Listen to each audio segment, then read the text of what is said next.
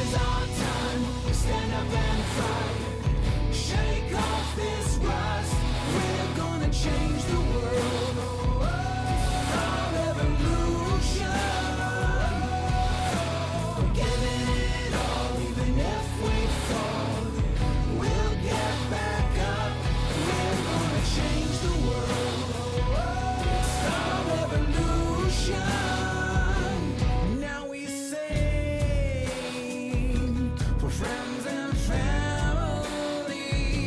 The truth of it will come out eventually. We know we'll find what we're looking for, and no one will forget our names. This is our time to stand up and fight. Shake off this rust. We're gonna change the world. Our revolution. We're giving it all, even if we fall. We'll get back up. We're gonna change the world. It's our revolution. This is our time to stand up and fight. Shake off this rust. We're gonna change the world. It's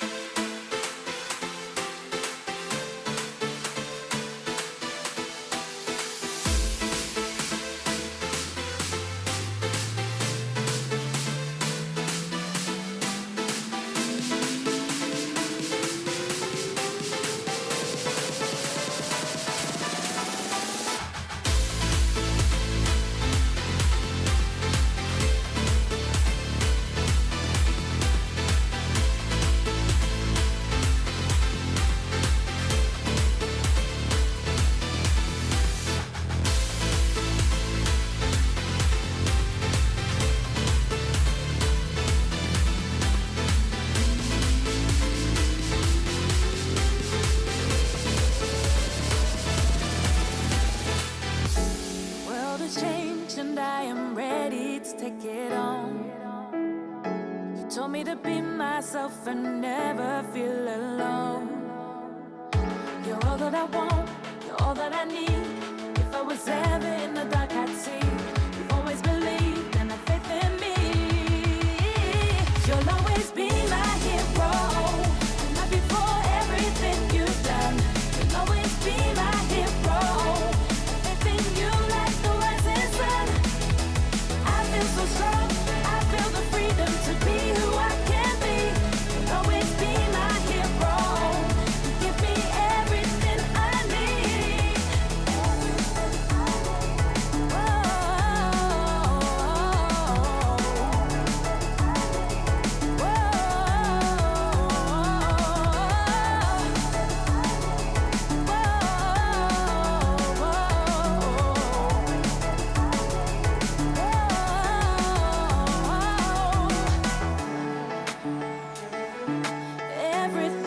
Everything I need. You have faith in me. You're all that I want, you're all that I need. If I was ever in the dark, I'd see. You've always believed and have faith in me. You'll always be my hero. I love you for everything you've done. You'll always be my hero. Faith in you like the rising sun. I feel so strong, I feel the freedom to be who I can be. You'll always be my hero. You give me everything I need. Everything I need. Giving me everything, yeah. You'll always be my hero. I love you for everything you've done. You'll always be my hero. Faith in you like the rising sun. I feel so strong, I feel the freedom to be who I can be. You'll always be my hero. You give me everything I need. You're giving me everything. Oh, giving me everything I need. Let me know.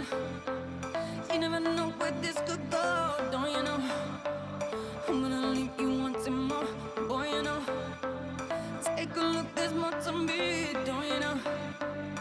You won't get this love for free. Hold my hand and tell me you like my plan, so tell me so. No, don't leave me hanging, baby, 'cause this the only chance you'll get. Oh.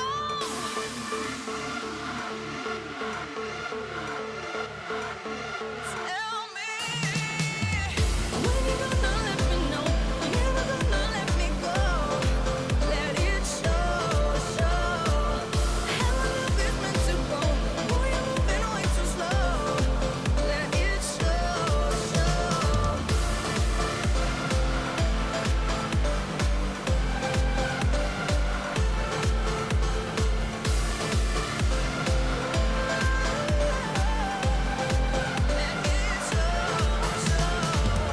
Let me know.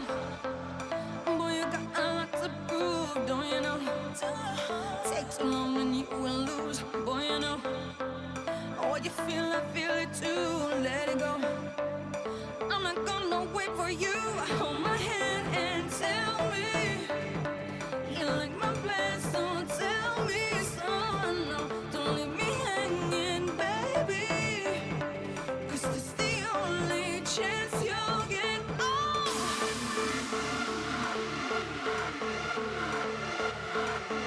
Tell me when you gonna let me know.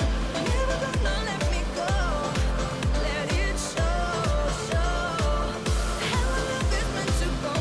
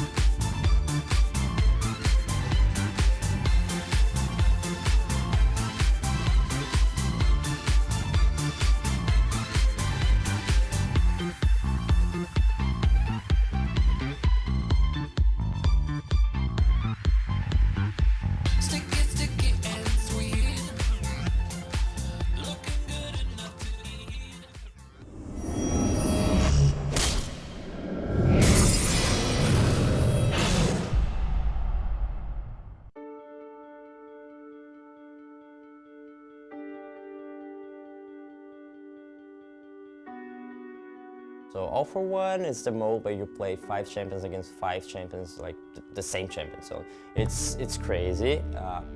We play competitive, but I have no idea what kind of strategy we're gonna use. I don't know what's good and what's not. But I'm sure we're gonna talk about it and see what crazy combos we can pull off. Eğlenceli olacaktır ya. Herkesin tryhard olacağını düşünmüyorum.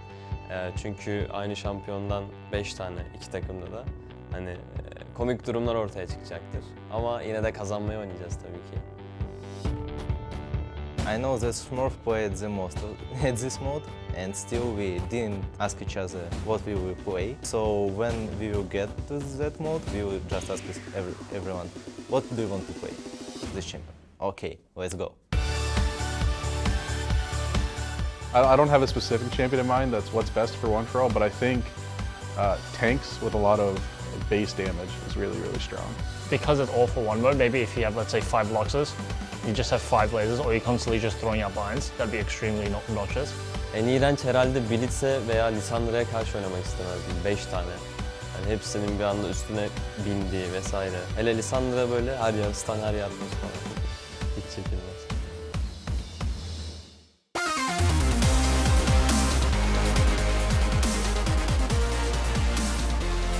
Buenos tardes, ladies and gentlemen, and welcome to Day 3 of the International Wildcard All-Stars, coming to you live from Barcelona, Spain. After 2 days of competition, Team Fire is lit and have secured their victory as a group, guaranteeing 3 spots on Championship Sunday. But Team Ice isn't burnt out yet. Whichever region rises to the surface will also compete tomorrow in an attempt to freeze out anyone who faces them for that coveted spot in All-Stars next week. Good afternoon, I'm Daniel Cifa Dracos. Joining me at the desk is G2's Alfonso Mithi Aguirre Rodriguez, as well as Indiana Frosker in black and Andrew Vedius Day. That was good. That was got it? We good. practiced Mithy's name a lot.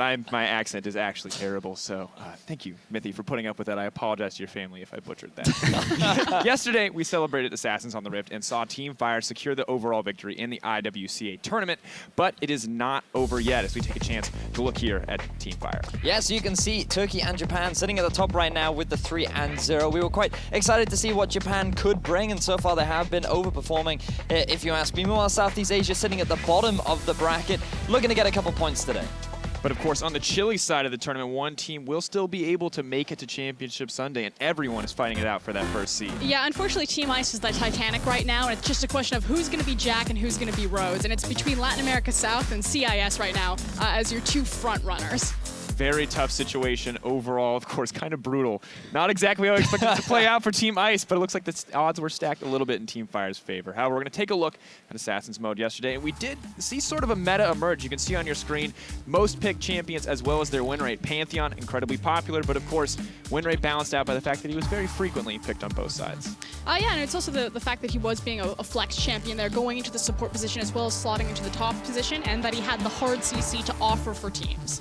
Additionally, of course, Kha'Zix coming up as sort of the premier jungler there. You can see the 100% win rate at over 3 picks, and pretty exciting to watch. Yeah, but when you're flanked between Rengar and Shaco, it's not a tough race to begin with. Now, the difference between Rengar and Shaco is that Kha'Zix is just going to offer a bit more early game pressure. Rengar, of course, needs post level 6 before he really starts taking off. Well, and of course, the final thing that we did see in that Assassin's mode was kind of the evolution of the mid lane meta. Initially, we pretty much all agreed that it was going to be all about LeBlanc all the time. However, it was Diana that was the real surprise pick. Yeah, that's what I thought too. I thought LeBlanc was going to prevail there and it was going to be the best champion, but people seem to like to play Diana into LeBlanc, and you could see here in that clip there where Diana just 2-shots everyone, so it just felt like Diana was the go-to after all, and then people started using the mind games and picking the Kassadin blind pick into the Diana, and it worked out too. Yeah, so definitely seeing that meta develop, and of course we will see more Assassins mode again tomorrow, but looking ahead to what we've got in store today, it's going to be all about one for all. Starting off the day with 4 one-for-all matches, it will be Southeast Asia versus Latin America North, Oceania versus Brazil, Turkey versus Latin America South, and CIS versus Japan before moving on to our final set of 1v1s, Oceania versus Southeast Asia. And again, the teams that you're really looking at today are going to be Southeast Asia, who are playing first, because again, they're trying to scrape into that final 3rd seed, as well as CIS and Latin America South. Personally, I'm looking at Oceania. Hopefully they can get themselves a win on the board fairly regularly when it comes to international competition. They can't quite scrape out a win, but with one-for-all opportunities, maybe they can get one there. They got some 1v1 opportunities as well as the one-for-alls. But first up, it is one-for-all, a motto traditionally associated with the Three Musketeers. But we here at the IWC have smacked it into the Rift and made it a game mode. Each team will choose a champion, which every player on the team will play. Builds are not restricted, so we expect to see some pretty creative stuff over the next few games. A lot of Courage of the Colossus as well. And the big thing to watch out for is that we can get 10 of the same champion on the Rift. Yes, there can be mirror matches, which introduces some very interesting micro mechanics. Definitely going to be curious. Of course, we took the time to theory craft a little bit ourselves. You saw in the feature a similar story for a lot of the Fire and Ice teams. But Mithy, you had an idea of what was going to be OP in this game mode. Why don't you share with everybody? Yeah, my go-to, I think, was Estral. I think that Estral can be played in every role, has strong early game, strong scaling, and it just felt like the most basically the go-to pick for every team that wanted to actually win in this mode. You can see why Mithy is trying to figure out how to like break it. I'm just like, let's just have fun. I'm now on the Vedius hype train. I'm all about the Katarina. I want to see 10 blades on the field at once. I was doing the damage and it's like, it's a lot. I mean, you theory crafted the jungle too. Run us through your early Katarina jungle. So it's like the Nidalee build or the Nidalee jungle start where you take the traps and you just like wander the blue buff back. So you have your bot lane come up and place the daggers down and then you leash the blue and you just like pause him back onto the blades. I'm excited to see something hopefully that cheesy. Vedius, are you on the Katarina hype train See too? now, what I want to see is Katarina. I want to see 10 Katarinas. I want to see blades everywhere. I want to see all of the skins littered across that beautiful map. However, what I expect to see is some Lightning Pony coming across the Rift. I'm expecting a lot of FLICKR to come out. I think that he's super powerful. You can set up the Flying V followed by their own Flying Vs. Like, I just think the pony's going to be too powerful on the Rift. The Flying V of Flying V. Exactly. Of course, it's not all serious competitive meta picks like the FLICKR. We have seen Blitzcrank before. We have seen a lot of cheese and occasionally teams running into each other in those mirror matches. And again, this is when you start getting those really interesting micro interactions. The fact that Blitzcrank, when they hit each other with the hooks, they just trade positions, as you can see on your screen right now, just an absolute bloodbath. This game was hilarious, I remember. Interesting. So 5v5 Blitzcrank, of course, always going to be really exciting as we watch through the rest of this clip. But what are the other picks you're excited for? We know what you think is good. I don't care. What's interesting? What's hype? What do you want to see? Gangplank. The fact that they can just chain infinite barrels together or just stack all of their ultimates on top of each other, I just think would be hilarious. So actually, I reached out to Twitter and I was like, well, what are people excited to see? And someone got back to me and they were like, Lux. I think Lux is going to be super powerful. And I thought, that's actually a good point. Many times I've seen people stacking up the bindings, stacking up the lasers. And one thing Mithy and I were talking about earlier on is Zhonya's is a bad item to build in this game mode because if you're in stasis for 2 seconds and you're going up against 5 Ezreals or 5 Luxes, they're just going to be like, oh, okay, it's going to be pretty easy to hit you with all 5 ultimates the moment you come out of that You will get nuked. You will get nuked. All right, Mithy, what about you? What is your fun pick? I was theory crafting a bit about Cassiopeia. I think that you can even jungle it because you can start E and your teammates can start Q and just give the poison. So you have you can interact poisons between each other and you can just spam E on someone. So yeah, I think one person starts Q, one person starts E. Perfect for the jungle as well, because you have the jungler just starts even the support starts Q, the AD starts E. Leashes it for him. Yeah. All right, well, I'm excited to see if teams are going to take this with the competitive picks or with the fun picks. But whatever comes up, it's sure to be entertaining. So let's send it over to our casters for the first one for all, Southeast Asia versus Latin America North. Thank you, Siva. I'm Matthew Stewart, and joining me on the casting list is James Stress O'Leary, and we're about to go into the first one-for-all match here today. We've heard from the analyst desk. They're excited for a couple of picks. What are you excited to see here? Oh, there's some fun ones. I mean, when we look at things, I'm thinking 10 Talons just running all over the place like a parkour squad. We had the Cassiopeia. They even missed out one of the funniest things. It's possibly the most OP strat is just like 5 sets of grounded, and you can never, ever get away or a ring around someone. It'll be great. We'll have to see if one of those picks comes up later on in the match. We're kicking off IWC Day 3 with a bang. Southeast Asia will be taking on Latin America North. And this is a very important game because if Latin America North win, that means Japan and Turkey will end up locked into the final day bracket. So very important game because if Latin America North want any chance to make it to tomorrow, they have to win this game. And you can also see Southeast Asia, they're currently fighting with Brazil for that final spot from Team Fire. So they have to kind of pick up the win here. And also later on in the day against Oceania, if they want to be the ones that advance for Team Fire. Let's go through the rosters for this match. It's going to be starting with Team Fire's Vietnamese All-Stars from the GPL. Up in the top lane, it's going to be QTV. Levy will be heading into the jungle. In the mid lane, it'll be OP Optimus, with the AD carry and support being Celebrity and Ron OP. There's a lot of OP in the names there. We'll see whether they can be OP on the the rift because they have to face down their opponents representing Team Ice Latin America North. In the top lane is Porky. In the jungle is Oddie. Mid lane, Sia. AD carry is Evan RL with their support Nazul. This is going to be an exciting match between Latin America North here and Southeast Asia. There's a lot on the line for these two teams, all of them trying to find a way to get into day 4 of IWCA and fight for that spot in the All-Star Invitational. So let's go through a little bit of housekeeping. There is a restricted champion pool. We don't have every single thing available. There are a couple of champions that really not so great. I was telling you earlier about Alawi. I once went into just a regular one for all and was like, this is going to be great. There's going to be tentacles everywhere. And she's restricted by the proximity between tentacles, so you can only have like 2, even if there's 5 Alawi. So that's one of the champions that I'm not expecting to see. There's a whole host of others that aren't available, but we've still got the likes of the Blitzcranks there, the Gangplanks we've talked about, and I'm sure we'll see something else come through that we just hadn't thought about. Yeah, we have things like Thresh that could possibly come up. We saw Zach earlier in the playtest. Unfortunately, they can't pick up each other's bloblets, so that wasn't really exciting. But enough of that, we're about to get into Champion Select for the first match of One for All. And of course, it is lottery pick here. So if you end up with a majority of 3 out of 5, you will automatically get that champion for your team. However, if everybody locks in one different champion, we get to random, and it doesn't mean there's that unity of a team picking everything. So we are going through the initial few seconds of the draft before people will choose. This is them just deciding what they want to pick and what they want to take away. You know, some people might not quite, they might think, you know, these are teams, they're going to pick as a team, they're going to pick all 5 champions and they're all just going to get that champion they really want. But we heard from CIS earlier,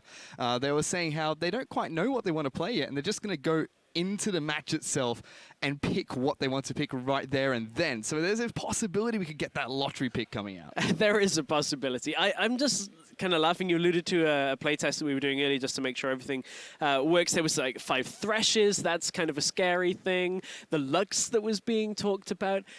Everybody's talking about Ezreal.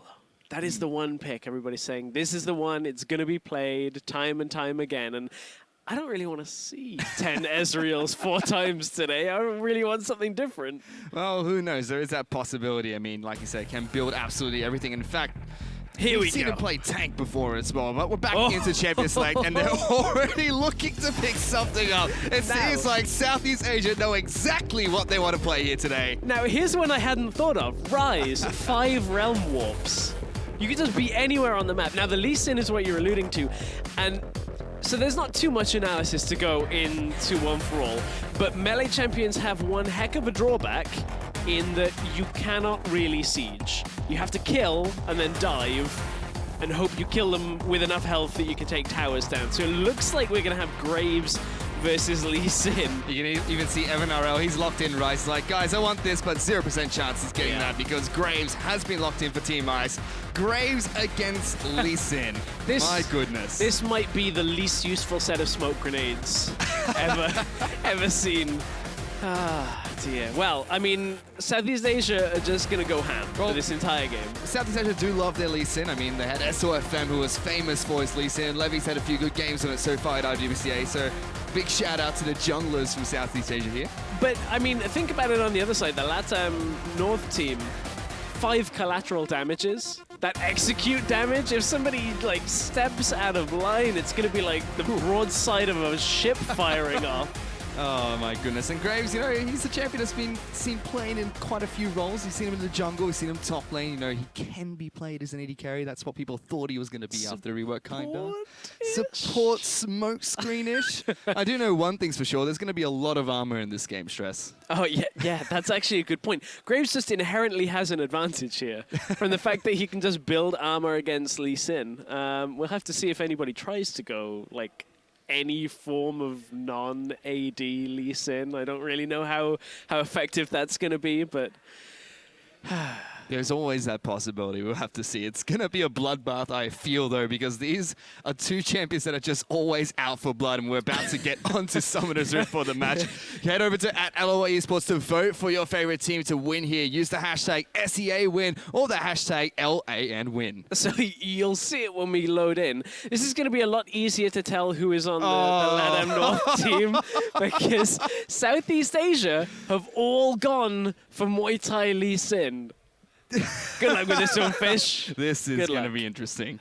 Oh, dear. Oh, my goodness. We're getting on to Summoner's Rift for the first one-for-all match here. Just look at him run out in a straight line. The Muay Thai Lee Sin's already stressed. Oh, you're never going to know. The best camouflage. This is it's like Attack of the Clones at this point. And I think I was talking to you earlier about this. When I like to commentate, I like to talk about the champions themselves. So now it's like, oh, there's only one on each team. Oh, no, don't start this.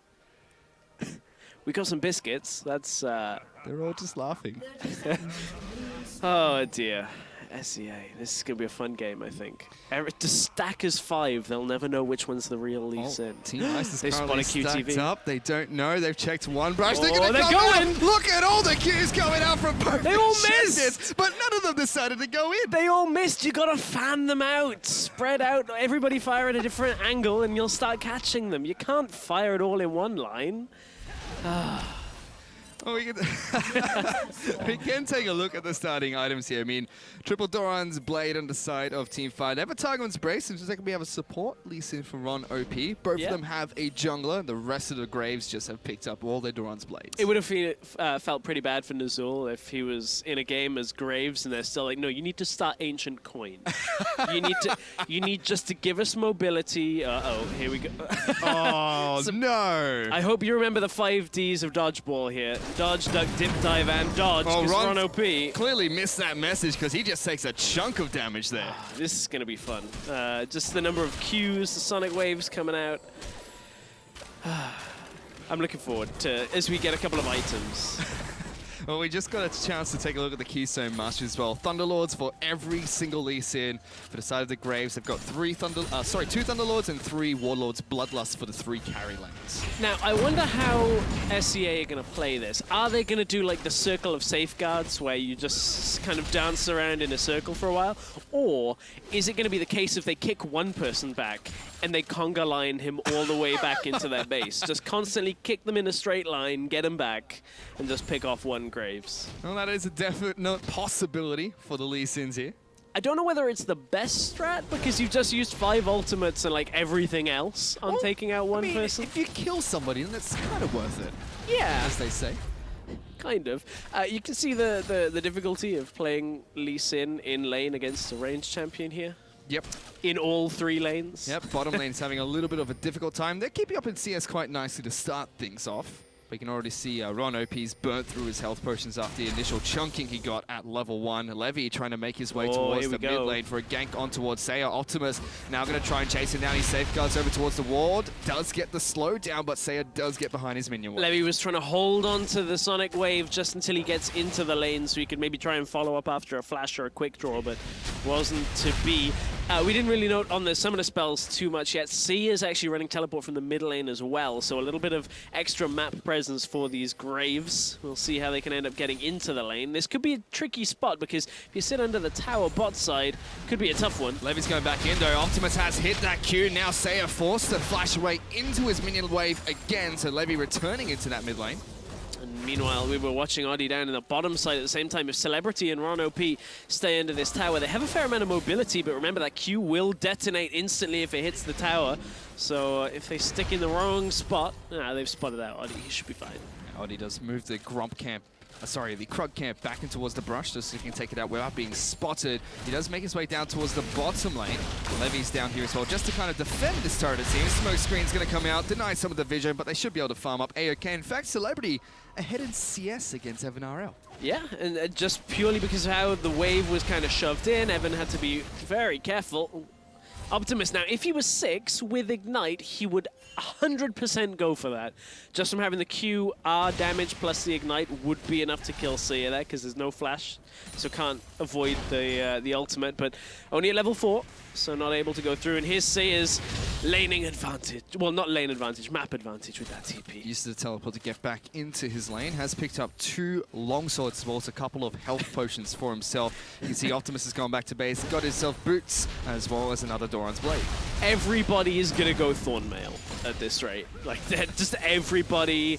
We're going to have a lot of Dead Man's Plate in this game. Just stack armor, and eventually people just won't die, and I guess the Graves will just push the lanes Slowly and win push. at like 50 minutes. GPL team here has a lot to do to try and get in on this one, because with that range advantage in the early game, it's definitely helping the Graves out. But so far, Latin America North not being able to do too much. Seiya is going to quick draw in towards his turret, make sure Optimus takes a hit before he gets back into his lane. And Optimus isn't doing a bad job, considering he's even on CS, even despite that teleport coming through. So holding at a decent spot. And the Lee Sins have started to kind of catch up a little bit on a lot of the farm game. Nazul, smoke grenade will catch both. Oh, gets the double cancel. That's satisfying. Perfect smoke grenade from Nazul. He's got back into lane, has three long swords for himself. You were mentioning we're going to see a lot of Thornmail. I think before the Thornmails come out, we're just going to see a lot of swords. Yeah. Between all these carries on both the teams. That's true. A lot of swords, which I don't know how that works with a shotgun, but apparently it does. When he's got 2 bullets, he just puts 1 long sword into each of the chambers, fires those out. Celebrity choosing not to go back to base here after Nozul cancelled it, getting a lot of damage down, but not enough mana to quick draw another time to get into Celebrity's face. Now, if Celebrity has this happen again in a level or so's time, he's dead. Because 2 collateral damages, X is going to mark the spot there, and it's going to spell the end. Of course, that execute on it as well makes it real good at just taking him out. Seiya kind of just walks in. Optimus flashing forward, trying to get the kickback, but Seiya quick draws in time now. Levy taking a lot of damage from the Thunderlords. Oddie will quick draw over the wall. Damage misses, and he missed the second one as well. Splits the wickets there twice as Oddie and Seiya will not be able to pick up a kill. Oh dear. That was, as you said, between, splits the wickets. I'm not good with cricket. Something about a googly woogly at that point, but Tower's nearly down in the bottom lane. Evan RL's got to be careful. He's taking a lot of damage from the turret there. Ron OP able to micro his way out of a lot of the damage that came up from the 2 Grays, but that bottom lane out of turret incredibly low. Optimus now going very aggressive on towards Oddie. Managed to land the Sonic Wave. See, this is the one. If he had the kick now, that would be when he's going in with that Ignite. But they used it, didn't get the kill. A lot of ults whiffed to begin with this. So Optimus and Levy go in, try and get Seiya, but Seiya quick draws away just at the right time and actually beats the flash kick at that point, so isn't able to stay on target with that. Oh, that's so... Levy! Oh, Levy's dodged down right in the mind of Oddie. He was...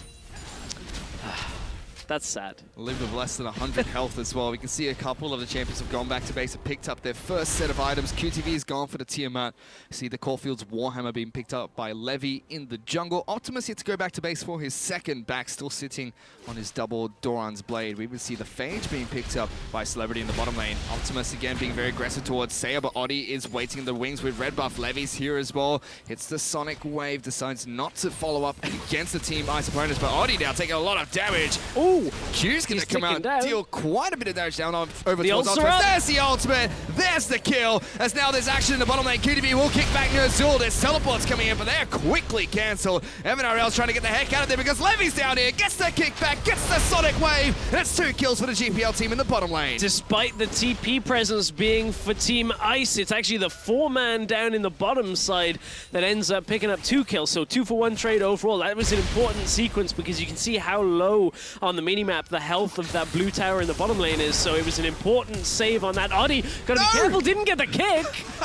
Ron OP, that was less than your namesake, my friend. Got right behind Oddie, but was not able to get the Dragon's Rage off to kick him back. They do get some decent damage on towards the turret, but now Oddie's gonna be able to defend that one quite nicely. I mean, supports, I guess, don't really have a whole lot of time playing Lee Sin, and it is one of the more mechanically... Well, this is a man that made himself famous in Vietnam for being an assassin player. You'd expect a little bit more from him there. That's fair. I mean, the kick flash kick, you kind of expect it, but I mean, who knows? At that point, that was the mid lane kill going through. Nazul gets stopped and shut down pretty heavily in that bottom side, and then Evan RL trying to run for his life, kick back, and that was all she wrote down in that bottom side. So again, despite the double kill going down, the tower pushing potential for these ranged champions, the Graves, is still there, and they will get first turret blood. Yep, the first brick will be taken down in the bottom lane. Bottom lane out of turret falls for Latin America North. It's 2-1 on the scoreboard at the moment, but LAN does have 1,000 gold advantage from that first turret kill. Seiya and Optimus trading blows in this mid lane, neither one too afraid of the other. And now we see the siege. Oh no, here it's going to be 4 Graves in the mid lane. Here come the Graves. They push on towards this mid lane outer turret. Ron OP is in the mid lane. There's the smoke screen trying to deny some vision. Sonic Wave comes in. There's a bit of damage. Ron OP, you're a little bit overzealous there, buddy. Has 2 collateral damage taking him down. All the leases in there. They're being kicked left, right, and center, knocking into one another. A celebrity's in amongst it. Another kick comes out. FLICKR is forced to flash away. The Ignite goes down. Celebrity picks up that kill. Seiya's trying to run, but gets tagged by the Sonic Wave. They're going back in. Celebrity's trying to take him down, but he's taking turret damage. Celebrity! Just not quite enough, and it's a double kill for Seiya. 2 Graves left, and 3 Lee Sins left up alive. 3 for 3 overall. Madness in the middle lane. The turret goes down in favor of Latin America North, and they just pushed that one through, but then the sheer fighting potential, the mobility and the damage that comes out in a team like this, in a fight like this. Man, Ron OP, if he'd have been able to maybe do a little more in the beginning before he got taken out, this could have been a better fight for Team Fire. The double kick comes in, the old switcheroo, and it looks like Fire are winning this as they get a lot more damage out onto FLICKR, but they kite back and end up being put under the pressure a lot more as Seiya gets himself away and ends up being a little bit of a dance under the turret. Seiya had just too much damage for Celebrity to chunk through, and not a whole lot more that they could do in that situation. Yeah, the Warlord's Bloodlust in a dangerous game for Seiya, keeping himself alive underneath that turret. It's now 5-4, still in favor of the GPL team, but with that second turret kill, Latin America North are 2,000 gold up. Head of the GPL squad. Up in the top lane, Zul has moved up here. Oh, bottom lane. Out, but Seiya's in a lot of trouble. Thunderlords comes out. TP's coming through. There are teleports coming down as well. The kicks come out. Both Resident strikes will come in as well. Seiya will fall. The teleport was used by Borky. He's been exhausted. That is 3 Lee Sins on top of him. He's going to be kicked in 2 directions, but he will eventually get taken out. Oh, will he? Waiting for the energy. Celebrity comes back in and gets another kill. And that's Team Fire getting a double kill down in the bottom side, but they're losing their top tower at the same time. They're about to push in. Optimus is zoned away in the mid tower, so this is the real difficulty here, is if they cannot take towers after they win. FLICKR, whoa, Optimus! He's just dead. Wow. Absolutely deleted. If the team representing SCA can't, you know, take towers after they get the kills, it's almost impossible for them to hold on to the map. They can get super far ahead, but the problem is all Team Ice have got to do is start grouping and pushing down towers faster and faster, and as long as they can avoid a prolonged fight, they should be okay. It definitely should be. You can see lots of Vampiric Scepters being picked up on the side of Team Ice. Finally, Team Fire will be able to take down their first turret of the game. They'll be able to get some decent damage on towards the mid lane outer turret as well. So slowly trying to even up the gold disadvantage from those 3 turrets taken by Latin America North. Not only the Vamp Scepters, we got the Ninja Tabi coming out for everybody as well. This is going to be a tanky game by the end of this. Graves getting all of that extra resistance just to try and last longer in the fights. And we see Porky moving up into the top lane, defending his top lane outer turret. Optimus going back in against Seiya, but he doesn't see Audi and Azul close by. Will safeguard on over towards a minion and get back to the safety of his side of the map. As 3 members of Graves just slowly rotate around the river. Neither team has really looked towards the Dragons just yet. Ocean Dragon was the first one to spawn in this match. I want to see more collateral damage lineups. That's what I want to see. I want to see just the barrage go off, the 21 gun salute at that point. I want to see more multi-direction kicks, because that was really interesting to watch. You know, you fly halfway in one direction and suddenly change and go to the left. There is a lot to watch when that's happening. I'm going to be honest, when you're looking at like what is happening in a team fight and 5 people just fly in different angles, it's not the easiest thing to keep a track of. It's definitely not, but it is a very beautiful sight to behold. The first dragon of the game will fall to the GPL squad. They pick up the Ocean Dragon here.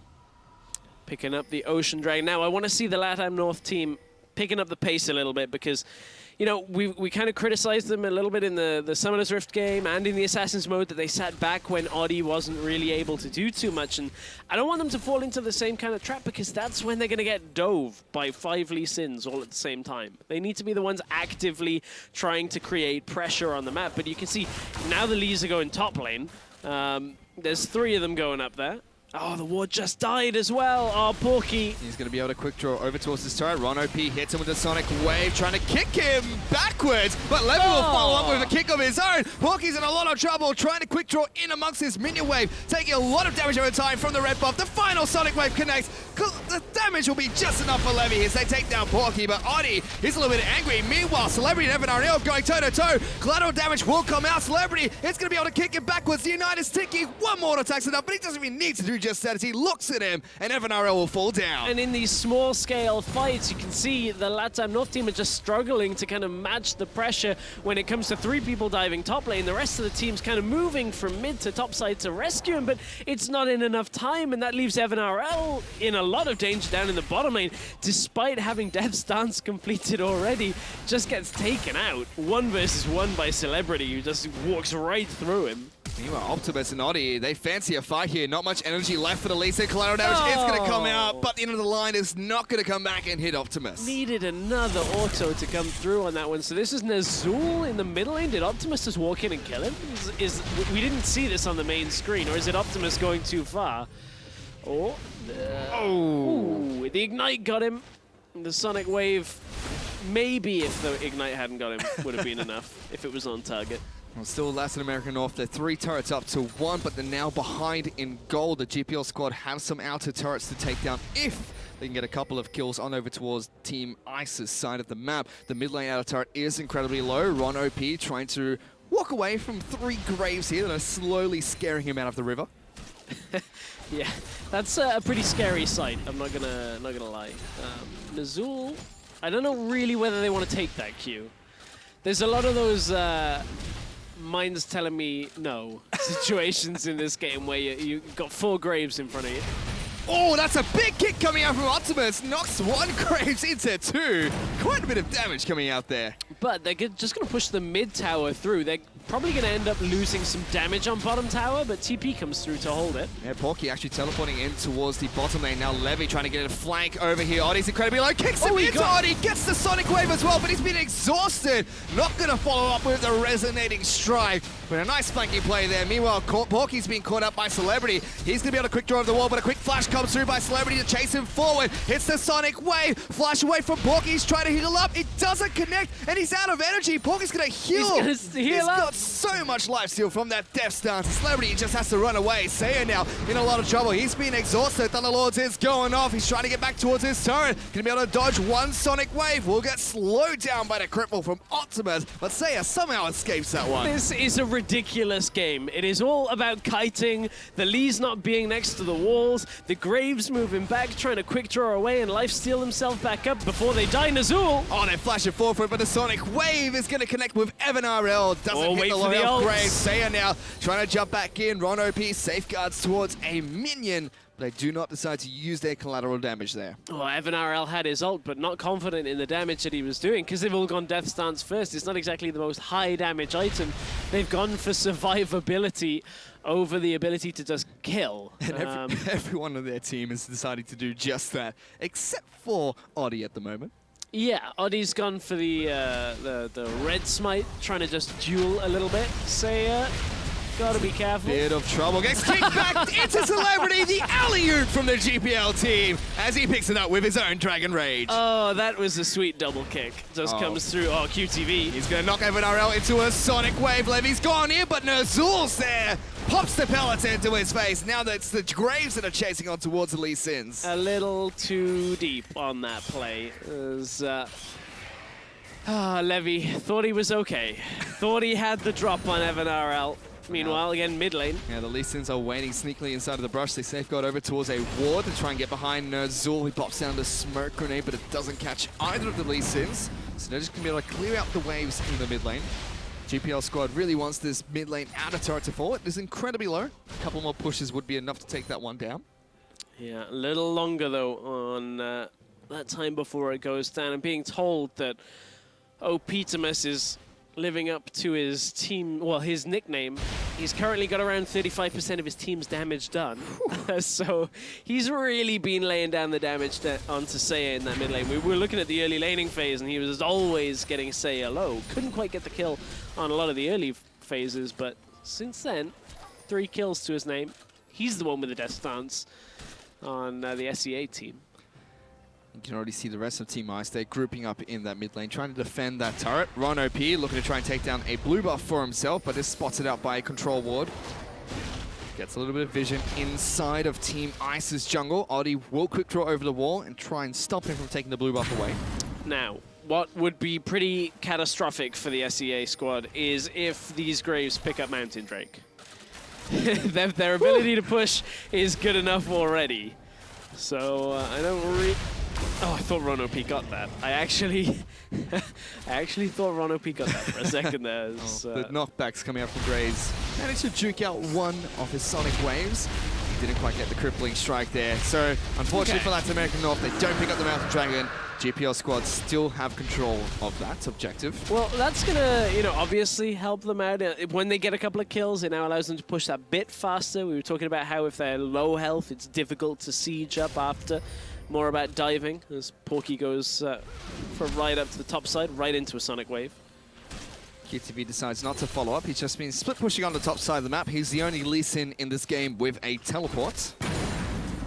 Double Sightstone for the Lees is something that can't really be overlooked. You can see their vision control is fairly significant through the river, through the jungle entrances, whereas Graves doesn't really have that, just relying on trinkets. Yep.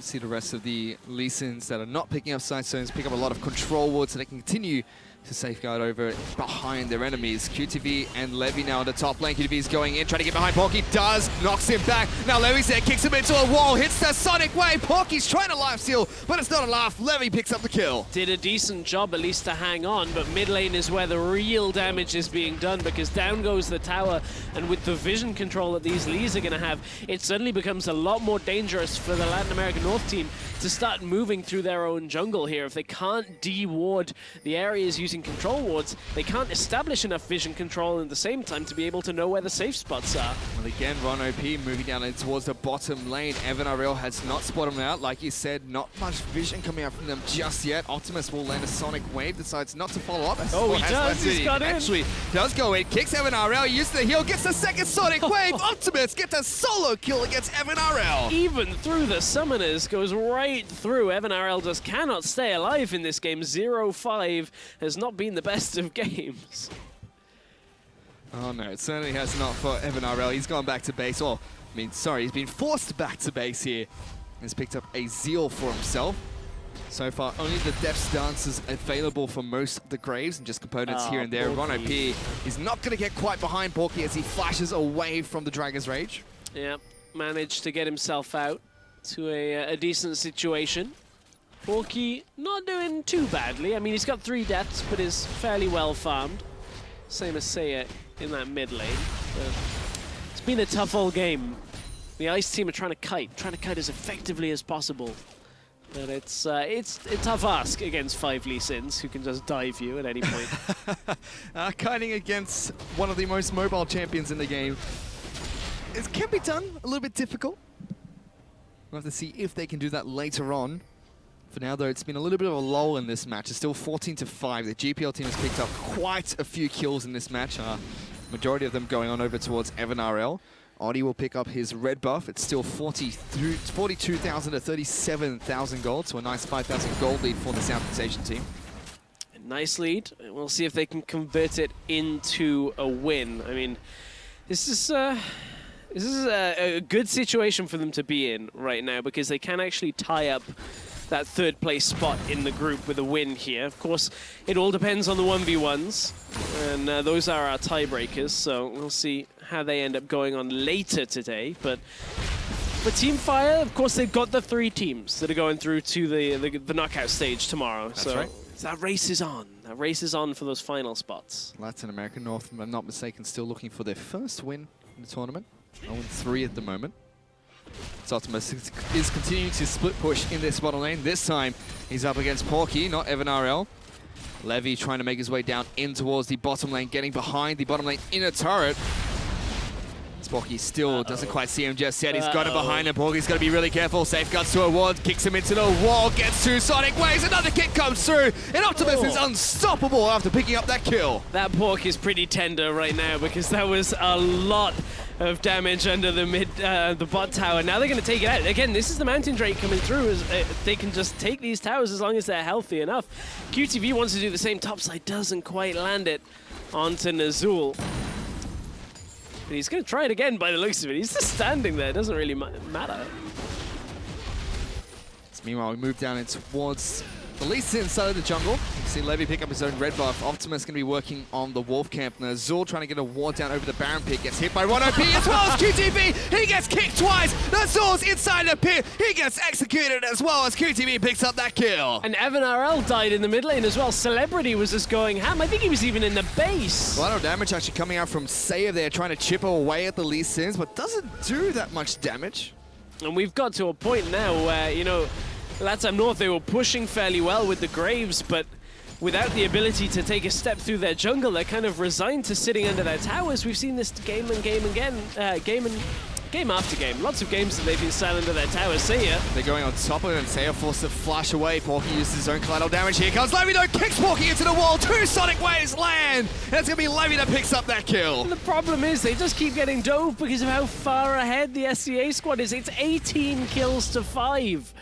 TP Lee Sin. Yeah. They're looking for the Baron by the looks of it. Seems like it. Pops over the Sonic Waves. They're just going to leapfrog over this wall. They've got 2 control wards here, and they're just going to tear this Baron apart. They put him in the cage. They're in the Muay Thai tiny ring, and they're just boxing away here. Oh, no. They got him in the clinch, and they're going to recall out. I mean, there are now no problems with the siege for these Lee Sins. Absolutely none at all. Celebrity walks up. He's going to go right aggressive. Oh, actually connects with the Q. That's satisfying. Ooh. That is satisfying. Gets helped out of the base, I think it is, inevitably. Just ward jumps out. But eventually one of his Lee Sin buddies jump up, gets him out of that base. We can check in with some of the items that have been picked up as well. 2 Phantom Dances for the Graves. Another Zeal item being picked up by Oddie after he got his own Death Stance. Finally, a Black Cleaver being picked up by Porky in the top lane. On the flip side, lots of different items being picked up by the Lee Sin. See a Last Whisper in the top lane with Black Cleavers all around. A couple of Ravenous Hydras. You can see Dead Man's Plate here and there. A Guardian's Angel as well for Optimus. He does not want to die. Yeah, he knows what's up. He's just going to go in, you know, get under tower, kill somebody, get the GA proc, and dash back out. But there's a couple also Executioner's Callings and Immortal Reminders that's going to try and cut all the way through the healing that is going to come from those Vamp Scepters or Ron OP. We've seen him not quite connect with his Flash Dragon Rages a few times now. Yeah. Hopefully, if he's deciding to be that risky, he can pull it off. Another Dragon's been picked up by the GPL team. They've got a Cloud Drake now. They also take down the top lane inner turret. Mid lane inner turret's going to fall shortly after. It's now 6 turrets to 3. They have a nice 12,000 gold advantage to work with. Bot lane's getting pushed in as well. Optimus is pushing this one at the same time. Graves just can't do enough. Graves normally has decent wave clear, but they're just too far behind. Seiya's been kicked twice, gets hit by a Sonic Wave, but he is able to quick draw closer towards his base. So the first inhibitor turret is going to fall. Meanwhile, in the top lane, QTV and Celebrity trying to duke it out with Oddie and Nazul. We take a look at the inhibitor. That's fallen. Optimus and Ron OP were able to take that one down. Now he's just meandering through the base of Team Ice. Nazul's going to get kicked back. Another inhibitor turret falls. Now they're working on the inhibitor, but let's see if they go for a fight here. The Sand's been hit a few times. Celebrity goes in, kicks him backwards. He's going to get taken out. Rono Piece knocked back Evan RL. The Graves look like they're winning this fight, though, as 2 Lee Sins have fallen. They're trying to get the heck out of dodge now. Maybe not. They might want to go back in for this one. Ultimate's going to kick Porky. No, Zortri jumps on. He's going to go down. Porky's trying to kite away. Has to flash away from the 3 Lee Sins. Levy won't connect with that final Q, but Ultimate does. He goes deep into the base. QTV's trying to run away, but Oni does get the shut down. But he's in front of 2 Lee Sins. Levy kicks a whomp. Ultimate will safeguard over towards him. Oni's going to use the heal. It's been ignited. Levy picks up the kill. Evan RL, he's out of mana, and they're just going to be able to take him down for the double kill. That's 4 for 3 trade. 4 for 3. Porky's going to try and do anything he can to hold through, but in Levy goes. He's trying to get as much damage as possible. That's the second inhibitor to fall in this match. Lots of respawn timers for the Graves here. Only Nazul up in the next second or so. This might be all 3 inhibitors falling here from one swift push from the Southeast Asian team. And you can see Optimus has done such a good job with that GA as well. Was able to keep himself alive through all of that situation. Didn't even get it procced. But this is the difference between the Lee Sin and the inner Lee Sin. Because in Celebrity Goes, tries to go aggressive. So does Ron OP. Suddenly, it all looks a little bit like Kermit the Frog, and they're not really able to do too much from there. But the turnaround comes because Optimus is that Lee Sin on the enemy team, the one that is just so far ahead that is able to take everybody out. Porky tries his best to kite back, but Optimus finds Sia instead, stays alive, doesn't even take much damage from the tower, and from there, the chase is on up onto the top side. Oddie tried to stay alive, but we're back with Optimus on the live screen, and he's already hunting down, I think it's Evan RL, which has not gone well for Evan in the last couple of days. He's certainly out for blood here, Stress. They've got 2 super minions crashing on towards the Nexus turrets. All the Graves have grouped up. The Lee Sins are piling in on towards the base, slowly trying to see if they can chip away these turrets. The Graves, though, with a knockback, doing a really good job of turret defense here. The shotgun shell's a little bit too strong for Lee Sin. Just the knockback. Keep them at arm's length. Keep them pushed back. Don't ever let the minions get to the turret. This looks like to be the last stand.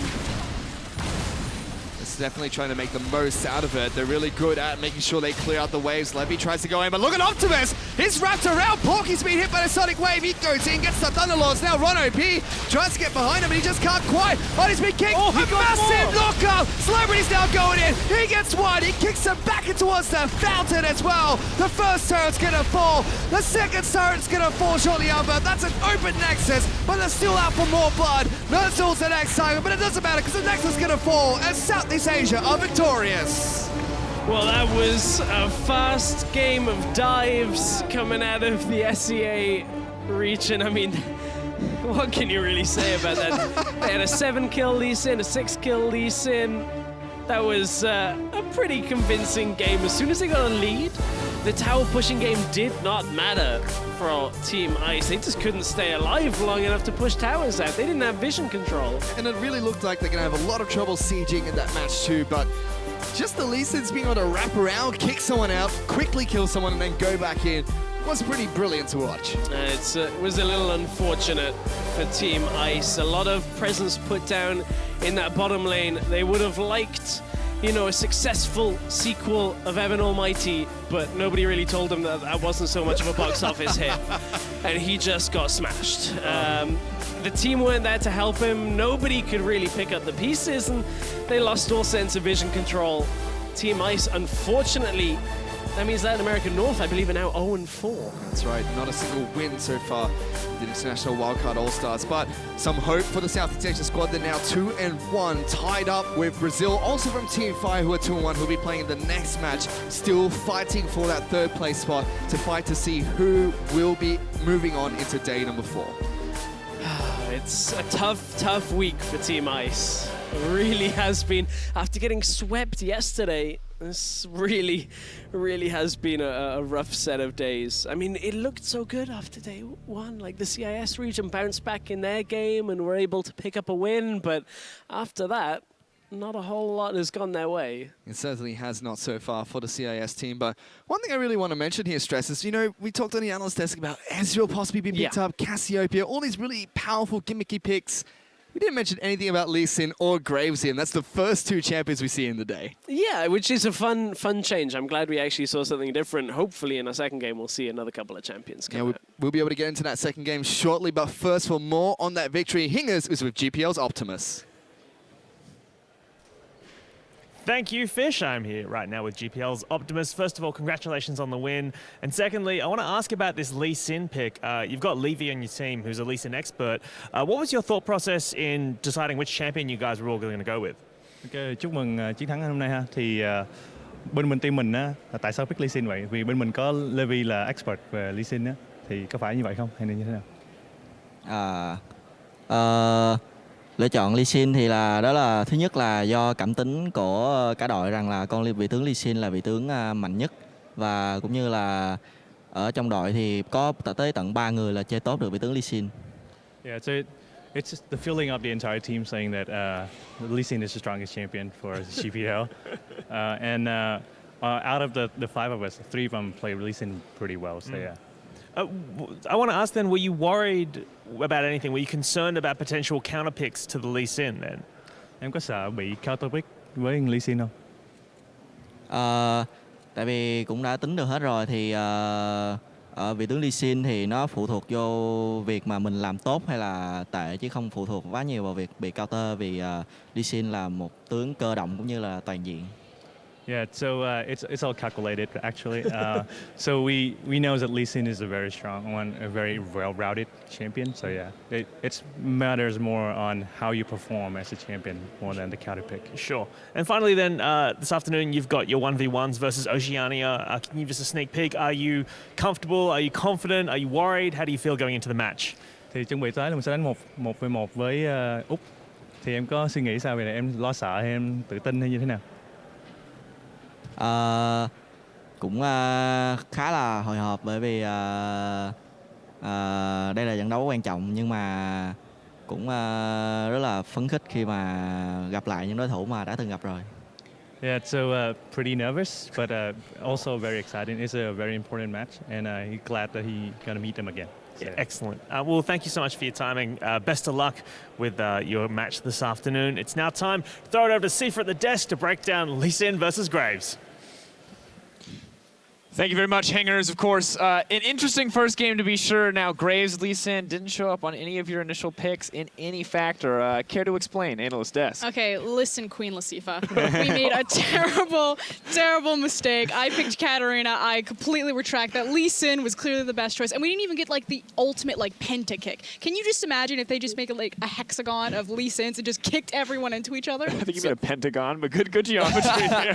We added extra ones. We were all in the caster room during the game, and we were all sitting there being like, why are they picking Lee Sin? Lee Sin, this is a free win for Graves. There's nothing that the Graves can do. Like, the range champion, super tanky, gonna outscale the Lee Sin like Lee Sin's done so. And we were just like, yeah, what's he gonna do? Like, sure, he can have fun interactions. Then we get into game, and then we see Lee Sin like kick into kick into kick into kick. Like, oh my God, this champion is broken. And don't worry, ladies and gentlemen, we'll have a chance to look at some of those kicks. But let's start with some of these early plays. Honestly, from the beginning, it felt like the Graves team could just not get anything in their favor. Honestly, I think the big thing to highlight here is how tanky the Lee Sin is, right? Because from the get-go. Yeah, just watch this. Like, look, he's just so tanky, you can't do any damage to him. Just unbelievable how much damage he's able to sustain. Absolutely ridiculous. Levy, of course, the sidestep king in that circumstance. But guys, I mean, it is one for all. And I think this is, you know, an experience we should share on the desk. So for this next replay, which was an absolutely insane fight, I'd like you all to break it down simultaneously, if you don't mind.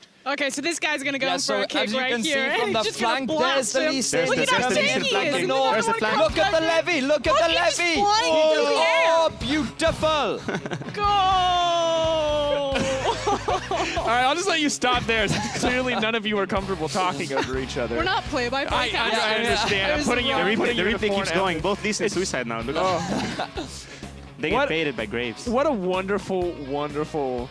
No, this was the progression of it backstage. Like, Mithy started this out, he's like, this is dumb. Graves is gonna beat them. He's way OP for them. And then as he, like, progressively got worse and worse, he's like, oh! And then he's like, Lee Sin's OP. Lee Sin's OP. It's done. Of course, we have one final set of replays. Just a little highlight montage for all of you who maybe missed out on that game, because you should go back and watch it, because it is just a series of beautiful kicks. So pretty much anytime Graves is airborne, he's just like, Jesus, take the wheel. Like, I'm done. They just take their hand off the keyboard, like, this is fun. The best thing is, because like the chain CC, you actually cannot get out of this because you're just being kicked, and then you're being kicked into another knockup. So like, look at the Graves here. He literally can't move. There's nothing that he can do about this because of the insane amount of damage and CC that it provides. It's just a top-tier combo. Mad respect for Southeast Asia. Poor guys. Poor Graves. Maybe Lee Sin is the new top-tier pick. We'll see as the day progresses. But with Southeast Asia All-Stars taking out our first match today, let's take a chance to look now at the standings.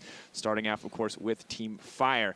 Now, a lot of big things starting up here. You can see pretty good for GPL overall now, 2-1. Definitely looking to move up in the standings. Yeah, no, this is actually really important because, again, Southeast Asia, they had their 1v1s against Oceania again, and this is super hyper-competitive. Brazil said yesterday that they were really nervous because if they didn't win, like, their fans were going to eat them alive. You know, unfortunately, didn't have the best start at Worlds, so this is actually a pretty intense, close matchup between Brazil and Southeast Asia. Like, who's going to take that final spot? And of course, we have to note that Turkey has locked themselves for tomorrow with their 1v1 performance. So, very important to say, Turkey has locked a spot at least in the top 3, although we'll see exactly what seed they're going to get down. And of course, as we take a chance to look at ice, I mean, similarly close. Latin America North, unfortunately, 0 and far, not able to find a win. I think that's a little bit surprising, to be honest, because when we looked at players like Sayanodu, who had such a fantastic performance at the International Wildcard qualifiers, they just weren't really able to perform. So I imagine they had an insane amount of fun, though, because I know we did casting their games.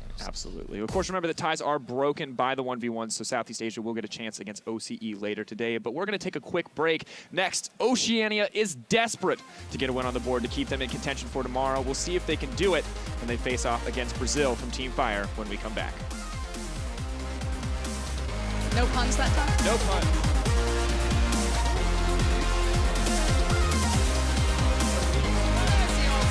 There's the kill. He's taking turret damage. Celebrity! Just not quite enough. And it's a double kill for Saya. He gets kicked twice. The Soul's inside the pit. He gets executed as well. Oh, he's going to use the heal. It's been ignited. Levy picks up the kill. Evanarel, he's out of mana. And they're just going to be able to take him down for the double kill.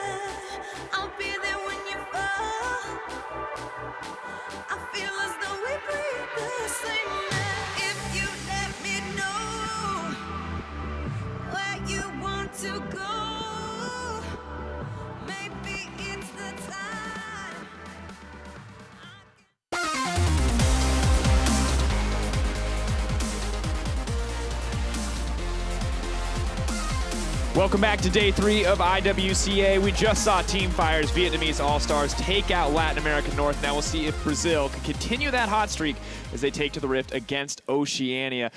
Brazil really want to show up here. Of course, they are risking going for tiebreakers in the end if they want to secure that 3rd seed, something we may not have expected looking at Southeast Asia yesterday. It is very important for the standings in terms of Team Fire, because if you are unaware, now Team Fire have secured themselves the win. It's now an internal competition between Team Fire, and only the top 3 teams from Team Fire can actually move forward into the bracket stages that will be kicking off tomorrow. So Brazil need the win right now. As much as I love Brazil, I'm going to talk about Oceania. Like, raise your koalas, because the dream is still alive for Oceania if they can get both of their wins today, as well as the rest of Team Fire losing. Because again, 3 seeds from Team Fire go, 1 seed from Team Ice goes, and that's still up for grabs, and we're still alive. Well, I mean, Oceania looking pretty confident. Swiffer talking some smack over on Twitter. We have a tweet from him.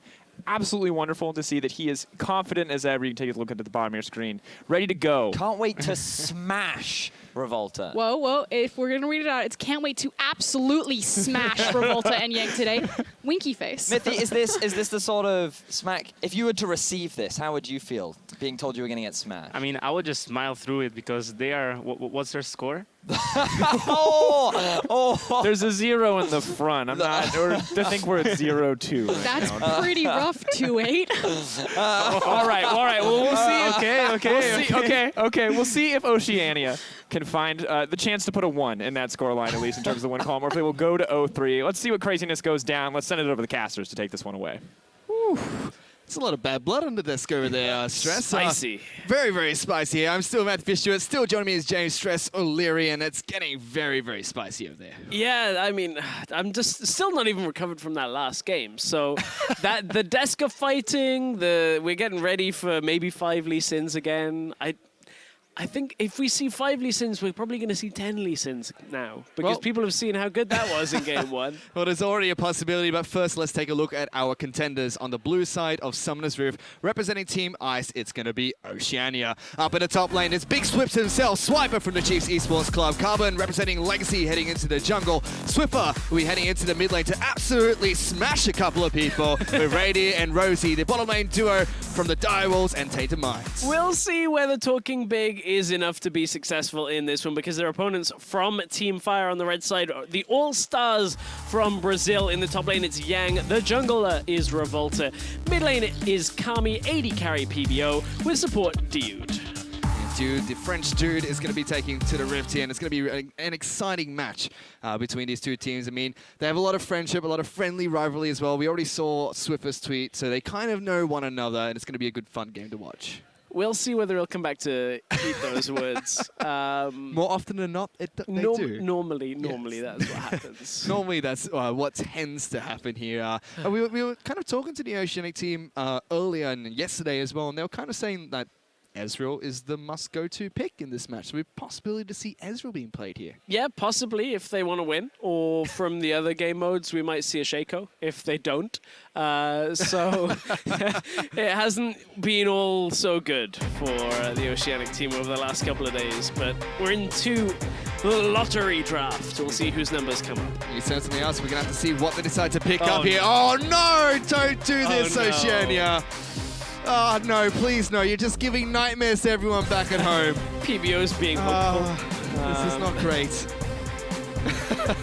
So far, though, we see two Zacs being locked in on the side of Team Fire. I've heard of NA Rengar. How is OCE Rengar? Rengar is probably the most hated champion in Oceania. Okay. So I don't think they're going to lock this one in. I think they're just hovering it for now. Well, they've unselected, and now they're kind of swapping over. There we go. That's what we expected from them. But it was a little bit of a fright there to see an Oceanic team hover over Rengar.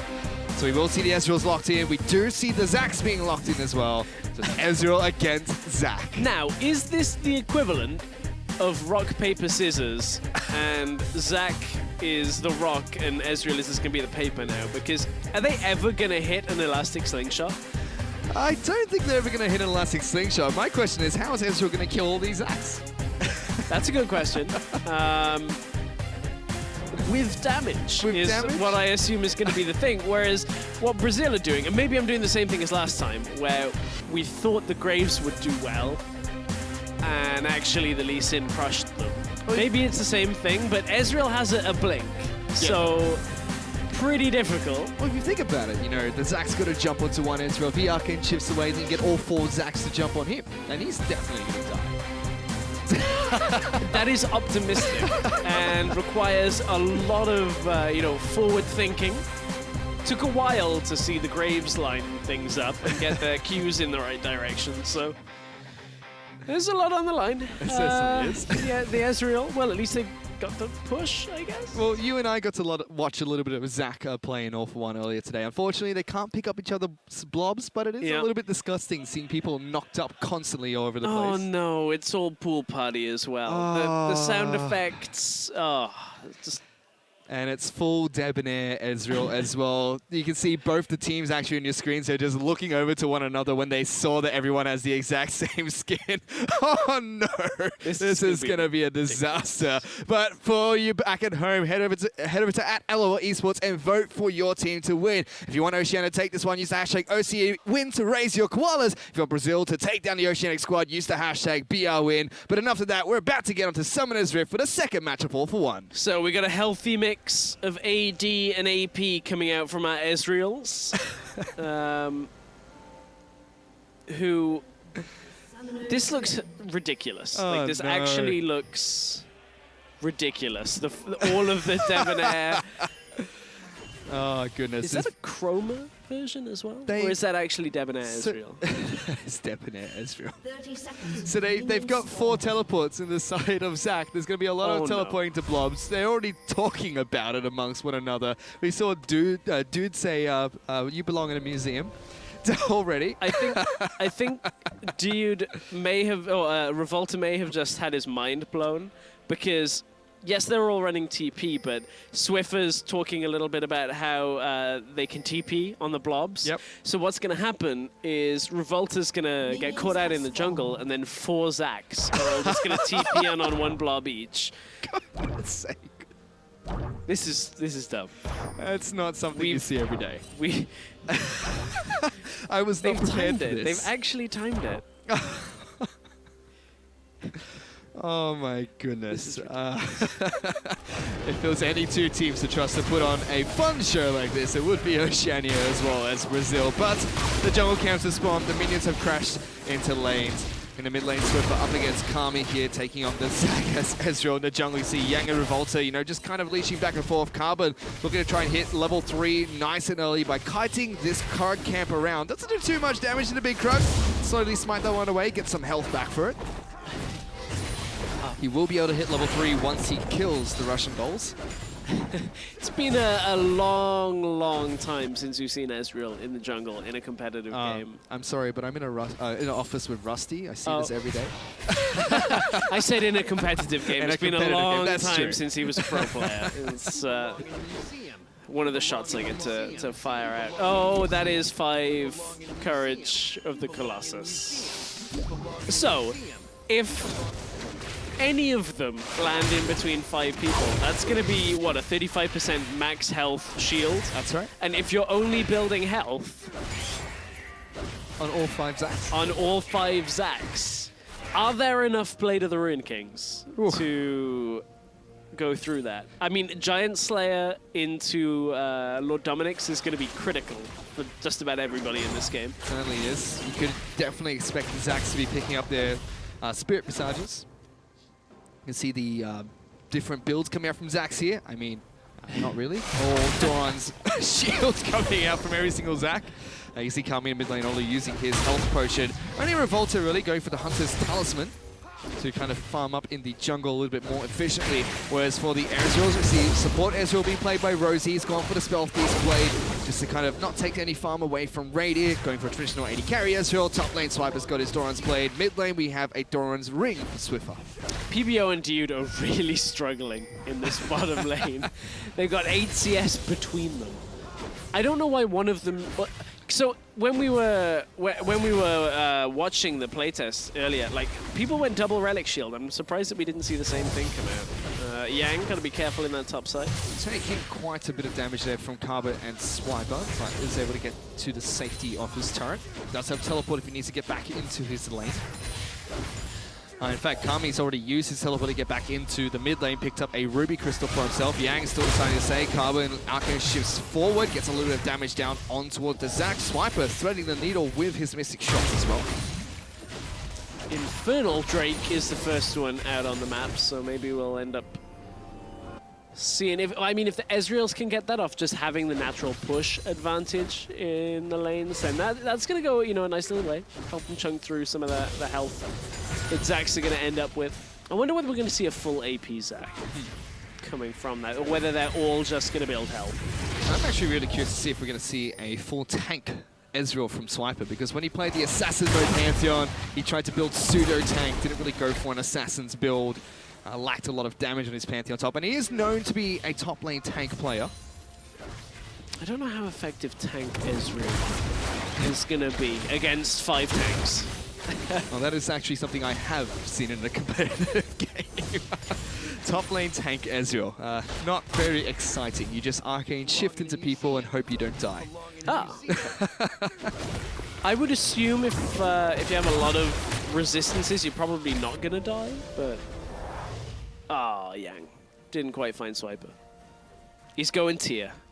He's not really going tank on this one. Not going to go tank. Meanwhile, Swiffer heads back into his mid lane, picked up a tome for himself, so sticking to a true AP Ezreal build path. You can see he's got a lot of points into his Essence Flux instead of the Mystic Shot, which does scale a lot better on AP. Dude going to take a bit of damage from the Thunderlord's proc by Rosie there. Rosie and Rady actually doing a really good job in this bottom lane. It's 46 CS to 13 at the moment. See, the other side of things from that the Lost chapter, we're going to go Morellonomicon, so we're going to have some of that healing reduction coming through. Maybe we'll see one Mortal Reminder out of some of the other Ezreals, just to cut through some of the self-healing that Zac's going to have too. So it's not just the Lord Dominic's. You kind of probably need a mix of both. Ooh, dude, got to be careful. Taking quite a bit of damage there, but Revolta is trying to jump in across the side of the wall. See if he can land it. Nope. Decides to cancel his Elastic Slingshot as Dude just taking so much damage from the Essence Fluxes over the minion wave from Radio and Rosie. Yeah, and it's, a difficult time because as soon as you see Zac come in, that Arcane Shift's going to just jump you right the way out of danger. So Dude this time comes onto the minion wave. That's going to spell the end of that push from the Ezreals in the bot side. We'll see what they end up buying. It seems like every single Zac is going more for tanky items. There's a true shot barrage down the mid lane. Everybody's high health, so we're not following it for a kill, unfortunately. Yep, just seems like Carbon there decided to attack Swiffer's lane a little bit, despite not ganking it. Just getting that constant push on. Make sure you can push every lane out as much as possible. Where are PBO and Dude going? Seems they're moving in towards the red buff here. Carbon's actually started that one up. Does have a ward inside of his own brush, so can spot out the Zacs coming through. Mid lane. Kami trying to jump on top of He missed Swiffer. it. Arcus shifts forward. Another one comes in with Revolta. They're bouncing on top of the damage Ezreal. Double bounces all over Swiffer. They will splash down and pick up first blood. Or Dude. The first bloblets are going to get popped there. The rest of the team, PBO and Revolta, trying to block. There's only one block left, but no! It's not going to be enough. Dude, the French dude, will get taken down. PBO having a flash out. They missed a couple of critical blocks on the Qs coming from the Ezreal. So 1-1. The advantage is for the OPL team right now because just the sheer farm advantage in the bottom lane. Here we saw up on the top side of the map there, Yang trying to go aggressive over towards Swiper. True Shot Barrage comes across the map. Doesn't take the red buff away from Revolta. He picks that one up with ease. Carbon now working on the Scuttle Crab. Honeydew even being picked up there. Rosie making sure Carbon's nice and topped up. They're going to start the Infernal Drake. Should be able to chip away at this one pretty quickly as 3 Ezreals Essence fluxing one another to keep their attack speed nice and high. Oh, that's... you scratch my back, I'll scratch yours. Everybody gets the extra attack speed, and they're able to take that down. Let's take another look at how Swiffer got taken out, because there's the one. Didn't quite hit from Kami, so baits out the E. I like it. Kami missed on purpose, by the looks of it. Was able to bait Swiffer forward. I'll give him the benefit of the doubt on that one. Come on, Revolta, you've got to block the Qs here. He's a little bit afraid because Rosie and Radiant are both there, and they just don't block the damage coming through. BBO even tried to block the last few attacks there for Dude, but he gets taken out afterwards as well. Kami, he's gone back to base, picked up a Negatron cloak for himself. So possibly still going for that Abyssal Scepter. We'll have to see if this does decide to go for the AP Zac. The Swiper gets jumped on here by Yang. Gonna miss his own mystic shots, trying to farm up as much as possible, but he only has the tier, so doesn't deal too much damage to Yang in the top lane. Yeah, Yang just healing up more off the blobs that are on the floor than the damage that Swiper's doing to him there. Revolta picks up a blue. Is he going to head bot side? Actually just go straight onto Gromp, so no real help for his bot lane. BBO and Dude with a double bounce. Constantly just trying to jump onto the minion wave, clear that one out, and then you see 2 arcane shifts forward from Radiant and Rosie, trying to capitalize on that one. Now it's just an army of Zacs lining up. The rain of slingshot barrages could be coming out in just a bit here. Radiant and Rosie have to be careful. I want to see this. Just everybody elastic slingshotting. Ah, they're moving. Ah. That would have been fun. Would have been epic to watch, but instead the Oceanic bottom lane heads back to base. Swiffer throws out a true shot barrage, looking to try and clear out the mid lane. Kami is still here, nice and healthy. He's picked up a chain vest for himself. Yeah. Is he going GA first? Are they all going GA first? After the Sunfire Cape They've parts. got Barmy Cinders. Yeah, well that's okay. Kami's going GA by the looks of it. That would be very obnoxious. If they all get Guardian Angel, that's 15 Zacs, basically, that you have to kill. Pretty much. That's disgusting. You thought killing Zac twice was hard enough, and they all have teleport as well, so they can keep each other invulnerable during one of their resurrections. Oh, wow, I hadn't... Yeah, that's... Not great. Carbon again throwing out his true shot barrage towards the mid lane, taxing Swiffer again. Being from rival teams in Oceania, you know, just throwing a little bit of shade in the mid lane. Kami still looking to see if he can farm up here against Swiffer's going to be jumping in from Fog of War. Doesn't connect with the knock-up. Good arcane shift. That's what's going to happen if you try and hit the first one. Kami needs to miss the first one and then bait him forward again. Although I don't think Swiffer's going to have that happen too often. However, you can see the cooldown is enough that Kami just gets right back to the elastic slingshot. You can see so far all the Zacs going as tanky as possible. Cinderhulk being picked up by Revolta. No Luvis Echo for him. Let's try and bot again. He's trying to get Can he into the get bot ready lane. here? PBO is looking for the bounce. Revolta's coming in as well. They both don't connect. So close. Not able to get the knockups down, and Radiant Rose just poke them back. It's like watching diving at the Olympics at this point. That one, not a good dive. There was no synchro to it. The spin was off. Entry was bad. 2.5 out of 10. That'd be a really low score. It's Swiper and Yang going toe-to-toe here. Courage and Colossus does get popped. Oh, Here we now going to try and jump in. They try to predict the arcade shift, but only one gets it. Now they're bouncing on the bottom lane. Revolta takes so way too much damage. They're going to Bloblets. The teleport's going to come in to try and keep him alive, but that's not a very low health Bloblet. True Shot Barrage does come out. Yang will be able to keep him alive. He's on top of Carbon, forced to use the heal. He's bouncing on top of him. He now gets split. Quick, There's one Dude, teleport. TP. Dude, There we he go. does. He teleports onto it. Dude's going to try and save the day. Yang comes back up. Teleport gets killed, but Radiant still picks up the kill. Oh, Dude couldn't keep him alive. Tried to, but he's going back in for more. Dude is a real man here for Team Fire. Keeps jumping back in. It's now 2,000 gold lead though for the OPL squad. So Kami did not go for a Guardian Angel first. Kami has gone for a ZZ Rock Portal first. So he's just trying to counteract some of that push. I don't know what's worse, to be honest. I don't know if I want to see the little rhinoceroses that Max likes to affectionately call them, or 15 Zacs. They both just don't sound great. This was the attempted Zac attack in the bottom lane. PBO missed, Dude missed, Revolta missed. Great sequence. That was fantastic.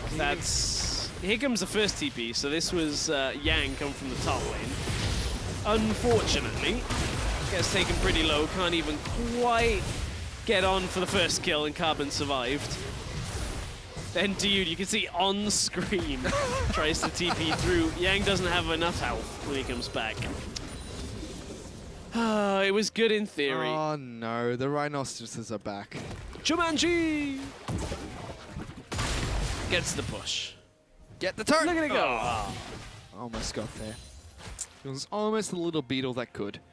It's very rare that we see a ZZ Rock portal in the mid lane. Yes, it actually is. It's incredibly rare. Pretty short lane, so it's going to be able to get towards the turrets quite quick here, but now Swiffer and Rosie are both in that mid lane. Kami looking to see if he can get the bounce going on in the mid lane. Instead, just jumps on towards the mini lane, tries to get it clear, but here comes the rest. Dude's now going to jump in. Arcane shifts galore, and finally Revolta will be able to knock off Carbon. The bounces are going down. It's splashdown time for the Zags as they're able to knock the Debonair Ezreals around. Rosie and Swiffer just watch helplessly as Carbon gets taken down. Oh, it's almost like a celebration. As soon as they hit the first E, every Zach goes, get him! And we got it, boys, let's go! Oh, that was hilarious. Well, it ties up the scoreboard. It's 2-2, but it's still a 3,000 gold advantage for the OPL team. Majority coming from the CS discrepancy in the bottom lane. Here's that one more time. So, as is customary, missed the first one, missed the second one. Got it! Gets the third one, and off they go. They're off. He's not going to find Radier as well. He's going to get knocked up. The second one, Revolta predicts the arcade shift for Radier. Trying to chase him down. Uses as much rubber hands as he can and will take down the AD carry from Oceania. That was great. Oh, looked like Radier couldn't quite get away from that one. Tried, I guess, didn't have his E up by the time we got there and completely shut out. So Yang has to deal with Carbon. Throws down the Smite as well, just for a little bit of extra damage. I don't know what's going on anymore in this game, to be honest. This is silly. Well, Swiper's built a Stinger up at the top lane. Not a very traditional item for Ezreal. Going for that Trinity Force. So just putting it in with the rest of the build, so we'll be able to get that max damage. This is... No. Sounds awful. It's like the Dragon Pit's their own little swimming pool and they're just diving in constantly.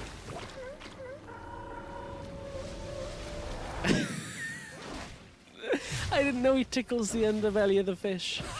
I've never watched that recall fully. Oh no.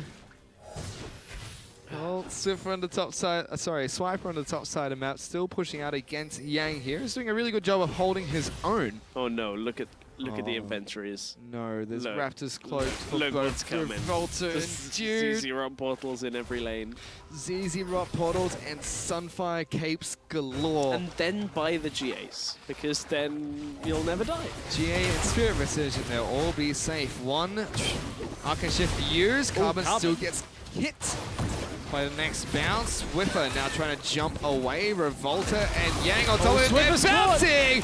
Swiffer, he's going to get knocked down here. They flattened him like Super Mario. Oh man, this is the kind of game where I feel bad for our observers because they're going to try and catch every single elastic slingshot. Here comes some in the middle. Oh, Kami's going in first. Swiper uses Arcade Shift. Now there's a good target for Dude, but he can't connect. Instead takes quite a bit of damage from the double Ezreal in the mid lane. So Kami's ZZ Rock portal's doing a decent job of at least holding back that mid lane, stopping the push for as long as possible. And we've started to close some of the gold lead that the OPL team had. TP coming through onto the ZZ Rock portal. All right, Kami. What do you have in store for us this time? Gonna get into lane. Yep, just clears up the minions. Bouncing all over the place. Perfect dive. Gets onto it. So Gets now, the front minions. Now we can kind of see the staggering the jumps, making sure the Arcane Shifts are used. I'm actually just surprised Kami hasn't gone full AP and he's the last person to jump in. I am a little surprised on that. Like, get Luden's Echo or something so that when you jump in and you hit them, your particles bounce everywhere. Zac bounces everywhere.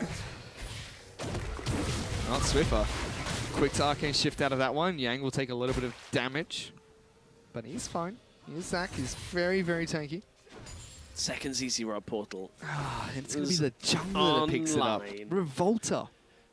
And there's two more in the making here. Both Yang as well as Dude have the components. They've got the Raptors cloak ready to go. this game. I don't know whether this game is ever going to end because I don't think the Zacs can ever catch Ezreal. Buckle up, everyone. We're going enough. to 60 minutes. I legitimately think we're going long on this one because Zac can never catch Ezreal enough to reliably kill all of them. But with 5 ZZ Rot portals, can Ezreal push the wave back? Unless they like ult one wave continually, all of them every single time, this might be a bit of a stalemate. It's going to be Have we got a few more play-by-play casters around here? just bring 5 in and we'll just keep everybody fresh. Oh, Swiffer's been jumped on here, tries to shift away. Revolta will pop the let's bounce, but the flash will get Swiffer back to safety. I legitimately think this is a game of like OPL have to just wait and win in the late game. 6 items or bust? Yeah, yeah. Fish, is your voice up to this? Well, we'll see how this one goes. But now that there's still lots of bouncing going on in the top lane, Swiffer's been jumped on, no more flash available for him. Rosie's now getting under the water, see if he can help him out. The last shift's going through, the rubber hands are there. Revolta is unstoppable. You can see Swiffer has his hands in his head. After 3 Zacs jump him in the top lane. Meanwhile, Kami trying to defend his mid lane outer turret, but Swiper and Carbon are enough to take that one down. All of that for 1 Ezreal, and they lose their mid tower at the same time, so that's going to speed the game up just a touch. TP coming in.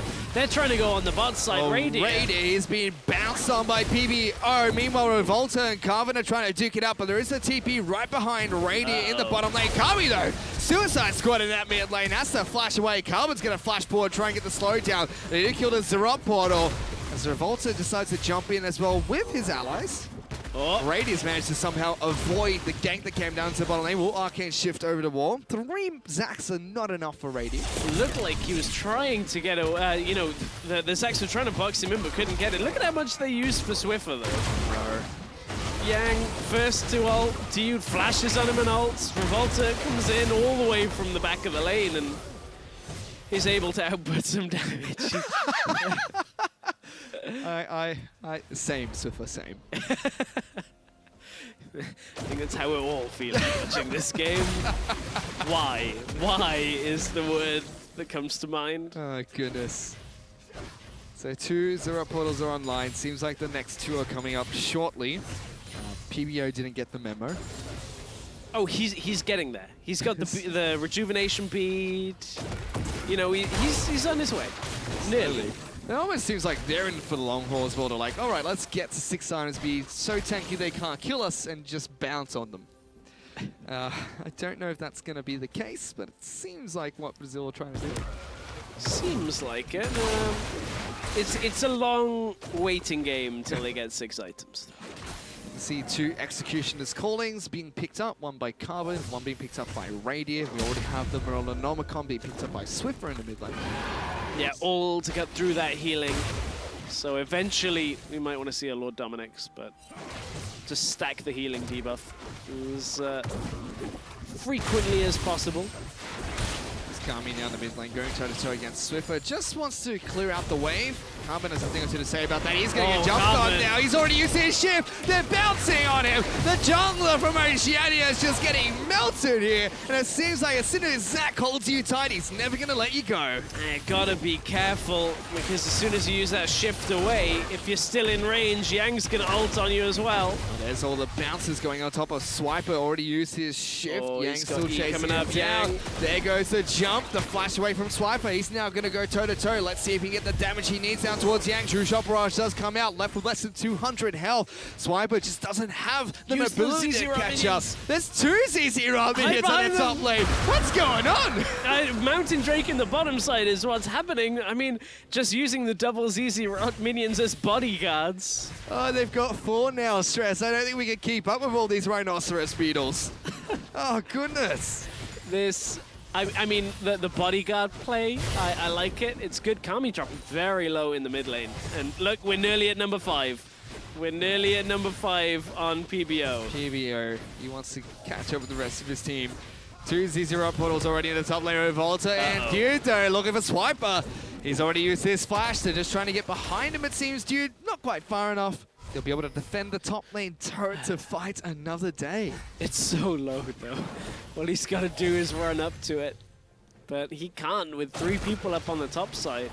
They're still hunting him. Swiper, be careful, Swiper. Don't use your E. Swiper, no swiping. Come on. No swiping. Dude now trying to get behind Swiper. No Arcane Shift used, but Yang is here as well. Here we now go. The Beetles are charging on. One gets there. We'll be able to get a decent amount of damage down. Rosie pops the Ghost. Spooky Ghost will slow down 2 of the Zacs. Just need the next minion wave. Try and push back Rosie. Here we go again. Dude looking for the charge. Again, still trying to push the top lane. We mentioned Zacs might have a bit of trouble pushing these turrets. Seems like they found the solution here, Stress, which is every single Xerath portal possible. And they're slowly chipping away at this one. Is it the ZZ-Rot minions that are guarding the Zacs, or the Zacs that are guarding the ZZ-Rot minions at this point? Because they're just walking them into the tower. Oh no, there's even more in the bottom lane, slowly chipping away at these turrets.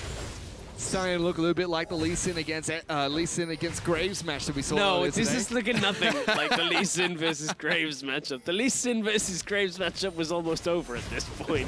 This feels like it hasn't even really begun. Kami now going for the Let's Bounce on top of Swiper, but Swiffer's down here as well. He'll shift into the bounce. Swiper now going aggressively forward, trying to get as much damage down as possible. Kami sidesteps a couple of the Mystic shots, The but TPs are ready. Oh, no. All of them are ready. As soon as you pop one of these Zacs, all 4 are going to show up gonna fall soon. afterwards. Eventually, they do have more ZZ-Rot portals in the mid lane, but it's going to be the top tower, I feel, that will fall first. Dude and Yang have pushed them off. The Beatles are charging on forward, and they're going to be able to take this one down. Oh, PBO. PBO taking a lot of damage. PBO, he's going to fall first. His passive gets popped. Revolta's there to save the day. They bounce to can't the kill top him. of Carbon. He's been separated from his team. They can't kill PBO, and it's going to be Carbon that falls first. The rest of the Ezreal have to shift the heck out of there. This is like playing against a mortar of Zacs right now, just coming in from all angles. The double TP. They're it's on onto top the of the bombs. Yang's going to be keep Yang careful, though. alive. He's still going to fall. I thought they kept him alive. They didn't complete the TP. Oh, PBO, dude. I thought it was enough. I thought they were going to arrive. Thought they were going to save the day. They were trying to be friends, but just didn't quite work out. Meanwhile, someone in the back of this pitch just died to Baron and lost his passive. Not sure which one that is.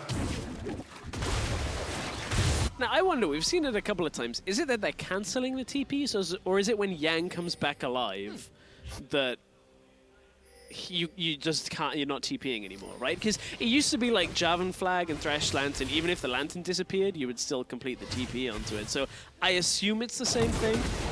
I gotta admit, this is where my analysis fails, because I'm not used to seeing Zac with Zac. Oh, I feel like they're cancelling it, but one that doesn't get cancelled is Yang, who knocks it back with the blast cone! Over the wall for the alley-oop for Revolta! The Fire Flower comes out. Lots of bouncing in this game. Difficult to keep up with everything. So this was PBO going on to Carbon, or was it Carbon going on to PBO? Again, he shifts forward, does not expect that when his E is not available, the rest of the Swiper's dead. Meanwhile, Kami just destroying Swiper, slaps him one more time with his rubber hands. He's going to get taken out. It's now 3-9 in favor of the CBL team. They've tied up the goal disadvantage they previously had. Kami's pushing. He's getting the tower. The damage is on. With the ZZ-Rot minions, finally they push another tower. And the inevitable whittling down with 2 Mountain Drakes and 5 ZZ-Rot portals. Zac is on the move. Well, the Manamunes have been picked up by 3 members of Oceania. Aegis of the Legion actually being picked up by Rosie. That doesn't give your team armor or magic resist anymore, buddy. You're going to have to upgrade that into the locket first. He just wants it for himself for now, by the looks of it. Kami taking a lot of, getting a lot of damage down towards Carbon. Radius on the wrong side of the match. They're bouncing all over him. Second knockup's going to come who? The rubber hands are going to be able to slow him down. One more attack's going to be enough. He's so low. They jump. It's not enough, but a Sunfire Gate will pick it up for Dude. Just not enough mobility for Radier. Swiffer goes on Revolta. Revolta incredibly low. One more auto attack would take him down, but let's bounce from PBO. He's going to soak up a lot of the damage. Blast Cone gets Revolta over towards the Dragon Pit, but they spot him out. He's now trying to jump away. Rosie can't snipe him off. He's going to have to try and avoid the true shot barrages if they do come out, but Rosie's still chasing on towards PBO. It's all a distraction, Fish. Look at the top lane. Oh my goodness. Look at the top lane. Zac's pushing up there, 2 of them. Woo, 2 Zacs just trying to chip away at this turret. Yang and Dude slowly working on this one. They don't have the Rhinoceroses because they're not quite close enough to chip away at this turret, but the rubber hands of the experiments will be as they take down the top lane in a turret. taking it down. Zach slowly but surely whittling down. This is Kami going against Carbon. I think Carbon, does he shift? Okay, he shifts out this time, but still not enough to take out Kami. Yeah, I was gonna say Revolta goes back in on this one, so we didn't quite catch the start of it. Flashes right on top of him, and to add insult to injury, escapes on top of that. So we've got 4 Sunfire Capes being built. Cinderhulk for the side of Revolta, so that kind of counts. 5 Z-Zero portals. And now here come the Thornmails. It wasn't a locket that Rosie was looking for. It's a banner. Because that's actually a significantly good way of dealing with Zach, because everything's basically magic. Yep, then they desperately need some way to deal with all the pushing that's coming up from these Z-Zero portals. So basically, we're going to have 5 Z-Zero portals against inevitably 5 banners of command. It actually is the unstoppable force meets the irresistible object at this point. Oh, and 3 Mountain Dragons have been picked up by the CBLOL squad. Yeah, if they ever get their hands on these turrets, although they don't do quite much damage to start with, they're going to start to really hurt them. Meanwhile, in the mid lane, the rest of Team Fire looking to try and chip away at this mid lane outer turret. Swiffer's the only one there left to deal with it. They don't have very much magic resistance, but still it takes a long time to cut through them. Radier's been jumped on by 2 of the experiments. They're trying to bounce. The flash! Radier! He jukes him by Yang knows! He sniffs trouble, and Radier puts his hands in his head. Yang has a big smile on his face. Nearly baited him out. Oh, that would have been so good if Radier had done that. That would have been great. Radier just typing in all chat, how did you know so quickly? Good reaction from Yang there. Here's a replay of that one. Oh, we have to see that again. Oh, man. I mean, you can just watch. Radier was kiting back, was so close. He was running. Is it that he fakes running? That's... He baited flashes as well, but if it hadn't have been for those meddling kids.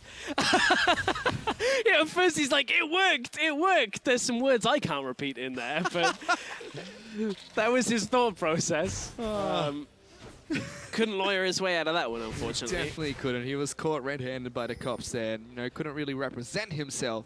But still, the CBLOL team, they've actually taken the gold lead here, Stress. It's now 53,000 to 53,000 gold to 50,000 gold in favor of CBLOL. Revolta's right behind Carbon here, gonna have to be a little bit careful.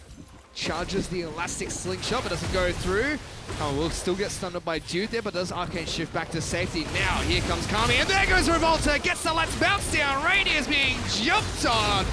He'll gonna take it down. Revolta's legendary. PBO chasing on towards Carbon, throwing out the rubber hands. They slow him down. He has to shift away, but they're still going through. Revolta jumps. He sidesteps it, but he is able to get the unstable matter off and to take him down. Swiffer's the next target. Gets killed by the Sunfire Cape as Kami just walks alongside him. Oh, they may be looking very suave, but the Debonair Ezreals right now are really struggling. Teleport coming on top of the minion just to keep the turret aggro onto an invulnerable minion. Slowly the Relaxers Beetles are taking them down. The elastic streaks are going in. It's bounce down time. Team Fire on top of Swipe, but he's the next one to fall. Rosie's trying to run away, but he's already inside of his own base. Arcane shifts away from 1.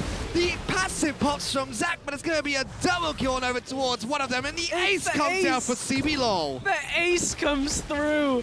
Oh, the CBLOL team have just completely destroyed the OCE hopes in this game. Oh, first they barely catch Radier, and it's just enough. The Let's Bounces come through, and honestly, that's pretty much everything that sets up this fight. There's a Doctor Who quote that seemingly sums this up very well, is that water seems to always prevail. The erosion of the oceanic base has slowly but surely happened. Time and time again, and now they really are in a difficult situation. Oh my goodness. Look at these Thornmails. Look at 5 Thornmails being picked up, 5 Z-Zero portals, a Randuin's for Kami in the mid lane. They just don't really care about Swiffer right now. He's the only AP Ezreal in the squad. Gonna have to do a lot more to try and get past this tanky Zac lineup. They don't even need the GAs at this point. They're done with that. They already don't die. I'm just really impressed with the strategy that Brazil has come up going into this all-for-one game. There's a needlessly large rod for there Revolta. we go, Here we Revolta. go. Finally getting some AP. Some additional AP. Oh, PBO. Slingshot's coming out. PBO is going to take a lot of damage for that one. Carbon's still going to get hit, but they're going to go down to Bounce Town. He's going to take a lot of damage. Jude will pick up that kill. Couldn't see him coming. Gets caught out. CB Lawless is going to push this one through. I don't think they're ever going to attempt Baron because that is just going to take far too long. Well, they're going to put down a couple of the zero portals very close to the base. 3 of them, to be precise, being laid down here. Swiffer trying to move out to see if he can poke away at them, but there's just so many Zacs. The constant stream of minions. Oh, goodness. I'm pretty sure a teleport's going to come in shortly. One of them's gone back to base. Here we go. There's the teleport. Siege him up. They're looking for a Revolta over the side. Lands on top of Rosie. Meanwhile, Radius being bounced as well. Rosie with a force 1 to 4. Swiper's trying to kite backwards. Radius being jumped on, bounced on by PBO. Swiffer going to get knocked up as well. But they're trying to kite back. But look at the inhibitor turret. There's so many beetles chasing them down. Swiffer's going to get locked out. Gets flashed on by Ye. He's trying to flash away, but Revolta's there. Gets the Thunderlord's proc, and it's a double kill being mixed up. 3 Oceanic Ezreals have been taken down. So many, but they can't let it be because if they want to take this game, they have to just finish off Swiper and Carbon. Swiper's going to fall. Yang gets courage of the Colossus. Stays alive. They're going to take him down. It's an ace for CBLOL. That's and the game. Rhinoceros Beetles. They're going to charge in towards the Nexus. That's game for CBLOL. 23-3. They've taken down the Ezreals. That was a ridiculous game. It's not over yet. They're actually incredibly low, and Rosie is up. It's taken a long time. This is the slowest Nexus kill ever, and there are multiple champions in front of it. They're using their rubber hands, and eventually will slap away at the Nexus and take it down. They're laughing here. They've come up with an ingenious strategy, and they're going to be the winners of their match against Oceania. That was an ordeal. That was a long game for the Zacs. A funny game, a fun game.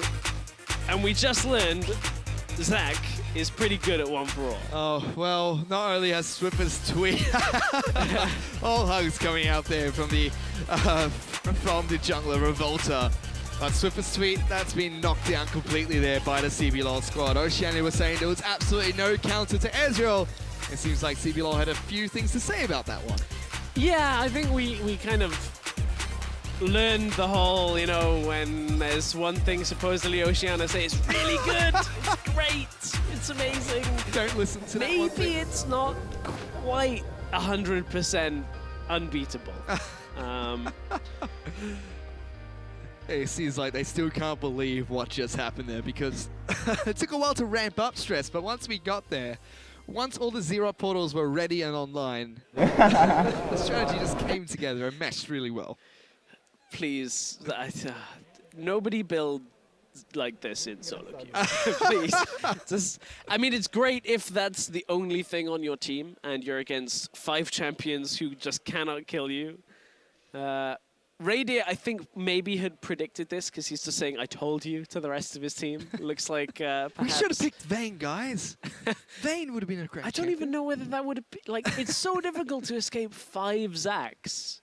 It's really difficult. They just hunt you down one after another. Elastic slingshot after elastic slingshot.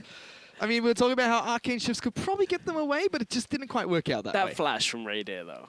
nearly had it. Almost did. Almost juked them out. But for now, let's hear from Hingers, who's on stage with CBLOL's Yang. Thank you, Fish. I'm right here now with CBLOL's Yang, and oh my goodness, what a fun game. I want to start off by asking about your draft. You went Zac, you went Courage of the Colossus, and you all teleport. What was the strategy behind that? Eu falo para você primeiro? Pode falar para ele. Bom, a gente basicamente tossou bastante champion ontem, mas o Zac foi o que mais deu certo. A gente conseguia perder bastante coisa no early game, mas depois era muito difícil o outro time conseguir fightar a gente. E a gente às vezes derrota para segurar as side lanes, então por isso que a gente optou por essa estratégia. So we had a lot of strategies last night on our screens, and this was the best one that we thought. We built ZZ routes so we can push the side lanes, and we had a lot of struggle during the early game, but after mid-late game, we just knew we got it. Yeah, because the Oceanic team went in very confident with Israel, but obviously it kind of fell apart. Were you guys a little intimidated after the picks? Did you think early game, oh, we're going to struggle, or did you think, oh, we've got this? Na verdade, a gente jogou contra o EZ de Zek, a gente treinou de EZ também, então a gente ganhou a gente foi muito bem no treino de Zek, então a gente não ficou muito surpreso. A gente sabia que ia ficar muito atrás no early game, mas depois de primeiro item e segundo item assim, não tinha como eles fightarem a gente e basicamente era só fechar o jogo. So actually, yesterday we had a scrim that we were playing Zach against Israel. So it was nice, amused for us. But we knew that after our first or second item, we knew that we would struggle during the early game. But after that, we just would have it. Excellent. And finally, I just want to ask, because you guys are good friends with the Oceanic team, do you feel bad for what you've done? Do you feel guilty at all? Bom, a gente é amigo deles, mas a gente tem que pensar na gente primeiro, né? Então, eu me sinto um pouco mal assim, porque eles nunca vão muito na frente do Wildcards, mas acontece. Yeah, we're really good friends, but once we're here on stage, we have to think about ourselves first. I feel a little bad about them because they never seem to get ahead on wildcards, but yeah, that happens. Excellent. Well, again, thank you so much for talking to us, and congratulations on the win. Best of luck for the rest of the tournament, and now it's time to throw it over to Seifert at the desk to break down that game. Thank you very much, Hingers. Sadly, I think Yang's pity may be the only thing Oceania win today. But they have another chance. They have 1v1s later today.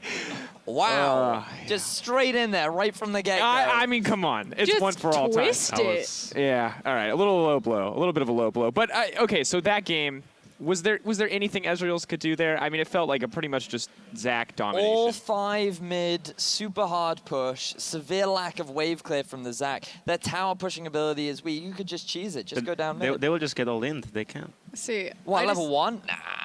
Nah. Level 1? Yeah. I mean, there's 2 issues. There's like the itemization issues. The fact that the initial power spec for Ezreal is going to be in his favor, but as soon as Zach have, like you were talking about this, Smithy, the 3 items, it just takes Ezreal 6 items before he's able to beat that. And then I want to talk about Rot Portal. That item is so cool against Ezreal because it has mixed damage on it, which is very rare to have, so you can block both the AP and AD Ezreal, as well as the little minions. They actually act as vision because you get vision for one of the little rhinoceroses as they go around. So. But also, Ezreal sucks at wave clear, so it takes him years to kill those little All right. What Ezreal does not suck at, however, is some absolutely fantastic jukes. So while we don't have a whole lot of redeeming replays from this game, we do have this one particular outplay by Radier. This was just so much fun to watch because we were all saying like, oh, well, Raider's dead, he's dead, and then he walks down, flashes, and then the immediate bait. And if you hear the casters afterwards, they're actually saying Raider in all chat typed, how did you know so fast? You can see his reaction there. On point. Of course. He thought he was safe for a second. Yeah, and I think I'm curious if we'll see more Zach today, but I think for now, let's just take a chance to look at the now updated standings after that win coming in for Team Fire. So remember now that Turkey is locked tomorrow. You can see them 3-0, and of course they are 4-1 in their 1v1 record. So they have guaranteed at least a spot tomorrow. Which spot we'll still find out. Japan second, Brazil in third, but hot on the heels of Japan and Southeast Asia coming in at fourth as well.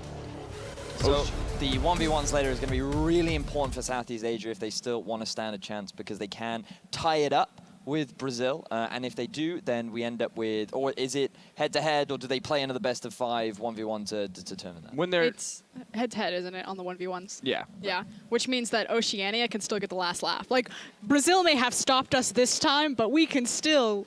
You know what I mean? we could accidentally lag for 5 games, and what a shame that would be. Okay, let's not assume anything quite that bad. Let's take a chance to look at those ice standings as well to keep you guys updated on those. Just not to twist the knife this time, just to keep people updated. Proskar. Yeah, and on the other side, like we said, it's who's going to be Jack and who's going to be Rose. Latin America South and CIS are still hot on their heels, but unfortunately for Latin America North and the OPL, things are looking very, very dire. They've pretty much gone down with the chip already.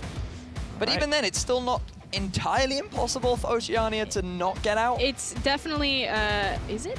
No, because they can still get 1 and 3. win, and then everyone else Can lose. can That's lose. true. And everyone else can lose. And if they go 5-0 in their head-to-head, All right, maybe we got very hard. the It's theoretical. very, very we'll, hard. We'll run you through the theoretical dream circumstance if we make it that far. But for now, we're gonna make like Zach and bounce. That was actually pretty good and very relevant.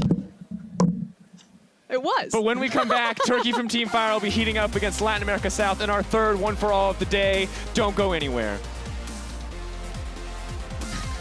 He's still going.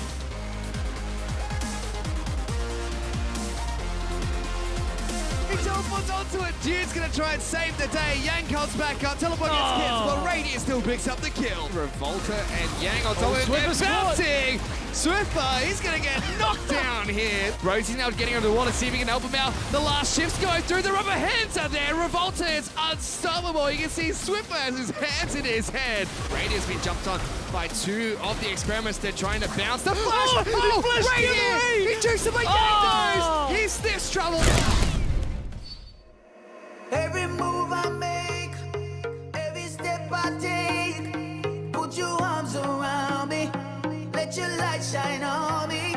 When I'm in my darkest zone, when I'm in my darkest zone, you wrap your arms around me, you shine your light on. When the time for women down, now you the ace me up. You keep me focused on the target, you dey give me the punch. You know me eyes, now the dark shine for me like a touch. Light, but it isn't cold and dark, you dey give me the sun. Light, now you know must be for give me the team, right? And I want to tell you thank you for the love, the light, the ride, the hype, the tide, the fight. Now I dey with you, I dey feel so alive. Every move I make, every step I take, put your arms around me, let your light shine on me. When I'm in my darkest zone, when I'm in my darkest zone, you wrap your arms around me, you shine your light on me. Your light on me, your light on me,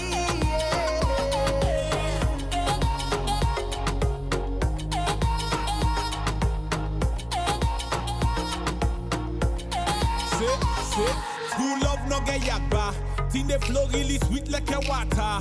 Hold tight, we together. Tiggy one. Take me our time, keep me warm. You in a matan. The one where they pick me up, put it like they really man a man. You dey keep me back on track, waiting no go like our plan. You the butter me brain, I keep us sweet with Tom and Jam. You the only one, me number one, say you not the one. Every move I make, every step I take, put your arms around me, let your light shine on me.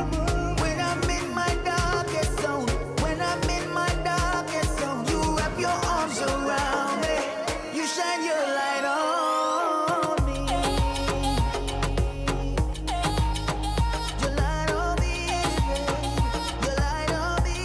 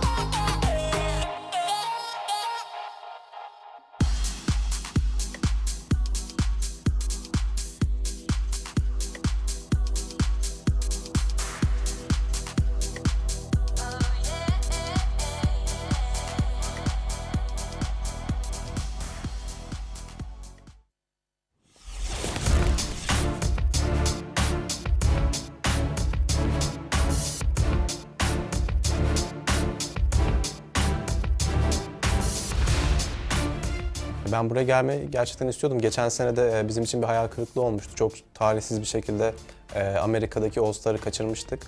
Yani buraya gelmek güzel bir şey. Sonuçta ne bileyim bir şekilde ülkenizi temsil ediyorsunuz burada takım arkadaşlarınızla beraber. Dark Passage kadrosundan 4 kişi var. Şu anda yeni Supermassive şu anki kadrosundan 3 kişi var. O yüzden bir de hep beraber oynadığımız için daha önceden Dumble hariç 4 kişinin sinerjisi çok yüksek. Dumble da zaten ayak uydurabiliyor. Bütün yıl boyunca rekabet ettiğimiz takımlarla, takımdan oyuncularıyla hani şu an aynı takımda oynamak benim için bir sorun değil. Daha doğrusu zevkli bir şey diyebilirim çünkü hani ne kadar farklı oyuncuyla oynarsan o kadar fazla tecrübe kazanıyorsun. Farklı hani görüşlerle oyuncuların nasıl konuştuğunu anlıyorsun, yeni şeyler ekliyorsun sürekli kendine. O yüzden hani rekabetten çok zevkli olduğunu söyleyebilirim. Bizim takımın en büyük avantajı bence hepimizin yani Avrupa sunucusunda daha önce Challenger olması. Yani düzgün bir serverda oynuyoruz, mekanik seviyesi yüksek bir serverda oynuyoruz. O yüzden mekaniklerimiz daha iyi seviyede aslında. Lig Türkiye Ligi olunca tabii ki de bilirsin milliyetçilik kanı bizde çok damardan gelir. O yüzden hani Türkiye'yi temsil etmek, yurt dışında başarılı olmak en baştaki önceliklerimizden. Bu takım olarak yaptığımız her şey Türkiye'yi temsil ediyor direkt olarak. Eminim ki diğer hani bütün oyuncular da aynı şeyi düşünüyordur. Ve de ben şahsen hani en iyi şekilde temsil etmek için elimden geleni yapacağım. Yollarken gerçekten Türk milleti bir Türk takımını yurt dışına yollarken çok iyi destekliyor. Biz de bunların karşılığını vermek istiyoruz en iyi şekilde. Asıl All-Star'a kalıp hani bütün dünyaya bayrağımızı, takımımızı, her şeyi göstermek istiyoruz.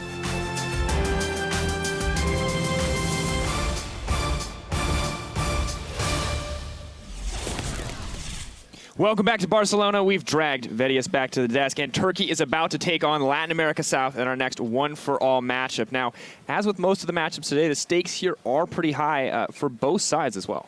Yeah, they certainly are. I mean, if LAS win, then Oceania is out. They're done so. I'm afraid for us, that will be it for your hopes and dreams. I can hear Rusty just saying another day in the office for him.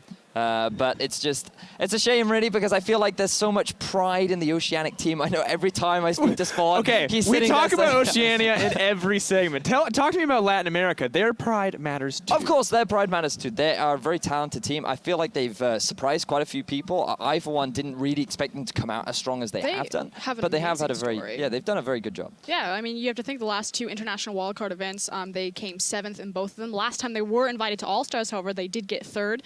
They come in here as like total underdogs, like really off the radar, because everyone's looking at CIS, Turkey, Japan now really being surprising, and Brazil is kind of your top favorites, and no one expected these guys to come out and just blow people up. Of course, the additional fact there is that if Turkey win here, they do lock first seed, and of course the players are now almost ready to pick their champions, so let's hand it over to our casters to get this one for all started.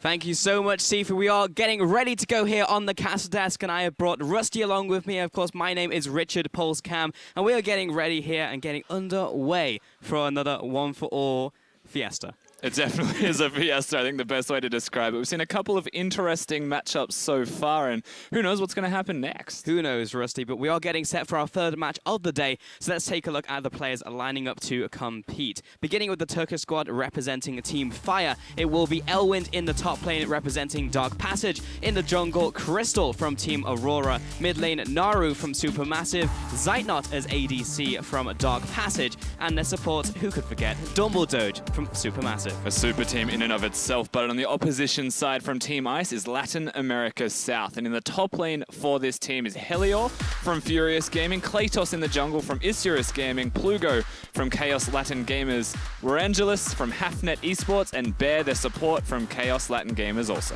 Absolutely two powerhouse teams. Of course, Turkey only really playing for seeding here, as they have done very well so far in the tournament. If they win this game, they will lock that first seed. Whereas on the opposite side, if they win, something less than stellar happens for some people here on the caster team. Yeah, there is a chance that LAS play for that first seed, and Oceania is entirely removed from the tournament's contention whatsoever. Of course, Turkey, they may be already in that first seed. There's a lot of pride that is on the line. You heard it in their video before, talking about how important it is for them to represent their region properly.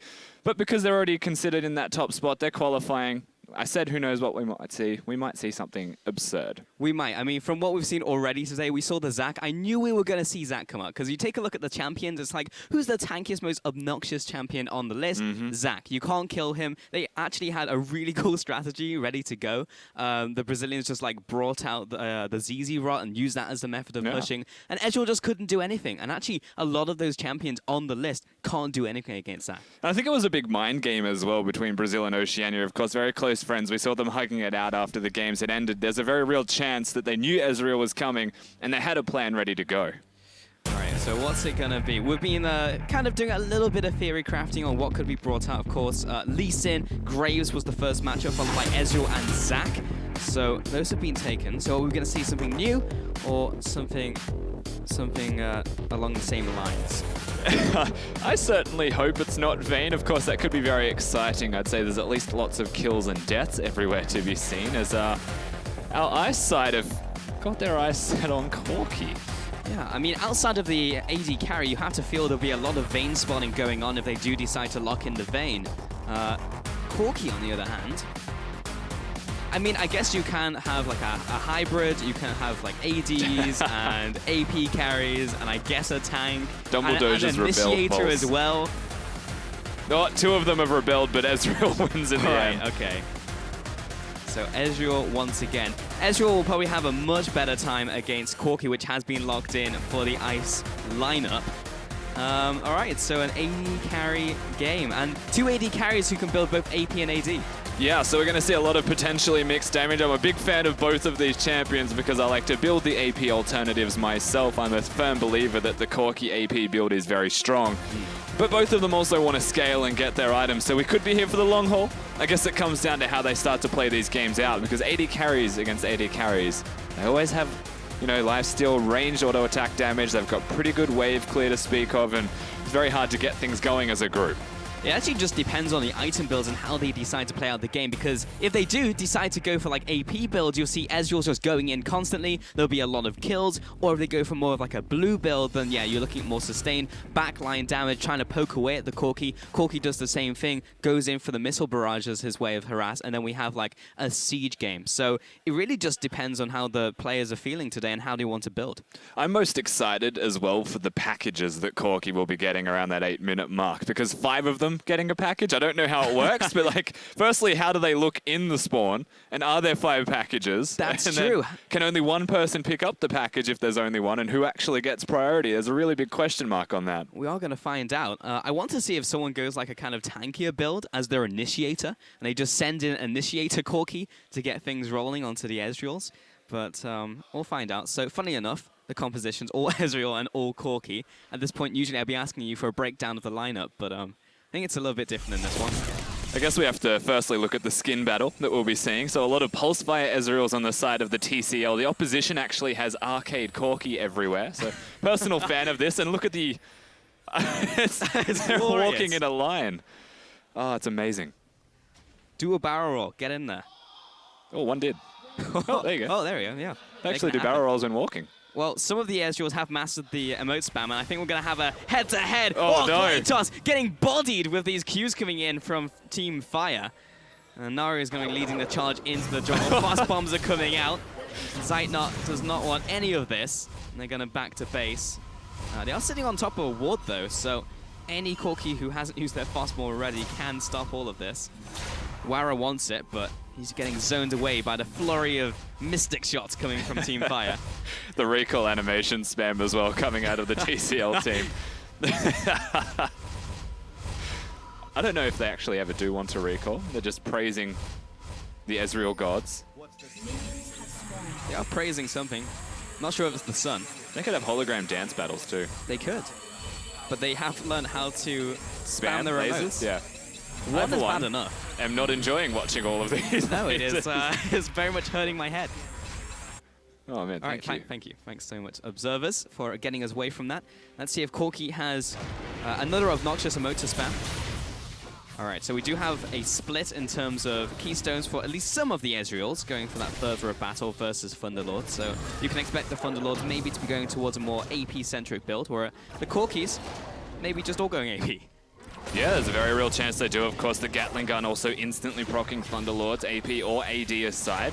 Deathfire touches considerable amounts of damage, but again, they're against Ezreal, so this is where the difference between Ezreal Master is and what Corki's want has come to play here. You don't necessarily need that Warlords, they just want to do more AD damage.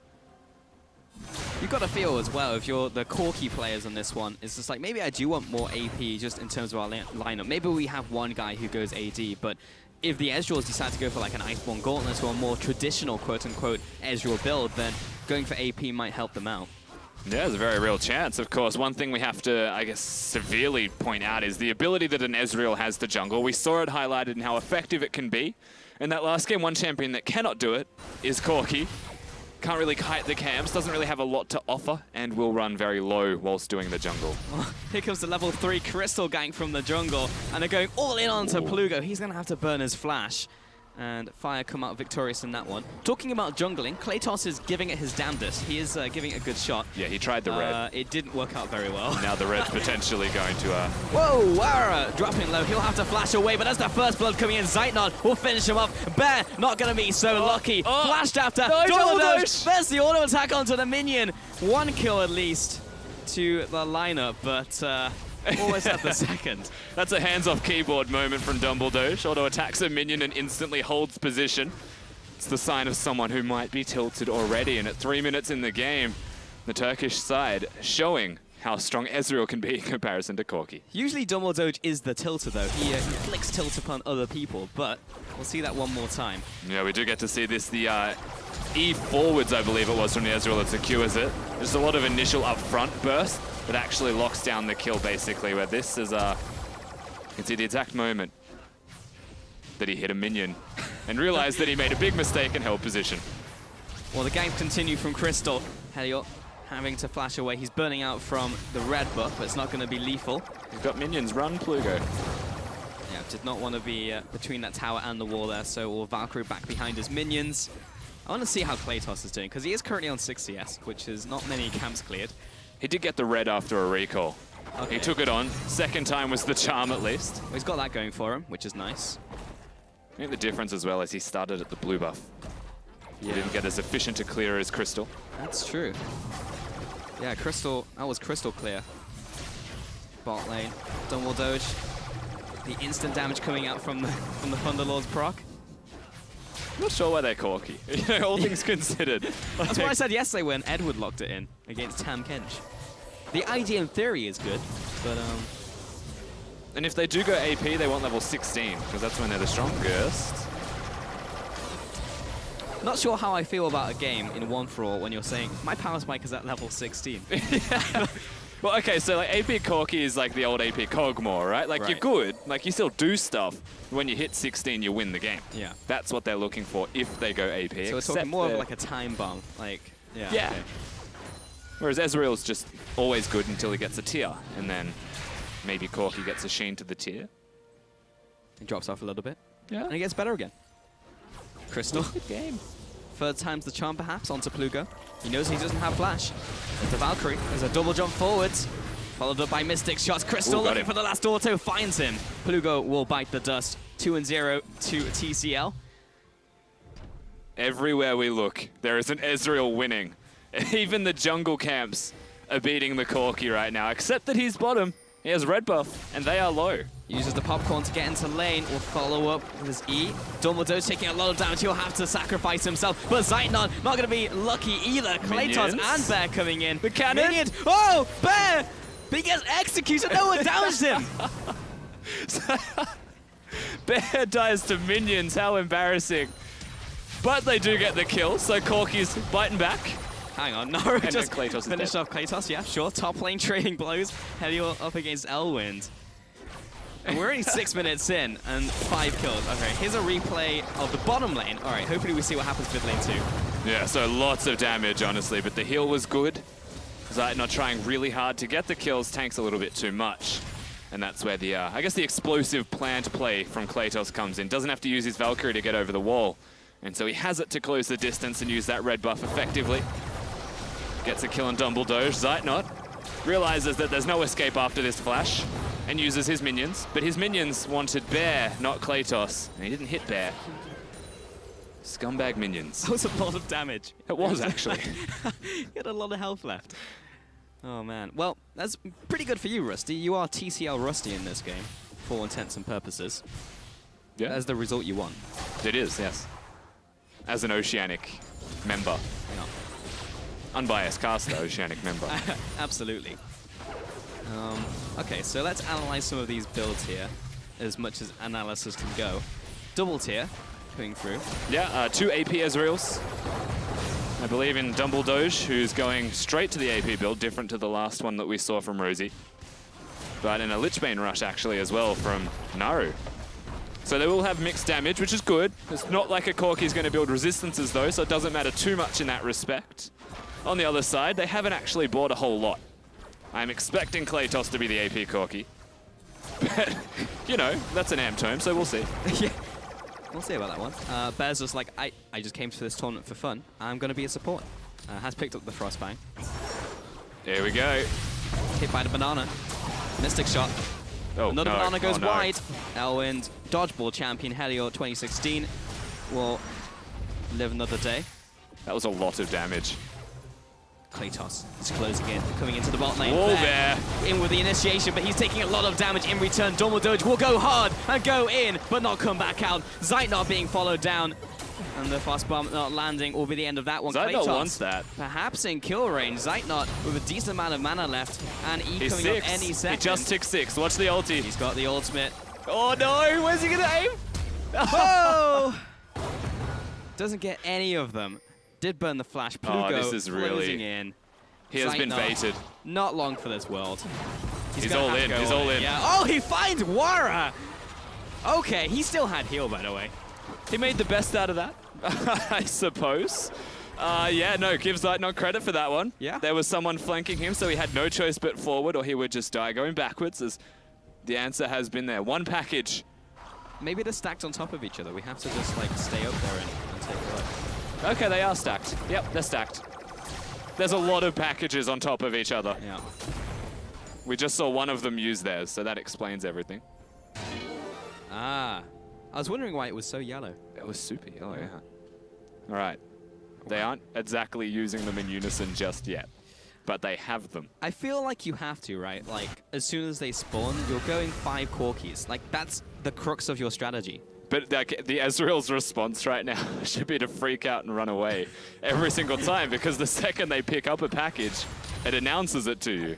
That is true, but I just want it. I just want an awesome moment when all Corkis group up, form a V, and just charge at the Ezreals. They could make like a budget tic-tac-toe Yeah. board almost. they could do that. Kratos coming in with his first package, Wara and Bear following up with the damage. Nana goes wide, lands onto Bear. Crystal now coming in as well, Ezreal tossing out ults. his own true shot barrage right through the goalpost. Kratos running away. Wara's going to body block for him, and the missiles, the back and forth, the war of attrition. Bear comes out on top. Oh, here he goes. Blue goes just clearing minions. That's one more package down. And the best thing about the package, right, is you can just do dragon with them. Like, if they actually saved it as 5. I think they got a little bit trigger happy and decided to do it early. The amount of skill shots as well, something we haven't really addressed. The winner of this game is the one that hits their skill shots better. The winner of this game is whoever was best at dodgeball in high school. Plugo, Kratos.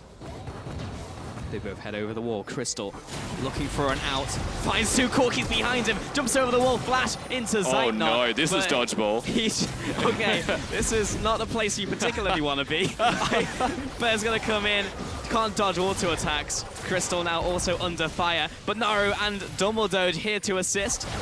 Kratos called out. He's going to have to flash away, but will still meet his end. He's ghosted. Double Valkyrie, triple Valkyrie. That would Naru hurt. does not want to be stepping in that. And Dumbledore trying to kite after them, but not going to happen. So 6-6 currently in this game. Many kills have gone down. Many skill shots, many missed skill shots. There's just so many skill shots, Pulse, every single second. 3 Corkis throwing their ultimates. But again, we're waiting for those levels on the Corkis. Naru's the biggest deal, I think, at the moment, though. The AP Ezreal. Whoa! See you later. Speaking of, thank you, Naru. Rest in peace, Bear. 4-0-1. That'll be his Lichbane. We'll have to see if he gets anything else with that. Doesn't look like he's going for a tier build by skipping it. Different to the Oceanic team. And We get to watch something that happened top lane. Oh yes, Elwind. He's been outplayed. He was in the shop. Not looking in that place. Yep. Here comes Naru, and again the AP has Ghost, so scares the crap out of them, and watch the damage he takes. Yeah, the thing I love about this game mode is that when a replay comes up, I actually don't know what the replay is going to be of, because there's so much action, and in between those actions, like which fight are we going to see over the last like 30 seconds? Yeah, did not even know that he died top lane, to be perfectly honest with you, because of all the fighting, coincidentally at the same time on the bottom side of the map. Yeah, Naru died. Good to know. Does work. Again. Okay, so how are the Ezreal? Oh, never mind. Bear's coming in. Bear's coming in hot. Valkyrie into Valkyrie. Elwind taking a bunch of damage from the big one. There's another one. But meanwhile, on the opposite side of the map, of course, Warren's going in onto Crystal. Kratos following after as well. Another Valkyrie, yet another one. And True Drop double doesn't come doge off in time, but they're going to close in on Double Doge. This should be an easy double for Double Doge. Oh, he stopped a rocket. In place. Blugo coming in onto Double Doge. The fish will eat the smaller fish, and in comes Zeitnot to kill off the last Corki, and there's no more Corkis. That's a triple kill coming out. One by one they march in, and one by one they all start to fall, but everybody's dying everywhere except top lane, where Bear and Helio are able to push Elwind back, and they are looking for a structure. So a strategy is finally here for the LAS region. Yeah, well, they're going to take the tower. That's good. And now leading in gold, so we have some semblance of a strategy indeed. All right, so who was the first victim? Wara goes in onto Crystal. Yeah, again, he's a Vayne, so he's always going to go forwards. Yeah. And pay attention to all of the miss-skill shots that start to make the distance here. The difference, not the distance. There's definitely no distance involved. He didn't go to distance for sure. And this is one in particular where Angelus throws the rocket, accidentally dodges. And that's why Dumbledoge eventually will fall also, because the return damage that came out of an accidental dodge was too real. But then so will Blugo. So yeah. Zeitnot. Another package will though. Win. Okay, Helior. They really should synchronize their package cycles. I'm a little sad that they didn't. I feel like there is a point in the game, maybe mid-game, maybe that level 16 power spike where they'll all decide to go for it. This is a bit ridiculous. There's the Ezreal ultimate coming down into the bottom lane through the river. It's pretty great though, seeing all these mechs just go in against the Dragon. Dumbledoge does not want to be here right now. This is disgusting. Needs to run away real fast. Well, Arcane shift out. Return. Oh, hello. That was a bit off. Yeah. Helior also has no wide. health to his name, so maybe could have aimed that way. Still has no health to his name. Bit of clenching going on in the bot lane. I think we're good. 10 to 10 currently. 1,000 gold advantage. Plugo going in, but it's the bottom lane where Wara wants blood. He wants that Ezreal. He's not going to get it. There's a minion wave in the way. There is indeed. Now there's a Runic Echo, something we haven't mentioned. Kratos is the AP. Corki in question, as is Bear. Ooh. They all lose a lot of their health. I'm still waiting for that moment also where the Ezreals collapse together. Plugo's just dead. Naru with the outplay. He's the biggest dead draw right now, but Helior wants to avenge his fallen comrade, former squadron member. Watch the... Oh, no, never mind. I was going to say watch the damage because he is an AP Ezreal. He's hits also something, going the hybrid build, so he'll be doing a lot of Q damage when he connects with the Lichbane and the Revolver. He's got to hit something first, though. He does. Wara. All right, form up, squad. Let's take some towers. Crystal. He's here for tower defense, but he is but an Ezreal. And Zeitnot, probably not the angle he wants to be coming into mid lane right now. I guess it makes sense, though, that the Ezreals and Corkis should all be not standing next to each other. Because, again, the AoE skill shots that each team actually presents to their opponent is quite serious. So, interestingly enough, we might see, like, 3 different flanks, and then it becomes a matter of who's flanking who until someone dies. That does make most sense. That's what I do anyway. Like, but at the end of the day, there's Ezreal and Corkis and can instantly die. That's true. Lugo with the quote-unquote initiate, did not want any of those skill shots coming in. All of the ultimates are available from the Ezreals, so if someone is at 100%, they're in kill range. Yeah, they're starting to... so there's 3 of them, roughly 4 of them mid. I think they're waiting on Naru's, which is the biggest differentiator for the Ezreal ultimates. Left, yeah, it should be up in, like, now. So now they group, and if they find an opportunity to do exactly this as a team... Ooh, that happens. They only needed one, and the rest of an Ezreal's combo. Helior forces Dumbledore's back. Not only back, he's dead. I didn't even see him disappear. So a 1-for-1, both quote-unquote supports dead in this game. Oh, Dumbledore's just dead? Yeah, Oh, yeah. yeah. I thought the arcane shifted away. It turns out he was just dead. But the siege continues, so we'll see if this can be prevented by a single Corki coming in that should get ulted by Ezreal's. Xbox does have ultimate, but I'm not sure he wants to go in on that. Tower's dead. Mid tower down. Okay. I would never advise running teleport against 5 Ezreals because the damage that'll come out when you give them 5 seconds of notice actually scares me. Like, I'm clenching for them. As we get to watch Bear instantly die to a combo. Bear's like, I'm alright. I've got most of my health. I'm not alright. I didn't have most of my health. Oh, and there's Dumbledore. There's Naru getting shut down, though. Few Bear comes in packages. for the old drive-by.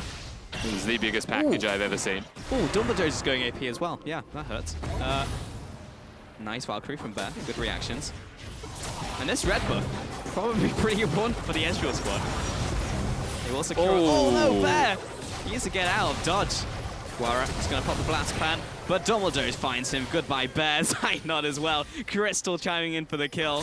Plugo, skill shots going wide, going awry. And after that, I can't tell who has the advantage because Plugo's going in after. No one. Oh, he's bleeding out. There's the red buff. Told you it was a good one for the Ezreal. I think at this stage, while we're saying, you know what, these champions really good with having levels, the exact same time we have to remember that as they get levels, their opposition gets levels, they die quicker, and basically everyone kills everyone, they meet in the middle, and nothing eventuates because they just meet in the middle. Yep. We're waiting for someone to die near a turret so that something falls, and at this stage LAS are doing better than the Turkish team at that, because we get to see a lot of damage come out constantly from every direction. Really is like a snowball fight. It is, just but lobbing snowballs stuff are everywhere. Made of plasma, and they hurt. In rockets. Yeah, and rockets. So it's not. It's a snowball fight. It's a futuristic snowball fight. Helior, he's got his ultimate. Oh, he's got his package. I'm still waiting for the package play. Like, I'm sure they have something prepared. You don't pick Corki and then say, you know what, it's gonna go in 1 by 1. Just gonna pop my package whenever I feel like. Currently, no packages available. It's a right shame. What else could you do for 5 packages? You could box them in. I think, yeah, you could like bait the Baron, which is impossible as Corkies. You know what? He was just having a stroll down river. It's like, I'm gonna go back. Nowhere is safe. No. There is no such thing as safe on Summoner's Rift against global AP Ezreal ultimates. Those things come up fast as well, because they're constantly hitting things with their Qs. Yeah, that's the thing as well. Cooldown reduction, so having like a Sheen in your item build, every Ezreal generally will have one of those, means you can throw it out more often. Lucidity also for Naru, so the AP Ezreal is going to have a lot of them. It's also a mixed bag of damage, right? I'm going to hold that thought for a second, because I want to just see Bear wander down. Dumbledore, I believe. Nope, that was Naru. That was Dumbledore. It's like, so much damage. Which one do I dodge? Because one of them's going to hurt significantly more than the other True Shot Barrage. So if you have the choice of dodging one, it's like, I'm taking a 50-50. You don't know which one's going to do more damage in the end. Is this the AP It's a one or is gamble. this the support one? I don't know. At least with Corki, it's red. It's like you know that that one's going to hurt more anyway, so dodge that. Exactly. And for the most part, they're all going to hurt. Yeah, absolutely. Actually, Kratos has a GLP 800. He does. Fair enough, dude. You do you. You're a free spirit. What? I guess he sets up his allies as well. He will be jumping in there.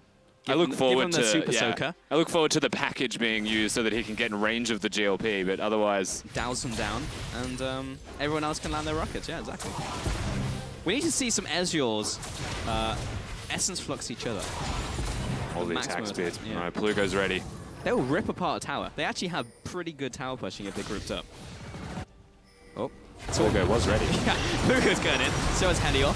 Oh, good flash. Coming in. Do a barrel roll.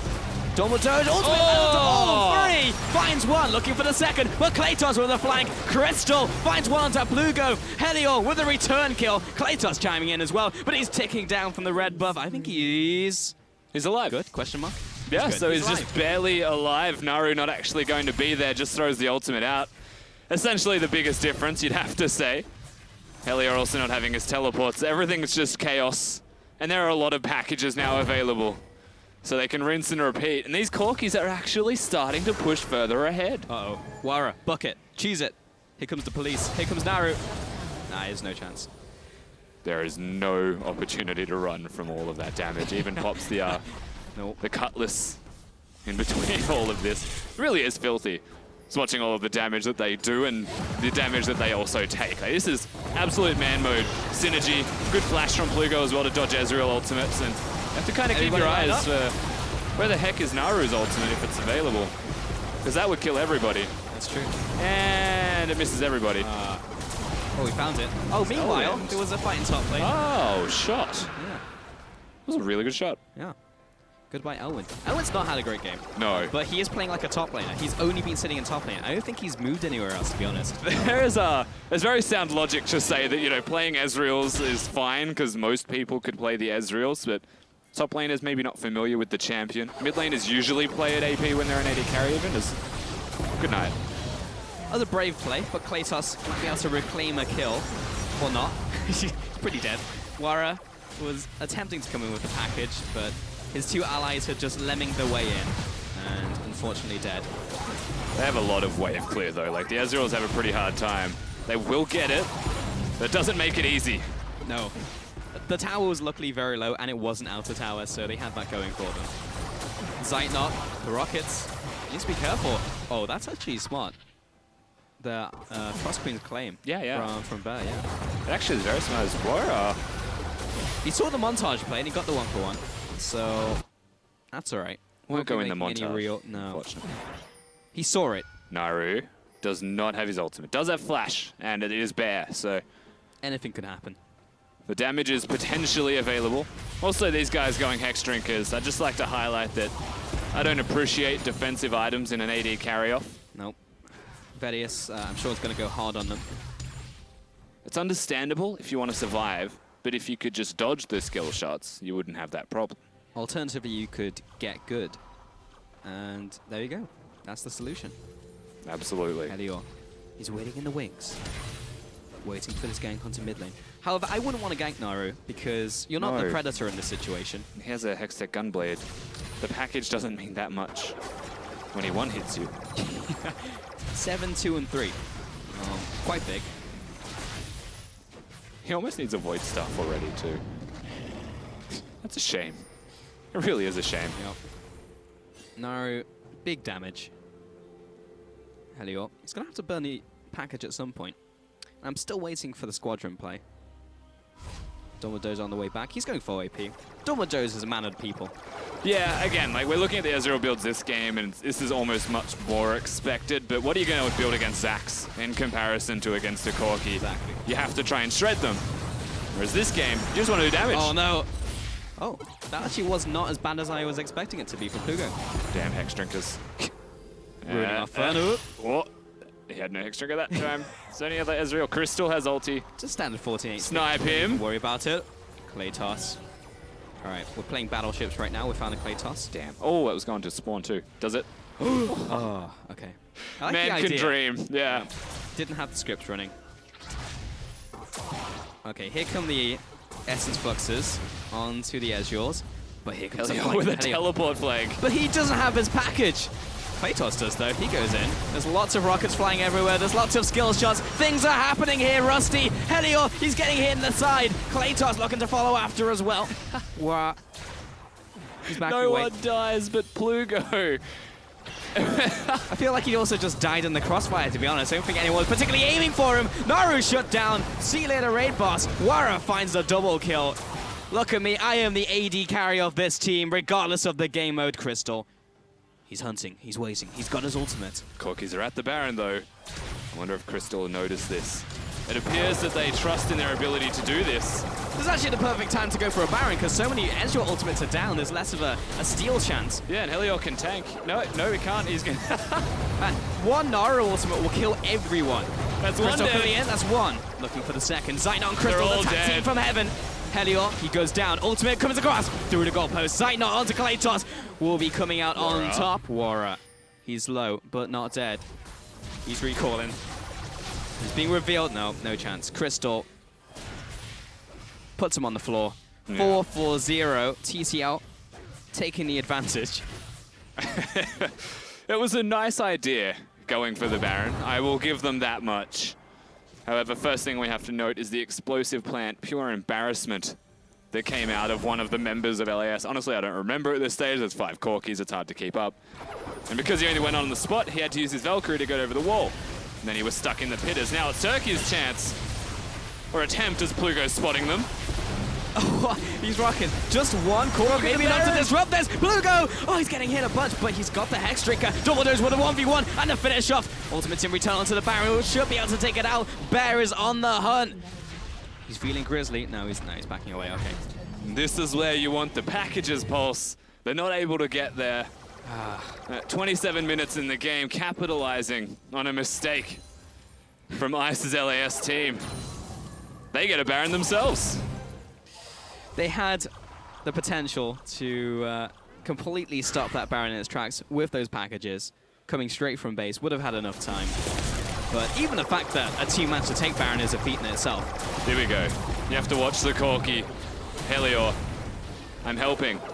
I'm not helping. You're dead.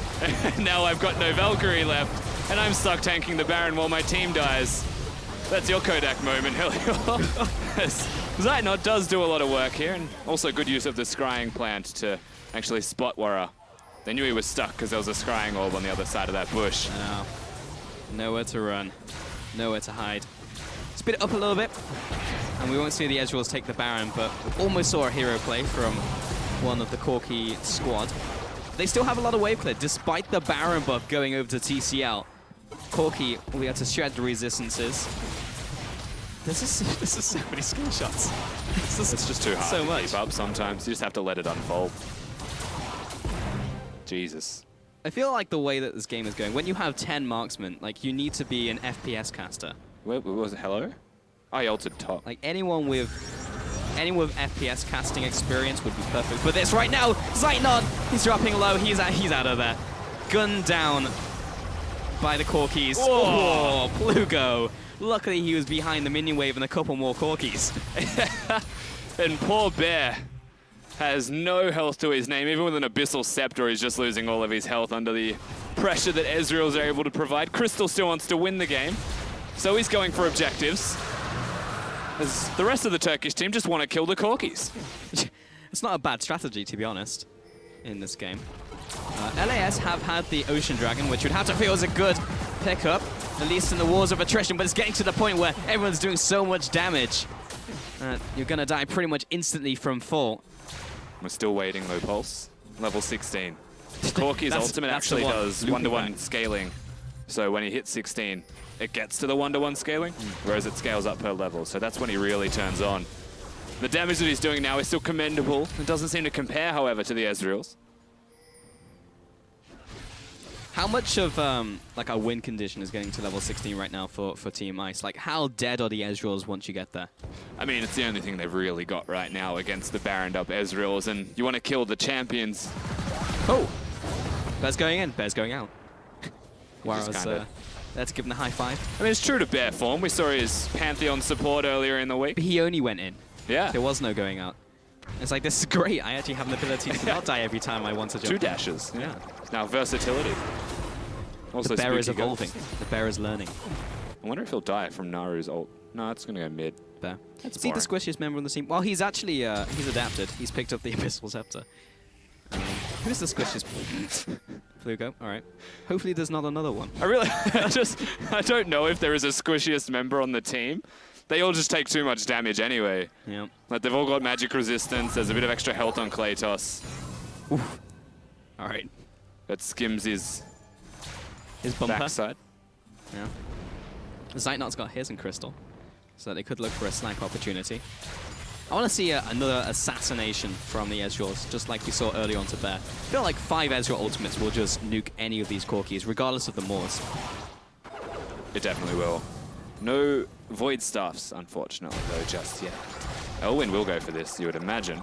He's a little bit scared. Yeah. Not enough. Whoa! Over there, Zeitnot. All right, mate. A bunch of damage. Wara, steady on. There's the ultimates. There's one, there's two. Crystal, Elwin, and Dumbledore's lining up for the shot. Warren knows he made a mistake. I think it's safe to say both summoners gone. Objectively. Plugo takes a bunch of damage in from the Mystic shots. Bear chased down by Zeitnot. He doesn't want this right now. All man to escape, but the stray Ezreal ultimates flying absolutely everywhere. Dumbledore fires his. Where's it going? Down mid lane. And Wara, he's coming back. He's coming in for the initiate, but he's too low. He's out of there. Elwind finished up by Helior. Jump over the wall. He's got the blast plant. Crystal, he's trying to find a kill here, but Kratos has his own package. Tries to deliver the package. They weren't at home. Those left at the post office. Yeah. Ezreals are in. Ezreals are out there. Definitely doesn't want any more of this, but you can't dodge a homing missile. Finds the double. Oh, Okay, baby, Naru coming in. He wants that triple. Plugo 1v1 against Crystal. The flash. And the kill. The 5+3 was ultimately not necessary, however, he made it look pretty badass, so we'll give him those badass points. Naru and Crystal will be doing a lot of damage to these turrets, as you can see. Good lord. There was 2 minions to accompany them. You give Ezreals an inch and they'll take the entire game. All right, well, Wara's coming up, so luckily they won't be able to finish this one up. But 33 minutes in, we have 56 kills. And yet another replay for you to feast your eyes on. And I mean, there's not really a lot you can say about this. It's just skill shots absolutely everywhere. Also, sound effects-wise, they picked the worst possible skins for Ezreal and Corki. I think you mean the best possible skins. Well, yeah, it depends what you're after. Yeah. You're right, they are very good. Angelus is an absolute monster. He always wants to go forwards. But Helior ultimately is the one that gets everything done. Also, a package on Kratos this whole time. And he waited till then to use it. Not exactly appropriately. I'll let him off because it's not tool. Yes, the package from Corki. But yeah, Plugo comes in and does a lot of work on the back end of it. Yeah. That's not enough though. It's Crystal just looks stylish. To be fair, it was 1v3, so he got 2. Yeah, he definitely did. All right, Naru, still the biggest Ezreal.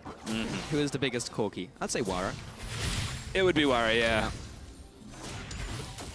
I just don't know if Kratos even had a chance to use his GLP 800. Yeah, the idea here really is that they should just poke. Both of them, and whoever pokes the best Oh no, wins. There. He can't survive another one. Luckily, there is no more. Ezreal wants to come out! The hidden Corki is apparently not the deadliest, as he was found by the onslaught of Ezreals. Now they'll go back to base. And the disgusting amounts of skill shot. Right, how many packages are there? All right, boys. Yeah, check this one for me, There's a Rusty. couple there. There's at least 2. I've been informed that Wara is indeed the biggest Corki with 28% of the team's damage. Plugo, you have to go. Quite big. Rocket! Plugo. No, not like that. Ah. They should bait the fight though and use all of the packages they have.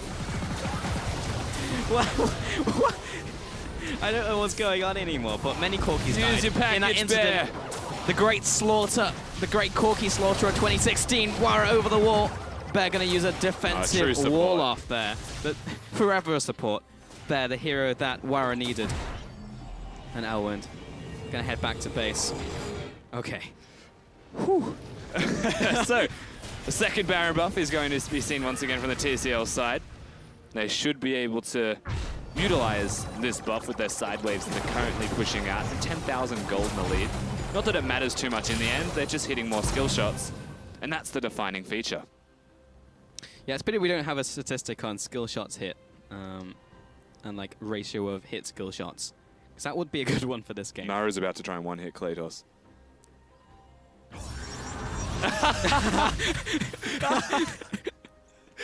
Yeah, he didn't even know. Kratos doing a U-turn. He's going back to base. Oh! Okay, Extra. I hate Hexdrinker so much. Yeah. Ruins the hype. Gotta disable that one for the next Ezreal Corki matchup. There. He's good. Helior still trading away. Mystic shots coming in. Whoa. He's good. They just can't deal with the Baron minions. There are a lot of packages. Oh no, he was so close. No touchdown for him. And this may be it. There are a lot of Ezreals, but there is a lot of packages. This is the fight. He's going in. He's going to do a drive through. Plugo coming in. Claytos trying to find that kill onto the backside. Dumbledore finishing up Plugo, but the Hex Drinker keeps him alive for a little bit longer. Wrong Not side quite a of the base, lifesaver Corkies. there. Back to base.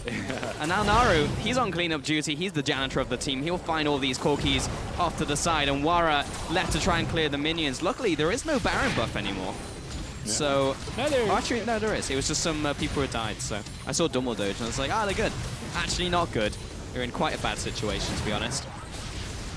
Trust that man to have been dead the second he got the Baron. It's going in onto Wara. Speaking of dead. Ooh, Naru, nice flash. Or was it? That was the big one. Yeah, he's still alive, but Naru can't dodge this one. But they're onto the Nexus. Elwind and Dumbledore's tag teaming down the Corkies on the fountain. Elwind could fall to bear. No, he's good.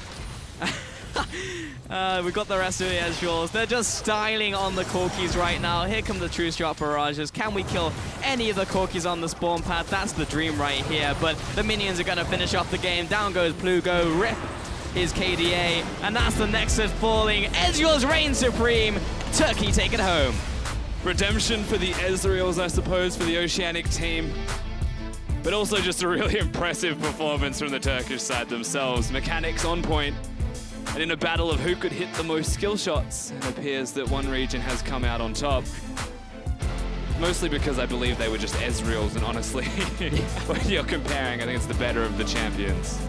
Can confirm. Man, what a face-off. Skill shots left and right.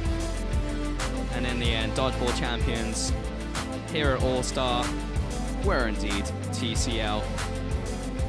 That was a fun one. That was great. That's what happens when you have a Zac against you. Fun times ensue. Exactly. The less Zac, the better, I think it is safe to say. There was a little bit disheartening watching Zac's win a game on One For All. This time around, though, we have pure man mode.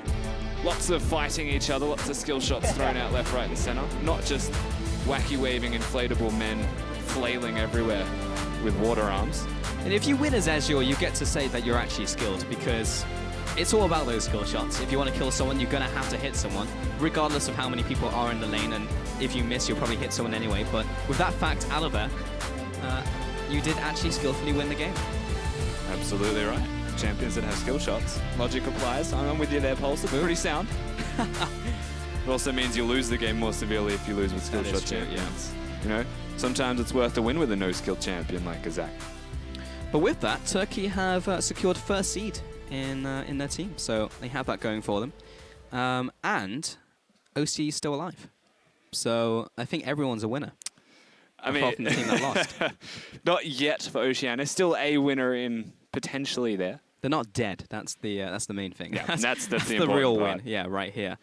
Any champions you particularly want to see in All For One?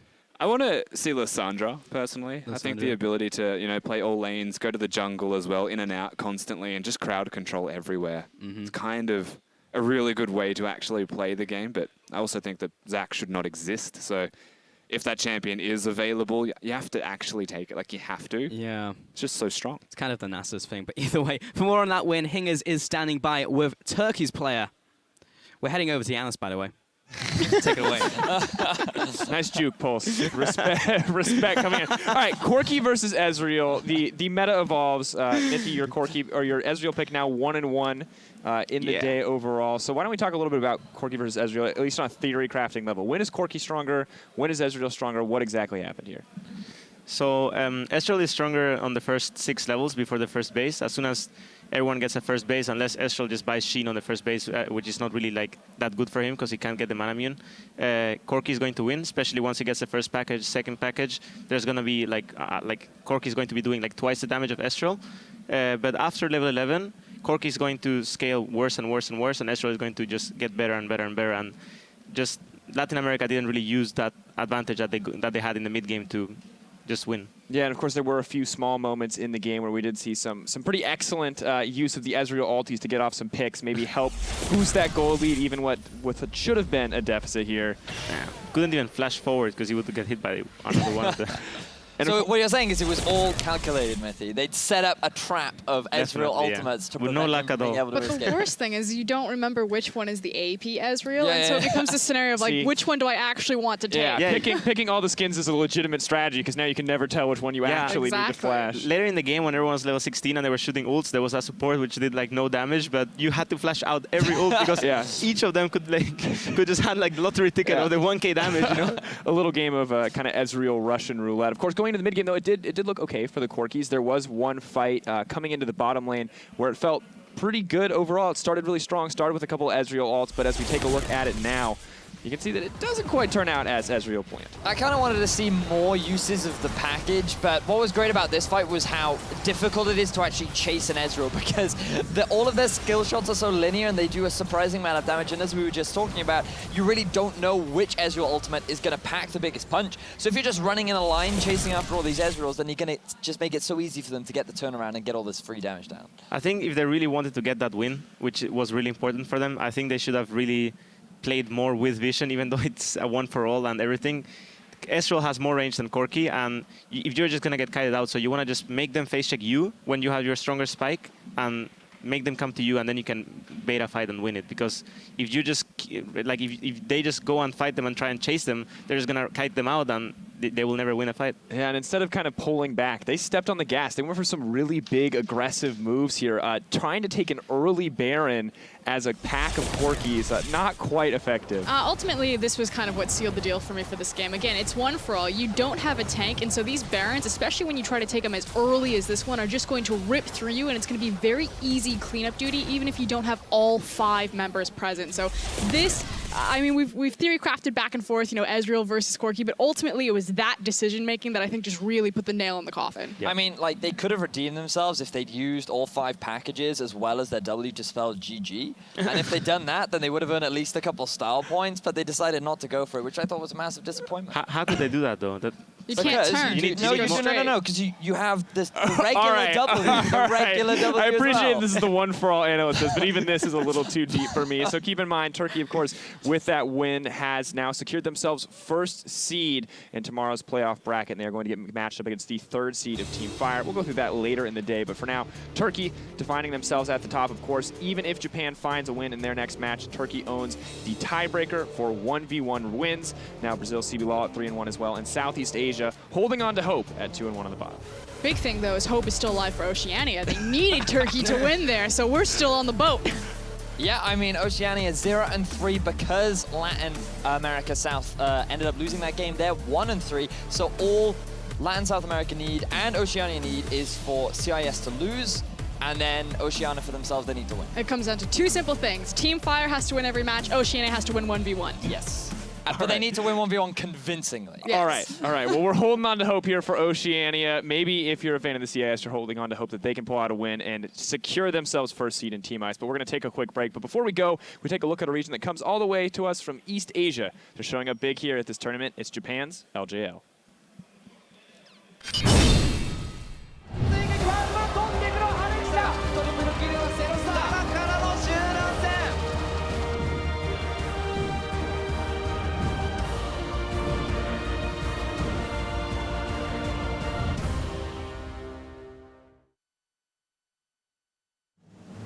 かなり一つチームとして戦っても面白いチームになるんじゃないぐらいかな。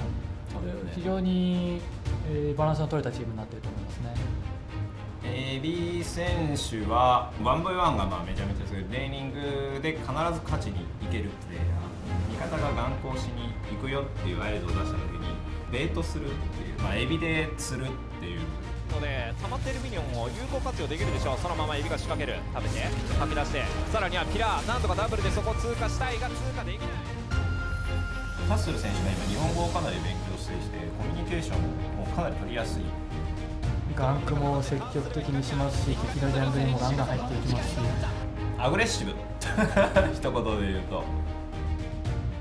チームとしてミッドレーナーが一番重要というのもありますし、スタイルの幅があるので、その幅をどう生かすかというところがチームにとって大きな鍵になるのかなという感じがしますね。非常にレーンを安定させる思考にあるプレイヤーかなという印象がありますね。ここにイオンブロストのカードが突き刺さる1キル取ったのはなんとアンソルトサックゲーミング、そのまま裏に回って DC にダブルキルはハレッジだ。さらに3キルにつなげてしっかりとファームして、そして集団戦でダメージを出すというところにかなり意識を割いているプレイヤーでもあると思いますね。彼はチャンピオンプレーは非常に広いというのも特徴かなと思いますね。異名なんですけど、どこでもダラっていうのが、リーグオブレジェンドのマップのどこにでもダラがいる。一応おっといや3人決まったダラのウルトからランページ、パンが落ちた。どこでもダラで終わるのか。やっぱり世界に挑戦するときに武器が必要なんですよね。絶対に折れない武器っていうのがで、それを結構曖昧にしちゃうケースっていうのが日本人の特徴なんですよね。ワイルドカード地域でトップクラスのタレントが揃っているというのが日本のチームの特徴だと思います。エビ選手は韓国サーバーでチャレンジャーティアになってますし、ダー選手もタッセル選手も韓国サーバーでソロ級ちゃんと練習してます。あとはセロス選手は何度も国際大会に出てますから、そういったところの個人の技術の高さであったり、ゲームへの理解度だったりといったところは非常に高いものを持っているというのを世界にアピールしたいですね。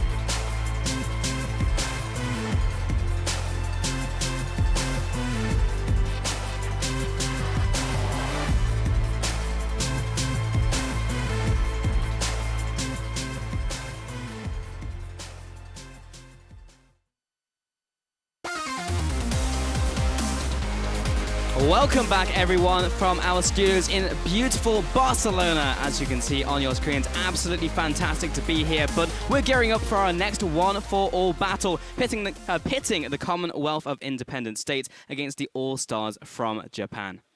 It is interesting how important this match actually is for both of these teams. As we were talking about in the break, everybody wants the CIS team to lose except CIS, who really need this win. Yeah, it's actually really good for Japan because they actually need this one as they have the lower win times versus Brazil in the 1v1. So they need this for seeding. OCE, if CIS win, will also be knocked out. So they also want Japan to win. So it's only a really good thing. CIS are just looking to break everyone's hearts. Exactly. It can put a potential three-way tie-in if they lose this one, CIS. So Japan, obviously, they really want to win. CIS also really want to win. There's a chance that this particular one for all is incredibly more serious, perhaps, than that of the last. But what does that mean? Will everyone just decide that they want to go Zac now and just be like, oh, it's going to be a Kindred Zac game and we're just going to go super try hard and see what we can do to not die? It's really hard to say. So there's this mind game in play where Ezreal seems to be unbeatable unless it's against the tank, in which case it doesn't really do enough. Zac seems unbeatable against carries, so perhaps they both go Zac or they both end up with Ezreal in some kind of mind game that actually happens. We'll see. There's some rock, paper, scissors thing going on here, but we need to find the rock in this one. Either way, let's review those starting lineups for these two teams. First off, it's going to be Team Ice and the CIS All-Stars. Top lane, it will be Smurf, Albus, Nox, Luna. In the jungle, Zanzara from Vega Squadron. In the mid lane, Kira. We all know him from Albus, Nox, Luna. The ADC will be Lex from Gambit Gaming. And their support, Edward from Vega Squadron. Yeah, Kira, the 1v1 god, didn't actually make it work, but representing Team Fire, it is going to be the LJL Japan region. Top lane is going to be Evie from 7th Heaven. Jungle, Tussle from Rampage. Mid, Seros from Detonation Focus Me. AD carry, Heretti from Unsold Stuff Gaming, great name. And support Dara from Rampage. And this is a 1v1 versus the guy I was really repping the last tournament. It was Kira. He did so well in the 1v1 tournament. Carried his team to All-Stars on his back by himself. Disappointed me when I hyped him up so much yesterday. However, Seros, I'm all the way behind him. So he needs to prove his mettle, prove his worth against Kira, and he will take that mantle over. And I'll be fully behind Seros for the rest of the tournament. Yeah, and it's not just Seros and Kira anymore. It's the entire team getting behind them, potentially playing champions that they may not excel in. This is one of the things I actually spoke about with the Oceanic team. Picking champions like Cassiopeia, which is available and very strong, is really difficult to do because you have to be good at the Cassiopeia and only one role plays it. And that could be where the problems start to begin, genuinely start. You can't just pick up Cass and be like, I'm just gonna, it's fine, I can just do this strategy. You know, you have to hit skill shots, you have to play it in a way that is actually effective. So, despite the champion being good, may not see it. So remember, no bans. We can do whatever we want. And where do the teams want to go? Have they got a strategy? Or are they actually going to all just go something random? Yeah, the interesting thing here is it's lottery pick, and so you can all commit to something, or you could all pick for different things and just kind of see what happens, but we've seen what the CIS team wants to be. Okay, is this a preempt of an Ezreal pickup? Yeah, I actually had this conversation. Funnily enough, with the Oceanic team again, they played against the CIS region, which is how they have all this information, wealth of knowledge there. The Yasuo was okay into Ezreal, but the second the wind wall's down, you can all just go forwards. Yeah. You just need to keep count, effectively, of those wind walls. However, the Japanese side have directly countered a Yasuo. Wow, all right, Jarvan coming in for the Japanese lineup. Where is your wind wall now, CIS? Where is it? How useful is it now? Because Dragon Strike will go through the wind wall, because it's not a projectile. That has to be one of the scariest things that you'd ever see. The second it's locked in, and you know your opponent's champion, to be the Yasuo and to see the Jarvan. Right now, Edward turning behind him. Can we remake? Is that a possibility? Lag. It's got to be lag. Did not want the Yasuo. So now Yasuo, the Yasuo squad, playing without one of their spells. You actually just wouldn't put a point in there now, right? Because it doesn't affect your your passive anymore. So I mean, like, the only time that I would consider putting a point into it is actually for minions, perhaps for early laning if you're a solo laner or something like that. Jungle has the utility, I suppose, with it there, where you can use it to objectives. Yeah, exactly. Taking dragons, taking barons. So you get 1 point. I'd say level 8 win wall, maybe. It's going to be the Anivia thing where you really just want to put your points into Q and E, but generally you max out E anyway because you get like 20 damage from a level up in Q anyway. So yeah, you can actually max both as well with the Yasuos. Jarvan, interestingly enough, the flag is an AoE, right? So perhaps there's one Jarvan, like the support Jarvan, that maxes the E. I don't know if it changes the amount. Could be the cooldown. So either way, increases it's damage. useful. So maybe he goes AP. There's a cheesy AP Jarvan build that you can go. But of course, the ultimate is AoE now, so that's something to keep in mind as well. So the Yasuos do not want to group up. But either way, guys, jump on Twitter, vote at LOL Esports using the hashtags CISWin and JPNWin. Lock in your votes for who you think is going to reign supreme in this one-for-all matchup. Yasuo versus Jarvan. My money's on the Jarvans. I find it hard to not go for the Jarvans when you look at the champion matchup, but Yasuo, always a skill matchup. Every single Yasuo matchup becomes skill. If he can outplay you in some way, dodge the flag and drag, get out of the ultimate by using the dash at the right time, there's chances for it. You can also go the Frozen Mallet Phantom Dancer build so that you can reduce damage done and be sticky. It's just so hard to do against the Jarvan. I'm just scared. If I was up against a lineup of Jarvans, I don't want to get hit by the quick Venn diagram. Everyone dog piles on you with a Cataclysm.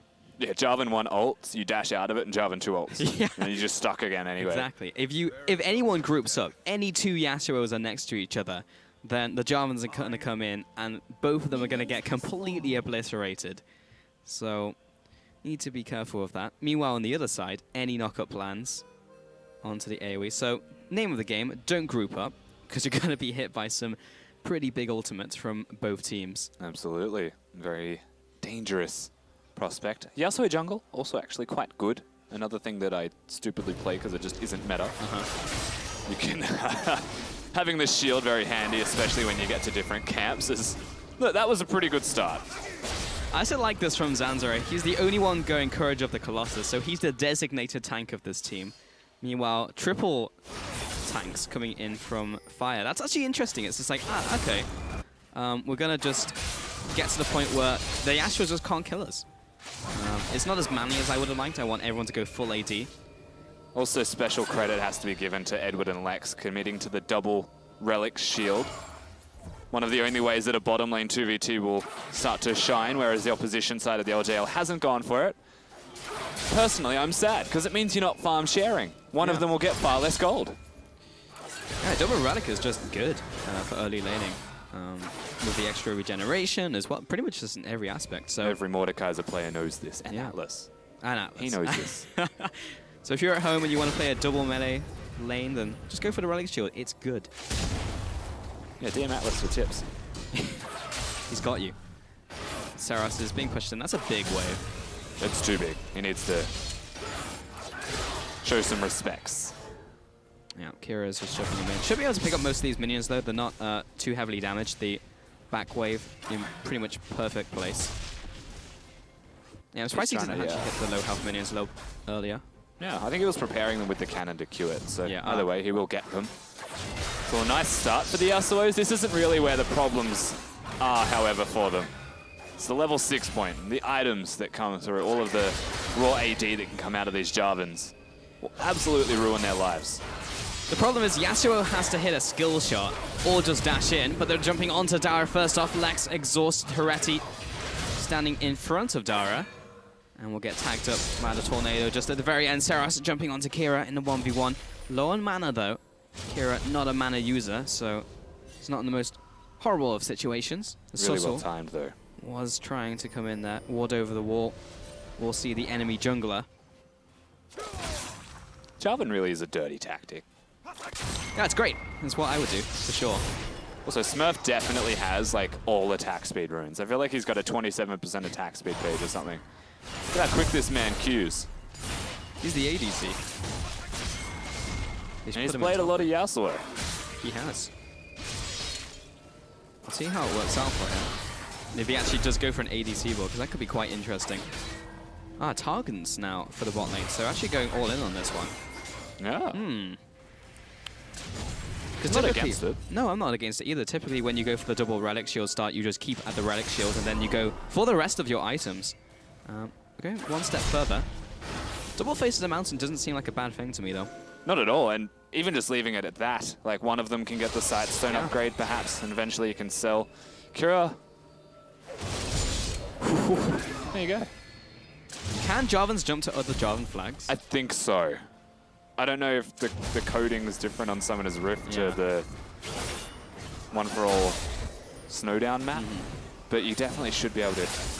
Who knows? Because Let's just find out. There was a change a while ago where you can have 2 flags down as a single Jarvan, and you can jump to both of those. So I'm gonna say you can, but we will find out in this game for sure. If we don't, there's some serious problems. Yeah. And it's really just waiting at this point for the game to get rolling, and we're just waiting for those level 6s really from both teams. Yasuo is really not suffering because laning phase is fine, but it's at that level 6 mark where we'll see the sparks fly. Yeah, it's around the level, I'd say 7, because 6 is the most important part, having the extra part of your burst, but also by the time you recall, get all the long swords, and things start to really open up for your Jarvan-based team. They will yell Demacia a lot after that point. Like a lot. Hang on, what are we doing on skins this game? Did all the Jarvans go vanilla? They're all base, I think, yeah. Wow. Yeah, they're absolutely all Is base. it all project as well? No, I definitely saw a High Noon Yasuo. Yeah, it's in top lane. Yeah, Smurf. So I don't know what the strategy is there necessarily. I mean, the synergy bot lane because you had the 2 project skins. Could be different animation colors and stuff, you know? Okay. Now, Blood Moon's arguably the best one for throwing out your tornadoes. But I think in general, don't you all want to be the same skin so you can mask which Yasuo is doing what? Because that was the thing with Ezreal, right? Like, you don't know which Arcane or which Two-Shot Barrage is going to hit you harder. So... That's true, but they're also global ultimates from the Ezreal. I guess in comparison, the Yasuo has to be like within range anyway. Right. That makes sense. And you can put names on, so you'll know it's Edward throwing it, and he's the support, so it should do less. But in a team fight, are you really able to just read their name? It's just like, yes, Edward here hit me harder than Lex. It's like, no, there's like 17 tornadoes flying towards you. Someone's ulting, and it's just like, I don't want it. I can't speak for everybody, but I think I can watch names. I'm trying to remember if I do. Yeah. Let's just go with yes, but it's not a standard thing, I suppose. I just don't think I'd be able to trust myself when so much is going on. Xandra, he's back on a second clear now. He's doing quite well for himself. Yeah, Yasuo jungle, not too shabby. And of course, Jarvan can jungle himself. Not a top tier jungler anymore. Had armor shaved off his Demacian standard. Kind of gutted him, took AD off him as well, so also hurt him. Oh, there he goes. Here's Just the ult. poking. He's still following after. Xandra was looking for the gank, but he's good to go for now. And Zanzara also going for his armor boots as the immediate item purchase. Not a bad decision against all of these Jarvans, as he's now looking for Tussle. And is definitely in kill range of Tussle. Double buff on Zanzara. Tussle, nice flash timing. He was waiting on that tornado. Heretti coming down with his fellow Demacians. Here comes the ultimate. Demacia, Lex hit the floor. There is no escaping from this Japanese jungle. The amount of Demacia that just dropped down actually blocks half of the Jarvans off, but still does enough damage, so they do get the kills, and this is the start. Potentially the beginning of the end for the Yasuos. We are heading down the darkest timeline here, Rusty. Edward, he's under tower, but there's not many ultimates available. Tussle, he did use his in the last engagement. I believe they went to the same flag, but here's the combo, the flag and the drag. And the kill. Heretti. Mid lane, Saras locking Kira, but he's not quite under tower. Good exhaust. Now being followed after. Whoa, Kira. He's got the charge Q. Nice sidestep. Jumps into Saras. Takes one more tower shot. Maybe another one after this. Nice. That was a little closer. He is quite alright. Heading in there. There's the wind walls. Evie from the sideline slaps him with his spear. Now coming down, Dara. Here's last job remaining. Here's the ultimate in from Lex, trying to find Tussle. There's another one. Heretti is so dead. Under the wrap of the samurais, finishing him off. And I guess the biggest difference here is if they don't all have the Jarvan ultimates available, they don't actually have the same amount of kill threat onto Yasuos, who have consistent damage to output and mobility to put in place, such as this. As Smurf made a slight error, but he's still going. He's just hanging out. That's the extent of his combo for now. There were no more Yasuos, insufficient Yasuos to finish off Dara. But there was a decent amount of damage on that bot lane tower, so LCL will take that to the bank. And the CIS region need this game. If they lose it, they are out. So very important for them. So many teams riding on both of them. But Edwards, ooh. There was 2 flags, so we can't confirm or deny how it works just yet. 3 total. On the same spot. As they worked in unison. Pretty much simultaneous flag and drag, so they're saying go at the same time at least. And this is the thing, that flash from Zanzaro works. The wind wall not necessary, but he has it, so you may as well use it. Yep. Same thing applies there. And Lex, it's the armor boots. It's like at this stage in the game, they are tanky enough if they dodge most of the spells from a Jarvan, but they can actually clean this stuff up because there is no ultimates. No one's gonna die. Just realized that if you hit like 2 or 3 Jarvans, you can keep them suspended if you have multiple Yasuos around for like 10 seconds. Yeah. You follow the ult with another ult. They will never hit the ground. I want to see that happen. Kira, mid lane, still farming away. We typically don't look at the CS too much, but he does have that slight advantage against Seros. In top lane, Evie is bringing it down upon Smurf. So he's looking for this gank in top lane. He does have Cataclysm. Kira's going to jump in. There's the ultimate. It won't be the kill, but he'll get a nice bit of harassment damage down. And a return damage from Thunderlords from Dragon Strike will even up the damage. Toto's coming in. He does have his ultimate. There's the knockup as well, landing. Cataclysm 1, Cataclysm 2, flashed away from. That is what you can do against Jarvan, however. That is definitely the one thing that they do have going for them, is that you can flash and avoid the damage. That would have definitely killed Kira. Didn't have his exhaust, but now both summoners are down, and Fire decide not to push that middle lane, so they give Kira an opportunity to stay. And Tussle ganking is not going to be as effective without his ultimate to gap close. However, if Dara and Hereti are both there with theirs, does it matter? Good timing for the ward there from Edward. We'll see the control ward plop down. This is the lane I wouldn't dive, just for reference. Significantly more tanky. Yeah, it is a Balmy Cinder on Edward. And armor boots on Lex. Yeah, don't want to dive that one. However, if you have, I would say critical mass of Jarvans are around like 4 for the ultimates of just like one-shotting someone. I think you can dive. Blades and stuff like that. If they choose that build, it'd be even 3, perhaps. Oh, they stopped him. That was good. How exciting. The extent of Jarvan Yasuo interactions. It is a knock-up both. Like, last game was skill shots. It was Ezreal Corki trying to hit their stuff. This game's all about who can knock the other team up. This is the Bounty Castle 1v1. And Evie. There's 4 of them. This is the critical mass you were talking about. Here we go, Evie. He's jumping in. In comes Tussle, doesn't get the knock-up, but they are doing quite a lot of damage regardless of that. Here come the Cataclysms. There's the second one, there's the third, the fourth. Lex finds a double knock-up, but he's in the middle of too many Jarvans. Seros falling after Zanzara. He was attempting to save his team, but he does have the backup of Yasuo number 2. Seros, where's he going? Well, probably a trip back to base. It's more than some capacity, but there's more ultimates coming in from the Cataclysm. The Venn diagram comes up.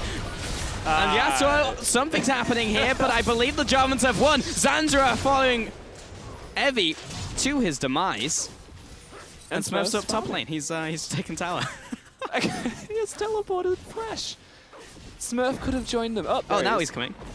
Oh, he's looking for the highlight reel play. Here he's going. Yeah, Tussle's dead. All right, he needs to find the second one. The turret didn't fall. Oh no, Evie's getting away, but he's flashing. He wants this. He wants the double. He wants to pad the scoreline, so he looks like the best Yasuo on the team. Edward steals it. Good man. So that happened. A lot of fighting happened. We get to watch it all again. We'll do our absolute best to decipher this, and it all starts with Hereti tanking the turret because the minions hadn't reset. Lex plays this reasonably well. He stays out of range and tries to stack up his Q, but ends up going the other way. So Edward flashes well and dies. And then Lex does the best he can to hold on. Seros finds Zanzara, who tries to win wall a combo that doesn't work like that. And then Seros realizes he's far too deep because Zanzara is the one with the red buff. So he suicides. However. But he doesn't, because there's a lot of stuff that happens very quickly. It is hard to keep track, but both Yasuos did ult off the knock-up, so Zanzara does well to get out. played well. Zanzara actually showing he's a decent Yasuo player. Can't beat auto attacks though. Shoutouts to the observers for slowing down to 0.25 speed there to help us actually lock down what was happening. Basically, they pressed all of their buttons extremely quickly, and stuff happened. So are you telling me, Rusty, if you were shoved in that situation as a player, you'd be able to recognize everything that was happening there? In that? Okay. If I played thousands of one-for-all games, maybe. All right. This is an entirely different ballpark where we're looking at right now. Can confirm. Do we have any variation in builds here? I know there is some on the LCL side. We have the Sunfire Cape, of course, from Edward. He is the tank. Yeah, they'll all still go to crit, but they prioritizing armor boots. Zandra has gone Courage of the Colossus, remember? So he's also a tank. Oh no. Good luck, Smurf. This will have to be very much a hero play. Slammed against the floor. Zandra coming in, hits some knockup. Saras also joining the mosh pit. In comes Heredi. There's flags everywhere. There's spears, there's dragon strikes, there's Edward not wanting any of this. 3-for-1 trade. What is happening? This is fantastic. They all simultaneously flag and drag. There was 3 of them that hit 3 angles. Like there's no escaping the knockup. It's dirty.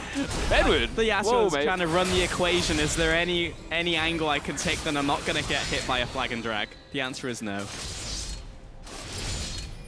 So many flags and drags. It's so much of a mess I can't see if you can jump to another Jarvan's flag. Hasn't really become a situation where it's really not clear, is it, at the end of this? But I would just love for like one Jarvan to toss down their flag and everyone to jump to it, to jump to an objective. I feel like if they all dash through it, it'll reset from being angry. We'll see. Jarvans, I think they know. Yeah. And it's... they don't... They have the plant there to reveal, but they didn't go for it. I mean, it doesn't matter too much in the end. No. That'd be a great band name, Samurai Party. Would it? What kind of Samurai Party? Yeah, I don't know. Well, speaking of, this is definitely a party. I don't think there's many samurais because they're all dying. You can ult, by the way, as Jarvan through Yasuo's ult, so you can stop the knockup, I should say. There's a good preventative measure, perhaps, when you come to team fights, as if nothing is... Oh no, Kira. Oh, he's ignited. He has to go in with the ultimate. And Fire will plop back down and be quite happy that it picked up a kill onto Kira. Not quite the Shinigami he was last tournament. Good awareness, though, from Kira to see the ignite in time to ult. Yeah. Won't save him. Hello, that was friend. the dash. Don't dash through the Jarvan or he ults. That's rule number 1. How's it going, Smurf? Not too well. Does get the knockup. Yeah, he's fine. Yeah. Well, it is a tank top Jarvan. Is he? Is he one of... No, he's not a tank. Evie. Oh, I thought you were talking about Smurf. Yeah, Evie is the tank top. He's gone for the Ravenous Hydra, though, so converting that into damage now. Yeah, Dead Man's Plate, I think, will be where he goes next. This is interesting. Yeah. Hereti is committed to being an AD Jarvan. Seros has decided that he's going to complement his team with the Black Cleaver. I like that they haven't gone for a lot of them. And also, conveniently enough, Dara has received most of the golden kills, so the support still has items. Oh, whoa. It's happening. Whoa. It's not happening. Calm down. Yeah, just chill out. Had the Courage of the Colossus, but no Yasuos to engage in the battle. Edward has been revealed here. In terms of lethality and how the items have changed, not seeing any of these Jarvans or even the Yasuos go for like the Ghost Blade and the Dusk Blades anymore. I feel like there's a chance here that the Yasuos win this simply because of the item choices of the Jarvans. They're matching tankiness with tankiness. And I think a Yasuo's sustained damage actually starts to outmatch in the end. Then again, Jarvan hits Q. Everyone dies. That's true. The Shredder's nice into all of the ultimates, all the cataclysms. And it is AoE as well, which they also have that going for them. So I guess it's just who AoE is better. In the end, I think the Jarvan should have just went full AD except for maybe 2 of them. That could have been tanks such as Evie and Dara. Top lane. 1v1 of the century. Evie, nice interrupt from Smurf onto Evie's flag and drag. Not sure if that's going to help though. Tussle, he interrupts the 1v1. That was a battle of honor. There was also 5 guys coming up through the river, so they now go back mid. the army of Jarvans yelling Demacia at everyone they see. Watching just Jarvans run together just looks absurd. Edward knocked on the wall. In the air, this is just a complete Venn diagram, bouncing. I don't know what's going on anymore. Zanzera, nice knocker. Oh, he's thinking about going back in, but the Flying Drag will knock him up as well. 5 for 1. That was an ace. And you know what we got from this pulse? They all went to one flag. They did. We finally worked it out. It was figured it safe. out. Nothing else matters there. LJL obviously winning the fight quite convincingly. Maybe in time to get something done, such as another objective. Looking quite good. That was a cluster of just nonsense. There are no real words to describe that one. Unfortunately, Jarvans don't push very fast. So I don't think they took any objectives. You can see what their strategy is, though, as well. If they all get a Randuin's Omen, the crit-based champions will do less and less. Of course, we do get to see this one again. Okay. Edward kicks it off by wanting to be aggressive. There's a 3-on-3, so he's effectively distracting them. So Yasuo's go in. They all go in one after the other, and they're actually all just standing on top of each other as a result of this, where the Jarvans say, come at me, I am still a Jarvan. And Evie is actually a pretty big deal. We will see the flag and drag here at the end on Zanzar. 1 flag, 3 drags. Good to know. Confirmed. That was like the best way to finish off the final kill as well. It does feel satisfying, like as a Jarvan player and even as a viewer of a Jarvan, to watch them hit the knock-up aspect of it. Up you go. And of course you can flag, drag, and then flash if you get the timing right. That's hard. For the knock-up. It is hard. Same thing with Yasuo Tornado as well. Going to do the air blade, but we're going to have another Fiesta in the jungle. Dara chasing down Edward. The flash over the wall will be the disengage, and the flags are all that remain of that battle. Except that they don't. All right, here we go. The first flag and drag. Seros is the initiator, despite being the damage dealer. Dara jumping in. He finds knockup onto Kira. How many cataclysms do we have available? Oh. We're about to find out. That's a big knockup onto 3, but that's cancelled. Cataclysms go in. And Seros finds the kill onto Smurf. This is a complete disaster for the Samurai lineup. Edward is trying to juke, he's trying to dodge, he's zipping, he's zagging, but Dara will be there to follow after. And the rest of the Jums will find their quarry. 5-0, the ace for Japan. Another big fight for the Japanese side, the Jarvans. And this is going to continue to happen. I think we've worked out what beats the Yasuos, and that is them all ulting the same target. They can't do that, they have to spread it out. They can't stand next to each other at any moment or they die. And because every time we've seen them fight now, the Jarvans are all getting knocked around, but they're all tanky Jarvans with their soon-to-be Randuins anyway. The second the knockups end, they all just die. When everyone pushes their buttons, the Jarvan will always come out on top because they have the combo breaker with their ultimates, but we can see that again. And this is what it looked good. Yeah, and like Smurf hits a nice knockup. It's followed up by the rest of the team and interrupts the flag and drags. But watch all of this. All of the ultimates are suspended in air for so long, and they all just say, nah. Like, nah, bro. Just get out. All 3 of the Jarvans ulted at the same time to get out. They're all just like mashing their R key. Yeah. And of course it interrupts knockup, so there's no further ultimates available or interrupts available. Jarvans will get their ults off. And all of the slows, all of the flag and drags. Poor Edward. There was nothing left. No. His team was dead. He got to see all his brothers in arms. Really is Cataclysm, aptly named. Very much is. Very much the case when you have 5 of them coming down on you. Zanzera. Oh no. Oh. Oof. Dara for a support. Legendary. Yeah, he's having a good game. Yeah, 20 out of the 23 kills as well he's been involved in. Maybe he should move to top lane. Lex. Okay, saving the dash, but I'm not sure that's going to save him. Evie knocked up in the air, hits the chain. But unfortunately, the Astros just don't have enough damage now. Cataclysms have entered the arena, ladies and gentlemen. Bring your walls down. There we go. All right. Kira. Oh. And Dara gets it as well. You can actually hear the LJL team behind us yelling their hearts out. Really enjoying this Jarvan game in One for All. But it feels like they've got the CIS team matched. More than matched, honestly, in this game. And this is... everyone's hopes are riding on Japan bringing this win home. Zanzera trying his best, but CIS, they need this win. If they don't, they are out, which is not what I was expecting from this lineup. Tussle so happy. All right, we get to watch it again. Again, just do your best to decipher, everyone at home, what the heck you're watching. Of course, you can see this part. This all makes sense. And then Hereti comes in, and then people start ulting off the back of Lex's Q. So one by one, the Yasuos go in. And after the ults are all said and done, Jarvan's. Then it's like, all right, I guess it's our turn. And about 6 flags and 7 drags, and a whole lot of cataclysms are there.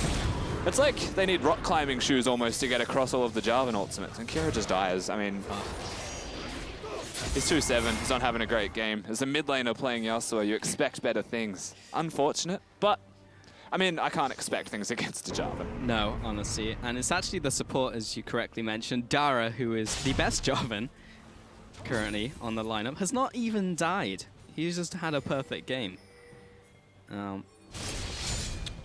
Who's the best Yasuo? Probably Zanzara, I guess. You'd have to say Zanzara. Smurf looks fine. He's just not grouping up as much. Yeah.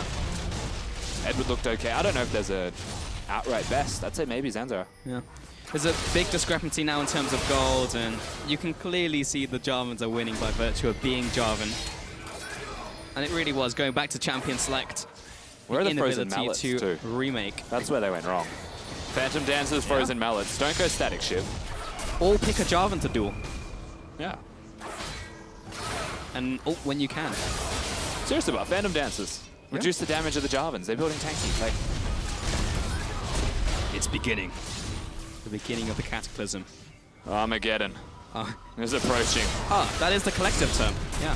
Edward knocked up. He's knocked up again. Maybe knocked up a third time, but this is the Armageddon of Cataclysms. But it's returned by the Yasuo ultimate. Everyone's getting involved. But after all of that, it's the Jarvans who come out on top. 5-0. Ace for Japan. Every single Jarvan's alive. Oh no. Those poor Yasuos. There was nothing left for them. That was disgusting. Bonk, bonk, bonk. Team Fire, LJL finish off the Nexus in style. Jarvan reigns supreme, slaying the samurais of CIS. And as an end result, we have worked out that Jarvan is in fact greater than Yasuo. I want to see more Jarvan. That's what I've learned from this game. Jarvan, best all-for-one champion confirmed. What a game. That was absolutely fantastic.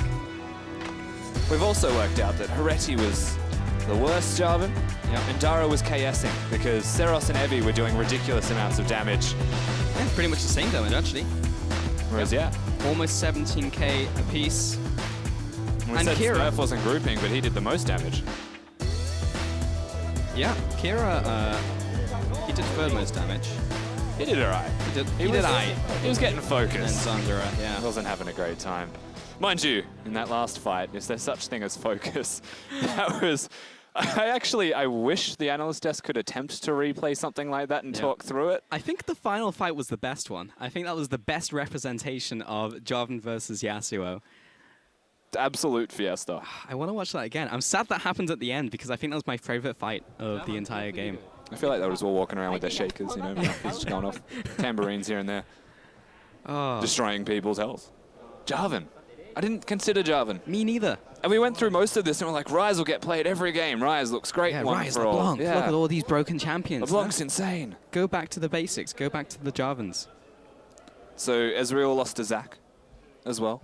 But Ezreal won against damage dealers. So we're kind of finding this cycle of things that are good and bad. Tanks beat carries, but carries of the better degree beat other carries. However, they lose the tanks. So now we're just in a circle, and it has begun. It has. Where does Jarvan fit in that as well? Because both damage dealers and tanks, like against an Ezreal as well. Difficult to know, but we have more, of course, later in the tournament, so we'll see how it turns out. Let's check in with Hingers, though, who is standing by with LJL's Evi to hear more about that win. Thank you, Pulse. First of all, congratulations on the win. And secondly, I want to ask you about the Jarvan pick. That wasn't kind of in the meta. How long ago did you decide to pick Jarvan for the one-for-alls? 今回の大会、ジャーバンっていうメタはまだ明らかになってない中、なぜジャーバンを選んだんですか？まずそのツイッターでどのチャンピオンがいいかをフォロワーの皆さんに聞いてみたんですね。そうするとそのワンフォールの統計サイトっていうのを貼ってもらって、その中でジャーバン4が勝率が1位だったので、僕がみんなにこれジャーバン強いよどうかなって言ってみたらいいねってなってジャーバンを使うことになりました。 Well, I asked our fans. I went on Twitter and said, what's strong in one for all? And it turns out, based on everyone's voting, Jarvan was the strongest, with the winning percentage very high. So we went with him. So you just picked it off Twitter. That's amazing. Secondly, I want to ask as well about your 4-0 now in the group. Have you outperformed your expectations going into this tournament, do you think? 今回自分自身ここまで 4-0 っていう中で、ここまでいけるっていう自信はありました。あんまり先のこと考えてなかったですけど、そこそこいい位置にはいけるのかなと思ったんですけど、まさか全勝できるとは思ってなかったですね。素直にすごい嬉しいです。To be honest, I wasn't quite sure. I wasn't looking forward to all the games. I was taking one step at a time. To be honest, I'm very happy with how we performed, and at the same time, a little bit surprised. Excellent stuff, yeah. And finally, the ice group still is wide open. I think Oceania can still qualify if they win their 1v1s, or Latin America South is still in it as well. If you had to pick an opponent going into the finals, who would it be out of the ice group?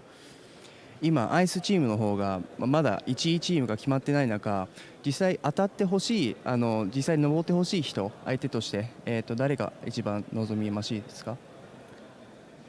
そうやっぱりロシアチームが上がってほしいなと思いますね。やっぱり WCS にも出たことがあるので、そういった強いメンバーとまた戦ってみたいと思います。I would really like to see CIS come up to the ladder.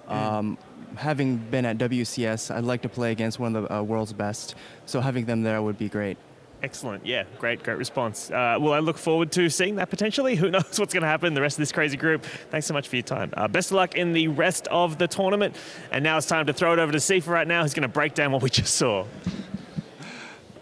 Thank you very much, Hangers. I have no idea what we just saw. But Demacia! luckily, I have 3 people here who can help me sort this one out. So, Vedius, you were very adamant that Yasuo was the superior duelist here. I was adamant, like, this is a free win for Yasuo. The Samurai is just going to come on in and dismantle this Jarvan because there's no way they're going to get out of laning phase. Like, Yasuo should have won the top lane, should have won the mid lane, 2v2 bottom. They'd already got it pushed in. I'm like, as long as Yasuo never groups up, they should out-duel the Jarvan. Not a problem. It should have been a free win for the Yasuo. It doesn't look like they had a choice. We look at the early game. The second these J4s hit level 6, stuff just got pretty unreal pretty fast. It was literally at this moment that I turned to Vedius. I was like, out-duel this. Yeah, I was like, yeah, I mean, this hit 2v4, kind of unfair. I mean, he tried. He tried. But unfortunately, one of the big things for Yasuo is he didn't have an ability that he was allowed to use. The wind wall was completely unavailable because there was nothing you could block with it. All I'm hearing are excuses, Vedius. I think the Yasuos were lagging as well, and like there was... Oh, wow. Okay, all right, Mithy. From a smart standpoint, I think that the CIS team thought that they were going to pick Ezreal, and therefore picked Yasuo as a counter pick to Ezreal. I don't think they just wanted to pick Yasuo for the fun of it, because it just felt like the matchup was heavily in favor of Jarvan. Well, as we talk about this, let's just get some more Jarvan Wombo combos, because those are sweet. Let's just keep throwing up the Jarvan Wombo combos. Let's see the Kira solo kill here, though, before we get into that. This is what I was talking about, though. This was the moment of hope. This was the point that I was talking about, though. Typically in a 1 versus 1, Yasuo is very strong, especially when he gets an item or two under his belt. That was because Jarvan screwed up by... he thought basically that he would ult the Yasuo under the tower and missed by just an inch. Don't bring logic into this. Yeah. He's already real analysis, as Mithy would say. Of course, we have a few more clips of Jarvan Wombo combos so you can see exactly the end of the game, which was just a complete chain of insanity. Yeah, here. but really what this comes down to is the AoE damage coming down as they all ult on top of each other. That's what's really impressive and why this combo was so successful. I couldn't even tell what happened here because everyone's in the air. The funny thing about this one is that the Yasuos, when they ult all on the same target, they're just stunning themselves in place for literally every Jarvan to use their piece of AoE damage. And with the buffs to Jarvan, now the ult does AoE damage to everyone inside the ult and not just the main target that was targeted. Just insane damage. A little bleed out there to close out I mean, that it was clip. fun. It was a great way to end. But I can't believe the way that was decided was, hey, Twitter, what's really good in One for All? And then they turn around and go, Jarvan's really good. Jarvan's really... Okay, yeah, good. We'll run Jarvan then. Oh, my God. And All right, all right. trusted it. Well, Twitter. Well, okay. We'll see if they continue to trust in Twitter with their all-for-ones played out. Here's where we stand overall. Turkey, of course, has secured first. Japan locked in their second seed. That is due to their overall wins in the 1v1 matchup.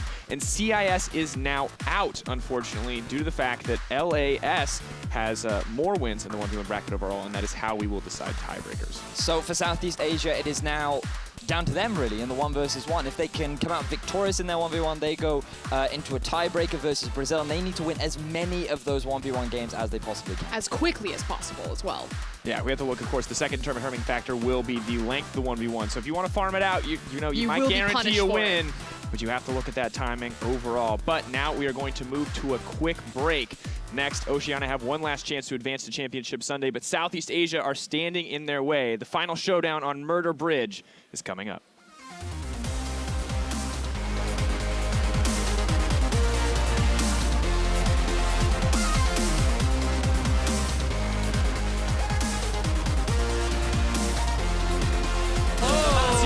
Here comes the ultimate. The Matia Lex hits the floor.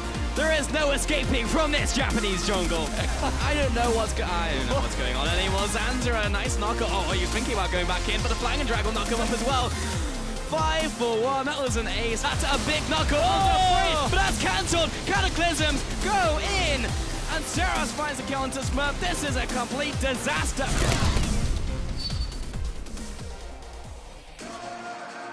Why do you insist on taking all your love from me? Always home late suddenly. I don't know how to thank you. No, I don't know. Cause now I know that you bought these diamond rings for show. Get your things get out the door. Make your things up, go, go, go. That depends out with you. I don't want you here a moment more. You always said you'll be there to save me. Looked in my face, said you want a baby. And you did try to call me crazy. This perfect picture just turned hazy. It's a blank page, but without the pain.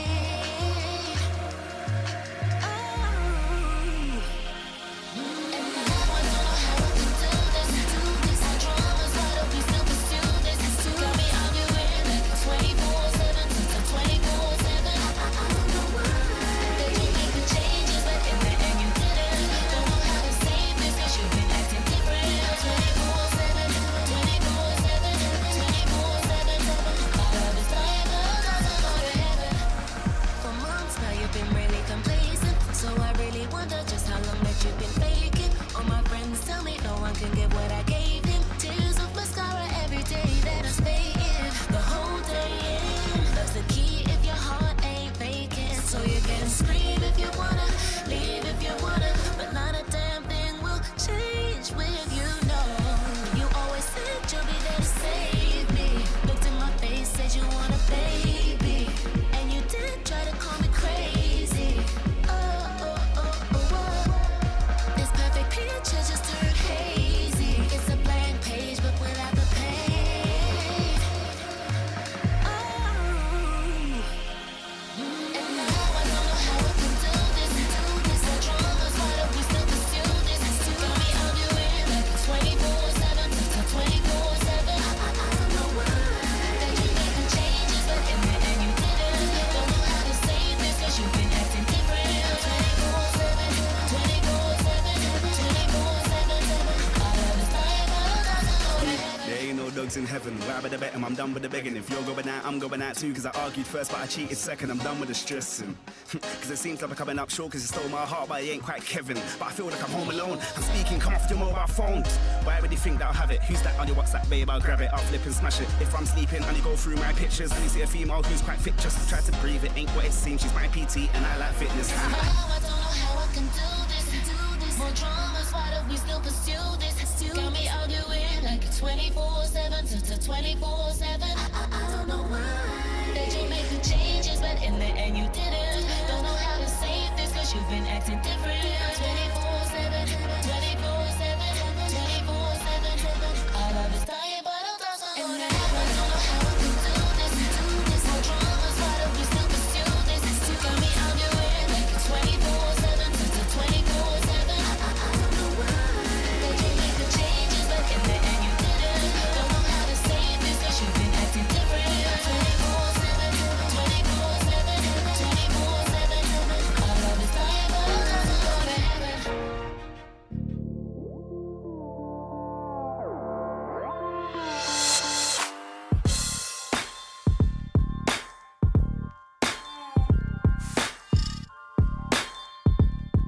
Last year at the last kind of All-Star, like Wildcard All-Stars, Carbon actually put a lot of time and thought into the 1v1, like more so than I think the real game.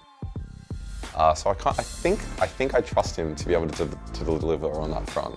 I think Radier didn't have a very good showing in the last 1v1, so maybe he's looking for redemption on that front. So hopefully he can pull out the win there. Mình nghĩ đây cái chế độ này có nghĩa là chế độ mà bản thân mình là cảm thấy là thích nhất, và cũng mình nghĩ đây là cũng là chắc là thế mạnh nhất của đội tuyển vượt Đông Nam Á. Thì mình nghĩ chắc chắn trong cái chế độ này thì đội tuyển sẽ dễ dàng là giành được chọn số điểm.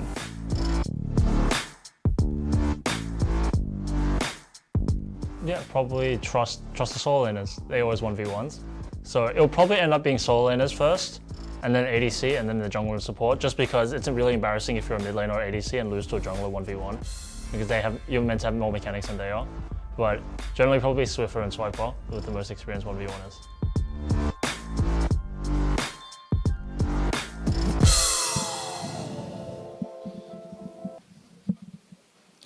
Welcome back to the IWCA, where the final round of the 1v1 tournament is about to get underway between Oceania of Team Ice and Team Fire's Southeast Asian All-Stars. And just a reminder before we get into it, here's how it works. Our 1v1s will be played on the Howling Abyss. The first player to get a kill, 100 CS, or destroy a tower will win. But more than just that, everything is on the line for both of these lineups. Okay, I need to address my people here, Sifa. So, Oceania, this is your chance. Through the systematic collapse of every other team in Team Ice, all you have to do is win a single shootout in the 1v1 to advance. We talked about it earlier today. We said it could potentially happen. It might happen. Everything had to come together. Every single team on Team Ice had to lose for Oceania to be here. But here we are. Yep. And they have a shot. Get your koalas up. Everyone get them up in the air. I need to see them on Twitter, online, because your team, they need you guys behind them. But of course, it's not just OCE, but also Southeast Asia, who does have everything on the line. Now, keep in mind that they do need to get a 4-1 record overall to win, because it is decided on 1v1 head-to-head record, and currently Brazil has 3-2. So if they pull out a 4-1, Southeast Asia can also qualify, taking the third spot in Team Fire, going up against Turkey in the bracket stage. But for Oceania, this is it. And for Latin America, similarly Latin America South, there's so much pressure on all these lineups. So, Rusty, what do you think we're going to see here? I mean, I can tell you that, like, 4 strong players on C, if that's what it requires to win, they have 4 of those in the way of 1v1s. They've got QTV, who used to be a mid laner. Obviously, it means he's gone 2 solo lanes, knows how to 1v1. Levy, big threat. Absolutely. Levy, massive. 13, 3, and 8 his KDA in the assassin mode, 64% kill participation, an insane Kha'Zix performance. So, honestly, how do you think they stack up against the Chiefs? I think,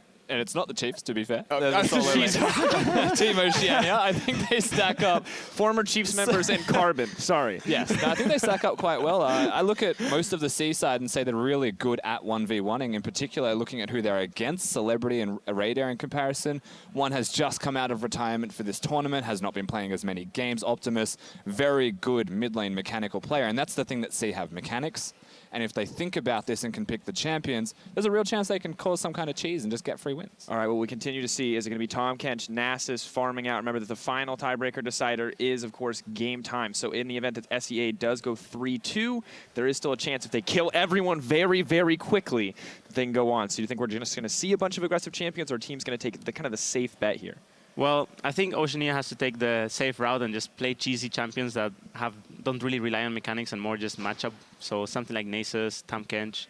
I think those kind of champions are something that Oceania should favor. And then on the other side, since the time rule does exist, that means that it's more advantageous for Southeast Asia to look for the fast skirmish fights. Likewise, it also fits into their wheelhouse of like their identities. Like Rusty was saying, there are so many 1v1 individual threats throughout the Southeast Asia roster. Yeah, absolutely something we have to consider.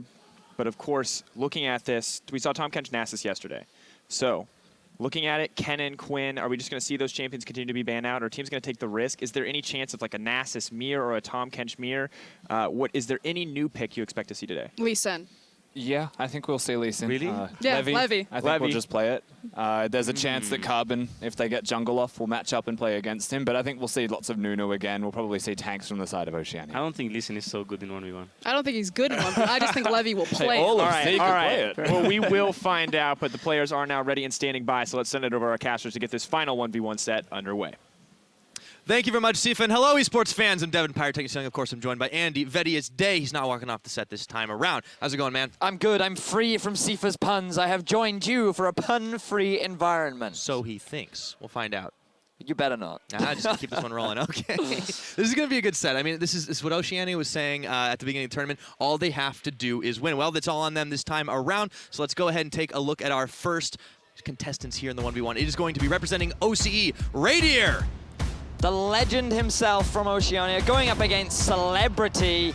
We have AD Carry versus AD Carry. This is going to be quite exciting. Now, something that Radier has been criticized for is his mechanics a little bit. He has retired from professional play. He is now a lawyer.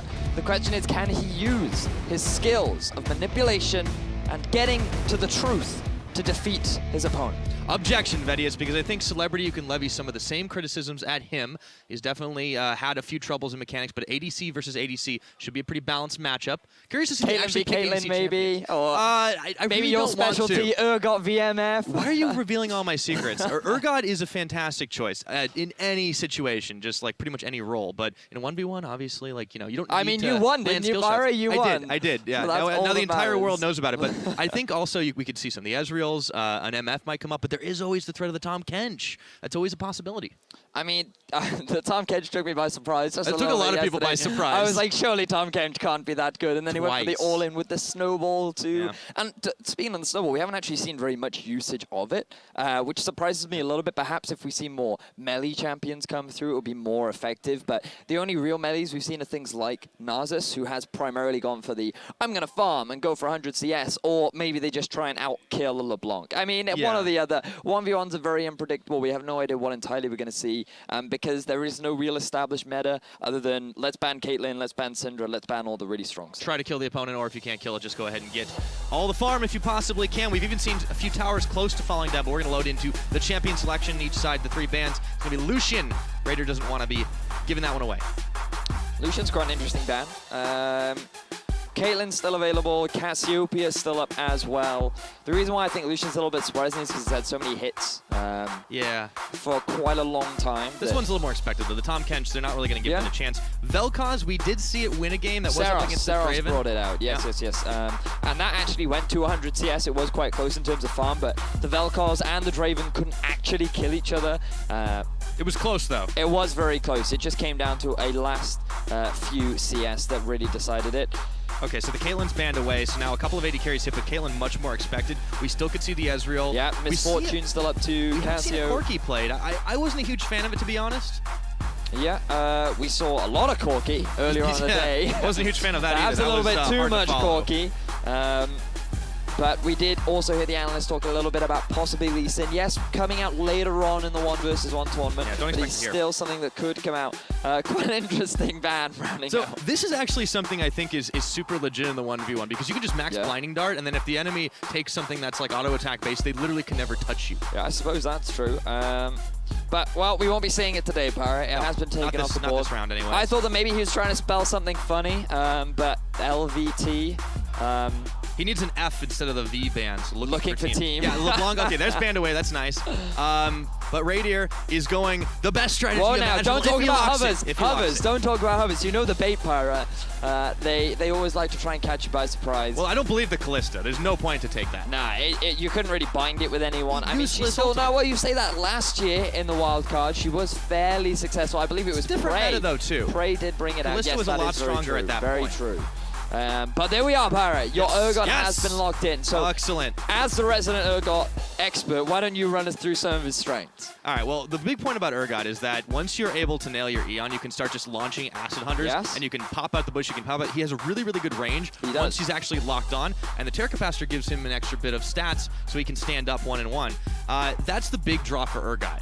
He's I not can like definitely see particularly it. mobile, he's not particularly stronger in just like a pound-for-pound matchup, but you just need to land the E, and then you can start launching. You can hide behind the mini wave, and you can get your 1v1 finish without being in danger. His ult too. I mean, you have those sneaky plays where if they get a little bit too close to the turret, Kalista does have a fairly short range. If she's trying to get the shove on up against the Urgot, you could punish it with a sneaky ultimate, and then hey, you're underneath my turret. You know, like there are all sorts of outplays. But Kalista actually going for the exhaust ignite. Now this is very risky against an Urgot because you know, as you're rightly saying, that Acid Hunter can be very devastating if he can actually set up for that damage. But you do have the sidestep ability, so you can dodge out a little bit of the range of the AoE. I'm still a little concerned though because this ultimate just will not be utilized at all. So you're down one spell from the get-go. Yeah, but that means you can max rend faster, Pyro. That's very true. You don't need to actually take your Pyro, levels. I guess that's a trade-off. So that's pretty good. I mean, I'm curious to see how it works. It's the first time we've seen the Kalista in the 1v1 this year, well, not the first time we've seen the Urgot, just in professional play. Yeah, just in professional. Well, we did actually see it the other day come out victorious. Oh, that's right. Yes. That's right. I'm totally wrong. Yeah, it did manage well, we're to gonna work find out. But here we are, ladies and gentlemen. Oceania's last hope, and they've put 2 European casters on. Yes. A bit of an odd thematic choice here as Radier is going to run straight for the front. Celebrity. Face checking. Here we go. Autos. Oh, he puts the exhaust on early. No ignite spent, but he's going to use it now. Celebrity has to rend early. There's the counter exhaust. Celebrity's going to have to back after that. So that was smart from Celebrity. Held onto the exhaust until his had ran out. He wanted to see whether or not Radier was going to go for the all-in. And once he realized, yes, Radior's coming for me, he then used his exhaust, bought him enough time to disengage, so now he can go back to base with a summoner spell advantage. Remember, the key for OPL right now is they need to win 3 out of 5. They just need to win this entire thing. It doesn't matter about the timing so much because they would have the winning head-to-head. However, for Team Fire, for SCA, they need to not only win, but they need to do it very fast or win very convincingly. So win all they cannot 5 afford games. Yeah. at least 4. They cannot afford to take their time with this one. So Celebrity is already going to be pushed a little bit further back, but he does have that ignite advantage. Now, I'm curious as to the maxing order that Celebrity is going to go for. Will he take a couple early points in his W, or will he just go straight for the QE sort of max? Because you have to remember that you cannot proc the second mark of the W without a teammate. So you only really have 2 abilities that you can take full advantage of, Fyra. Yeah, and you can't even use all your item slots, but I don't think we'll get to that point, fortunately. Well, we'll have to wait and find out. Is the initial harassment coming out from Celebrity, level 2. He's getting quite a Ignite. few spears stacked in there. He's just got to close that distance, but there's no flash. He's just going to have to rend. That's going to be Radier backing off, and now the advantage is Kalista's. Great start for Celebrity. You can see the 2 teams. OPL already feeling the pressure, but still, Radier. Oh, he decided not to go back. Needs to pick up this very important farm, and this is actually great for him. Remember the turret damage, that always catches me off guard. Miss those minions, though. Yeah, it's very harsh when you get shoved underneath your turret. It can be so devastating. He's low. If Celebrity, well, he's low as well, but if Celebrity gets the jump on him around the side, lands a couple of stacks and then is able to all in him. Now that is a timely spawn of the health relic. Level 3 now for both AD carries. Radier looking to posture aggressively. Look at the mana pull for Celebrity. Okay, not a whole lot left in the tank there, but Celebrity's going to run forward, hit the rend. Last second, he needs some mana, and he's going to walk back towards the health relic. Raider's still playing with fire here. He certainly is, but he's mindful of the fact that his summoner spells will come up before Celebrity as well. So he's just playing around the fact that, hey, I know you're going to have exhaust the same time as me, so you're not likely to hard commit and until my summoner spells are up, right? Right, So, and they're keeping themselves within striking distance in the CS, so you just kind of sit in this holding pattern until you have your summoner spells available. Celebrity can't take advantage of that window, and he'll be able to keep on pushing. It's kind of the same thing we saw in your 1v1. So, so for those interested in the expertise of the 1 versus 1, Radier has decided to put 2 points in his Q and only 1 point in the E so far. Celebrity looks like he's actually just maxing out the Rem. But now, yeah, so he's only taking points in his Q and in his E, so there's no point taking the W. You can't get that much effectiveness out of it. And you can see Radier feeling like, hang on a second, this is all screwed up. Why does the tower do more damage? But it looks like he's getting the feel of it now. Yeah, it takes a little while to get used to, but even though Radier had given up a bit of farm, he's still only 2 down, and as Celebrity backs, you see he does the very conventional strategy of picking up as many swords as he can buy. That's what you want to do. Ooh, interesting that Radier has actually decided to go for a bit of cloth armor. Well, this is part of the advantage of Urgot. He can be a little bit tankier. He hasn't actually now he has put a point into his Terra Capacitor, so he'll have a little bit extra shield. Obviously, it scales more off mana, but you add a little bit of armor in the mix, and it's hard to calculate exactly how much Celebrity needs to all in. It also makes sense to put points in it as well, because while you've got the shield on, your Qs also apply a slow too, so you get that extra bit of CC. It makes it easier to do even more damage, so stacking that up, putting an extra point in that. will give you a slightly less damage than the Kalista simply because she's got more points in her damaging abilities. But overall, it does benefit Urgot's entire trade path. Yeah, but you just keep an eye out for the Noxine Corrosive Charge. If he's able to land it on Celebrity, just like that, he can start to fire a couple of on-lock hits, and it even makes it easier to farm a little bit. So Celebrity's going to have to be really quick on the footwork, try and dodge around, but you can see neither of them are super interested in all-inning yet, despite the fact that they do have both of their summoner spells available, waiting for that level 6, at least for Radier. I mean, the problem for Radier right now is that his mana pool is actually very small, and he's only level 5, hasn't actually taken any additional AD items other than the Doran's Blade, which means that his Q actually doesn't even do that much damage for the time being. And with Celebrity sitting in the farm lead, he's feeling pretty comfortable for now. Yeah, Celebrity's able to just keep farming it up. It's only 3 CS, but that can mean the difference at the end of the day. Radier, intense concentration on his face, same for Celebrity. It's all on the line here for both these teams. They need victories to push themselves ahead. I gotta say, Rusty was not kidding when you look at Radier's posture. That is one keen and focused man. I mean, look, that is how you play video games. I mean, that is a healthy way to do it. I mean, I'm always slouching. I'm basically, my entire body's over the screen. But like, that is some pristine posture right there. Very good example of the proper thing to do. And, well, Raider's going to have to back off. Still 3 CS down. Let's see what he picks up. I would like to see a little bit of mana, at least mana regeneration, but he's not going to get the chance yet. He's been stopped by Celebrity. This is the problem. He's been taking a lot of poke from the Ren stacks that Celebrity's been doing a great job of stacking. Radier, you need to be careful. That was a greedy back. He needed to step way behind this turret way earlier, and now look at how much CS he's going to lose over this. I mean, he might just stick around to pick up the farm. No, he's going to commit. He's going to go back, pick himself up that Glacial Shroud. There we go. So that's going to give him the extra mana and a little bit of CDR so he can launch a few more of his, not only Noxine Corrosive Charges, but his Acid Hunters. Yep. And he has actually decided to take a point in his ultimate, which I feel like this early on is a little bit surprising, but I guess he feels like he wants to use it for the all-in potential. It's all bait. I mean, you have to respect the distance he can close. We've seen Urgots time and time again do it. Just right under the tower. It can make all the difference. So 6.5 minutes. Interesting that Kalista decided to stick around. Wanted to wait for a bit more gold to pick up the Phage. So now Celebrity has 2 Doran's Blades and that extra item on top, which is going to give Celebrity a fair amount of health, a fair amount of damage too, and will actually give him a bit more kite ability, which is going to be extremely valuable against this Urgot. Yeah, as long as he's able to dodge the Corrosive Charges, Raider's going to get at least 1 more pot shot off. Celebrity does grab the Health Relic, pierce through. He's playing dangerous games here right now. There's a level disadvantage. He's got a lot of spears sticking in him, and they're going to get pulled right on out. Can't land another Acid Hunter. Radier definitely feels like he's on the back foot. Celebrity is just managing these Ren stacks so effectively, constantly getting out with the superior trades, always forcing Radier on the back foot. And even though he's able to land a few of these Acid Hunters, Celebrity's just constantly disengaging, and Radier's really not getting very many advantages off the back of it. Yeah, he's missing some minions too. It's rough. The timing is window is just not quite where it needs to be for him. So he's losing out on farm very slowly but surely. 9 CS now, the difference, as he can't quite land an Acid Hunter onto Celebrity. Thing is, though, in this situation, you have to realize the situation that you're in. If you're Celebrity, you can say, I can just keep playing the way I have been because I have the farm advantage, but it looks like they're going for the all-in. Yep, that's the Ignite. Raider's gonna pop his ultimate. Celebrity just doesn't care about it. Double exhaust, but he just needs 1 more shot. The Rend is not enough. Takes his tower shot, but it forces Radier back. So that's pretty good for Radier. Both summoner spells have been used by Celebrity. He's going to try and clear this farm out as quickly as he can to get back to base and pick up a bit of extra gold. But Radier, you can see how difficult it is for him to win out in these extended trades because Celebrity is just getting stacks of Rend over and over and over again. And Radier, just if he misses a single E, that really does punish his ability to trade back. Yeah, he's just hammering him right now, and the CS is starting to grow even further apart. Radier is scuttling as fast as he can back to this tower to just try and get the minions right off of it. Health Relic still available on both sides of the map. He really should be picking that further one out while he has a moment, but he's just going to stall out the wave.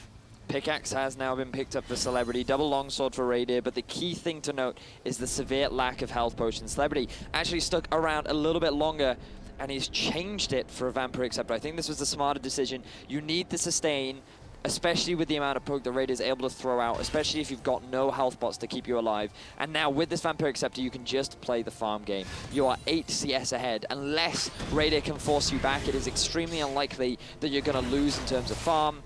And so Celebrity, he just has to play the waiting game at this point. Yeah, it was a nice launch from Radier to try and get a little bit extra damage, but unfortunately, as he didn't clear the health relic, Celebrity is able to recover much of it. He has the lifesteal available to him, and Radier can't really afford to let this wave just keep pushing by itself anymore. The farm game is going to go in favor of Celebrities. Radier needs to find an answer. That Ignite will be key if he's able to punish the window. The question is, can he get close enough? Because Celebrity's been doing a great job of just keeping Radier at arm's length. He's stacking up those Rens onto a single target, then passing it over to Radier, popping them for a nice trade that Radier isn't using his shield in time for, and it's just constantly going in the favor of Celebrity. So right now, the wave is pushing towards Celebrity's turret. This is a good opportunity for Radier, because if he can just land the EQ combo, he can force Celebrity away from the turret. And we've already talked a lot about how the turret is so devastating at clearing away these minions and how much harder it becomes to farm underneath the turret.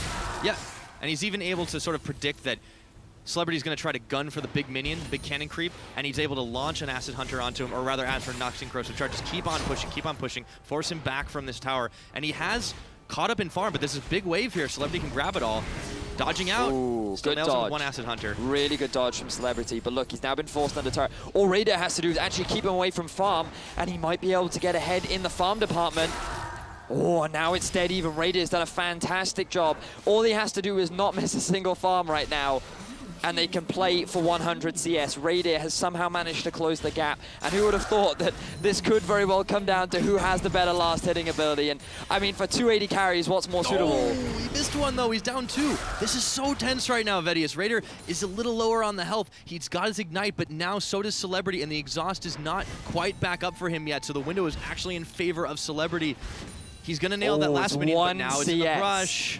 This is huge, Pirate. Neither AD carry can afford to go back. You just have to force your opponent to miss a single CS, and that could be the determining factor, but there's pretty much only one wave left in it for Celebrity.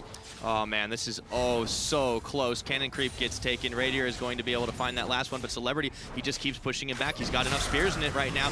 Raider's a little bit low. There's that Ignite. You've got to be careful. Is this really going to come down to a kill after it's all said and done? He's got all the tower range. Celebrity, he's exhausted. He's ignited, but there's so many spears, and it's first blood. Victory for Celebrity. Oh, Radier, you came so close. It was 96 farm to 93 in favor of Celebrity. You could have just made the decision. It doesn't matter if I'm behind in farm. All I have to do is clear the minion waves faster. And if he combined E and Q, he could have very well done it. But he decides to go for the fight at the very end. Celebrity goes to the commit. And oh my word, if he hadn't ran out of mana at the end, like there's so many little things that could have swung that. It comes down to like the slimmest of margins, and it was 93 to 96 CS at the end. They get antsy, they just go for the play, and man, was that a photo finish. I mean, so look at this. I mean, Radier gets to swap him, but just look at his mana pool. He can't do it anymore. He can't trade any more damage. He realizes that he's done because it's the Rend, and then Celebrity's able to get it. What a calm, cool, collected finish in Radier. He must be so frustrated after that because it was so close. It really was so close all the way till the very end. Yeah, now, remember, OC still have a chance, but they have 4 games left. They need to win 3 of them. They need to top it off. That's a good start for SEA.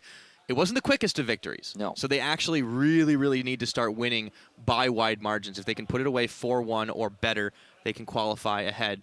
But yeah, let's take a look at in the back. LAS team still, you know, their hopes and dreams on the line here. Let's see what they were looking at the end of that game. I think they're pretty happy. Yeah, it definitely looks like that they were pretty happy because for them, they need Oceania to not win the 1 versus 1. Like, it's very tense in the whole Team Ice department right now because initially it's all about Team Fire versus Team Ice, unity. Everyone wants to work together to achieve those top 3 seeds. Once you realize who's winning and who's losing, then it becomes a bloodbath internally, and everyone's trying to fight for that top seed in Team Ice. Yeah, it'll be a lot of chaos. Well, I think we're about ready to introduce our next pair of guys. Remember, representing OCE in the jungle, it is Carbon. Meanwhile, on the other side of the murder bridge will be QTV, Southeast Asia's top laner. And I mean, QTV, they talked about it on the desk. He has gone from mid to top to mid to top. He is very well versed in these solo lanes, so you would expect him to be pretty experienced coming into the murder bridge. Oh, absolutely. I mean, this is a guy that you definitely associate with the word mechanics.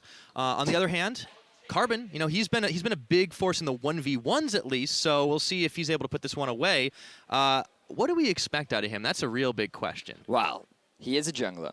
So maybe a Rengar. We saw it from Audi on day 1 of the 1v1s. I got a name bopping around in my head right now. You got a Lee name? Sin. Lee Sin. I know See, now I'm thinking more Levy towards the Lee Sin. You think he's gonna do that? The one thing that's gotten me is we've actually had 0 gentlemen's agreements throughout these 1v1s. That's true. No one's like done the agree to farm. They, See, like, now try to if kill I each was a other at the end. 1v1 player, I would have said, look, how about we have a gentleman's agreement, and you and I will let you choose the champion. That's what I would do, because I would be so confident in my skill to destroy you that I would allow you to pick the champion. Yeah. So I think that that's how I would play, but we haven't seen any as of yet. And we'll have to see if we see one today. But with the Kalista victory already in the bag for Southeast Asia, they're now 1 up in the leaderboard, and they're looking to try and make it 2-0 right now. Well, we're already pretty big way into the picks and bans. So Quinn, Tom Kench, Lucian all off the board. And on the other side, QTV is taking Kalista and Caitlyn away. A lot of AD carries targeted, and of course the Kench has been benched. Classic junglers, you know, like the Quinn, the Tom Kench. No, these are just very conventional 1v1. Ezreal still on the board. I banned the air guy. Wow.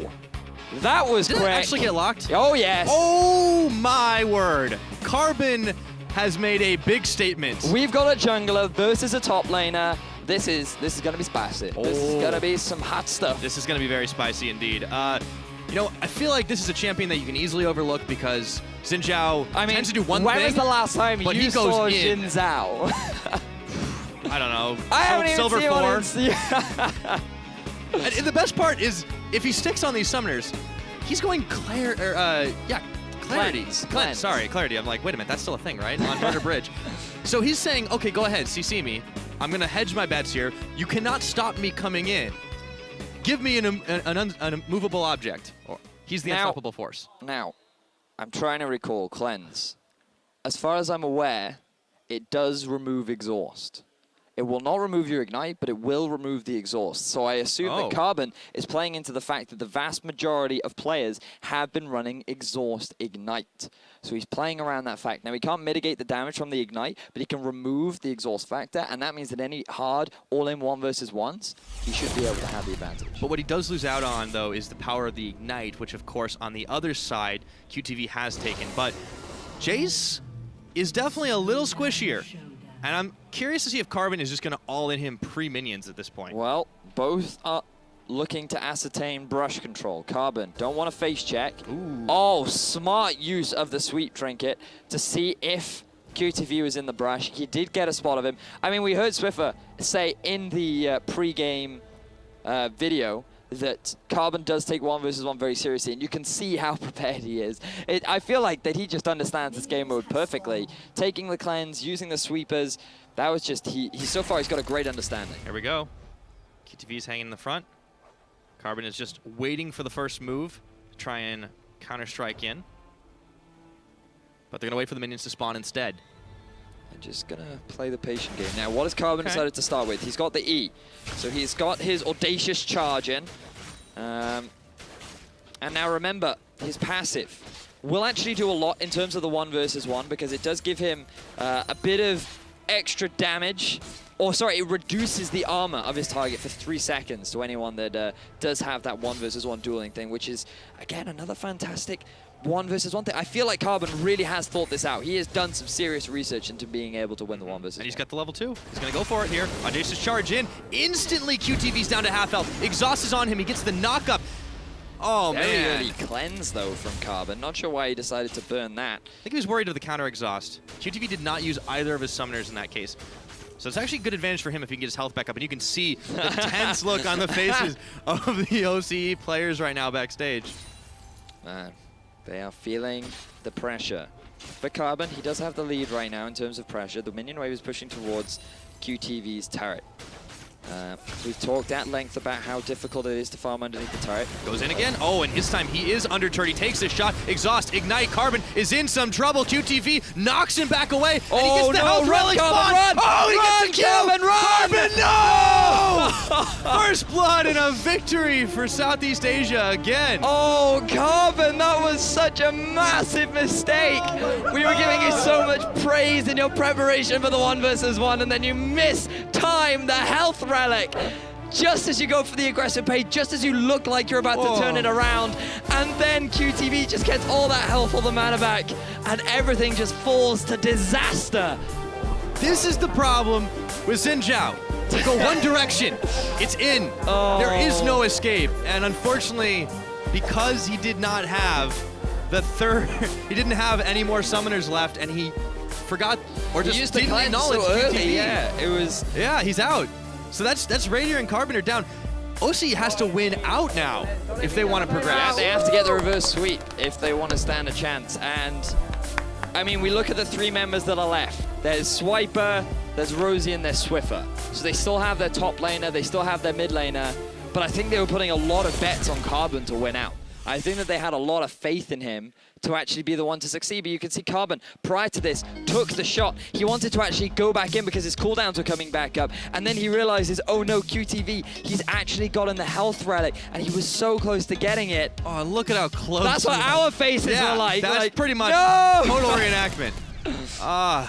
Our boss was just one step behind, unfortunately. So feels bad, man. Yeah, that is definitely a feels bad man kind of game. Oh, that's rough. Just truly devastating. Yeah, but for SEA, I mean, this is a great start for them. They fantastic for and by the way, that offsets the timing a little bit with that really long farm fest. Yeah, it does. That was a very quick turnaround. Not exactly pre-minion finish, but it was close. So really excited to see how they're doing right now. Yeah. So neither team knows who's coming up next. I feel like the best strategy for 1 versus 1 is to actually send your strongest players, 1v1 players, at number 3. Because that is where you're almost guaranteed to try and get your team a point. Yep, taking a look at LAS again. So the excitement is clearly mounting right now. These guys are very, very close on the precipice, Look if you at will. Helior, you can see him. So much enthusiasm. Yeah. I mean, yes, you could get seed 1 from Team Ice, but you still have to go up against Team Fire, who have been dominating. It's been a little bit rough for Team Ice this whole tournament around. I mean, especially you look at yesterday, all the assassin mode, they completely swept that one away. They've still been winning quite a lot today. But when they start turning on each other tomorrow, that'll be where we'll see some real bloodbaths. But for now, we still have to decide who's going to come up next. Yep. And the last team from Team Ice, OCE, they have their fate in their own hands, but they are up against a wall. Yep. So what have we seen today, Pyro? We saw Quite a the lot. Urgot, and we saw the Callista. We've now seen a Jin Zhao and a Jace. I honestly felt like that the Jin Zhao could have done it if he hadn't made that tiny misplay. But there's still a lot of champions left on the board that we are yet to see. Yeah, it was definitely very risky, but it really does come down to those slight moments. We haven't really seen too many 1v1s that have been entirely one-sided because of the matchup. So I think there's a lot of champions that a lot of players don't tend to think about that can come up really big. You mentioned the Rengar earlier, and I think that actually is going to be a good one because it has been a little bit more popular. Just generally speaking, even in like assassin mode. But let's take a look at who's up next. They need a reverse sweep. Well, how about the man in the mid lane? It is Swiffer coming out for OCE. Let's see if he can sweep up the rest of this competition. Well, he's going to have to do it against Levy, the Southeast Asian jungler. And we talked about putting your strongest players in the mid lane, or in the middle of the pack. And perhaps this is what both teams are doing. Swiffer, the mid laner, considered to be a former assassin. He was pretty confident in his assassin play. We didn't quite see him step up and be a master assassin yesterday, but now it's just a 1 versus 1 environment. This is his one chance to prove that he can keep his team and his region's hopes alive. Watch him insta-lock Nasus. Just play the safe game. Now, I think it might even be banned in this situation. On the other hand, Levy has come up very big too. So I'm thinking this is not going to be an easy match for either player. And again, OCE, this is their hopes and dreams. They have to win out now. They have to start here. But if SEA win, they are one step closer to pushing themselves over the competition to move on as the 3rd seed for Team Fire. Yeah, this is it, ladies and gentlemen. This is pretty much the decider as to who will be moving forward into tomorrow's games and who will be falling out of the competition. So it's extremely important. Latin America South is cheering for in this particular one. Yeah, I have a slight inclination that Latin America South might be rooting for one side over the other. But they're cheering against their own team. So I just read in the chat, go easy. I'm bad 1v1. So all right, so let's break this down. Is that a little mind games, or do you think he's actually? I mean, bad? Levy replies with me too. So mind games with the counter mind games. The best part is their stone face too about it. Yeah, they're both just like, oh, so we both suck. Well, this could be awkward, but so maybe we'll just see full ham. Maybe we'll see no. Oh, that's what ham. I like. I'm hoping it's the former Vedius. Honestly, like waiting for minions and stuff, it is a smarter way to play out the 1v1, but nobody wants to see that. Everyone wants to see the big kills, the big plays. We almost saw a tower get demolished the other day. Oh, yeah. That was pretty crazy. Yeah. I mean, it became very close. Yeah.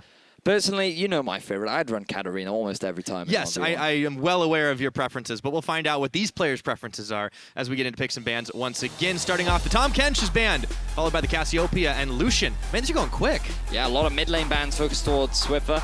Levy is saying, nah. We're not having any Cassio, any LeBlanc. Tahm Kench being taken off the board too, so Syndra's still available. Yes. What else is still Rise is still Rise. We haven't actually seen very much Rise in the 1 versus 1. The Kennen ban. Now this is good too, because Kennen is a little scary in the 1v1s. He certainly is. We did actually see it come out victorious yesterday. Annie, we actually saw a bit of yesterday. Didn't quite work out. I can't exactly No, but it definitely remember. wasn't the kid. It was more of like a misexecution. Yes, it if I recall certainly correctly. was. And there's the Annie ban. There it is. So okay. Insta-lock it. Really? Oh, you can see on Swiffer's face, he's like, do I want to do this? Not only did I see my opponent insta-lock, but I mean, if you want to win, maybe you just play it safe. I mean, Caitlyn's about the safest you can get at this point. This is a champion that's typically banned as well. I know, right? But if you're Caitlyn, do you go for the safe farming route? I know that when Pulse played Caitlyn in our little 1v1 tournament, he actually went for the kill rather than going for the farm play. Yeah, but Pulse is crazy. You got to remember He is that. crazy, On the other yes. hand, is Swiffer crazy enough to do this? I think you can safely kite out and you force Levy to make bad decisions. It is locked in Caitlyn. I like this for OC. Is it going to be enough for Swiffer to take the win? Well, that's the big question. He has decided to take the barrier, for the time being.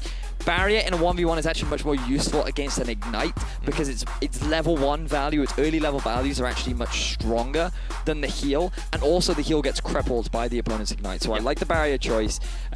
You should be able to come out ahead if you go for a level 1 trade, and I actually think that Caitlyn's level 1 is very strong, especially if you stay in the brush because of how easy it is to stack up those headshot procs. Absolutely, you get it twice as fast. I also think I would like to see, not maxing, but take a very, very early point in traps, just because it makes it that much harder for Kalista to try and dance around, shove a couple in the bush, and it hurts really bad when you step on one of those and then you get just smacked in the face. The big problem with taking traps early is that you're going to lose wave clear from... oh, actually, are you...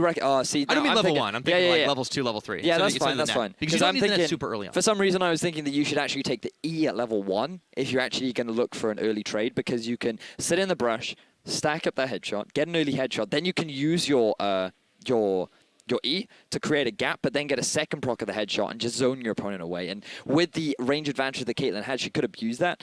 But we'll have to see what Swiffer does as we jump into our third match of the day. Absolutely. We focus a lot on Swiffer, but on the other side, for Levy, I think his game plan is going to be a little bit more try to abuse the brush as well, and just don't give an opening for Swiffer to get those auto attacks in, because Kalista's wave clear early on is not going to be super heavy too, but we have seen the Ren stack start to get really powerful really early. If he can get an all in, it could be big.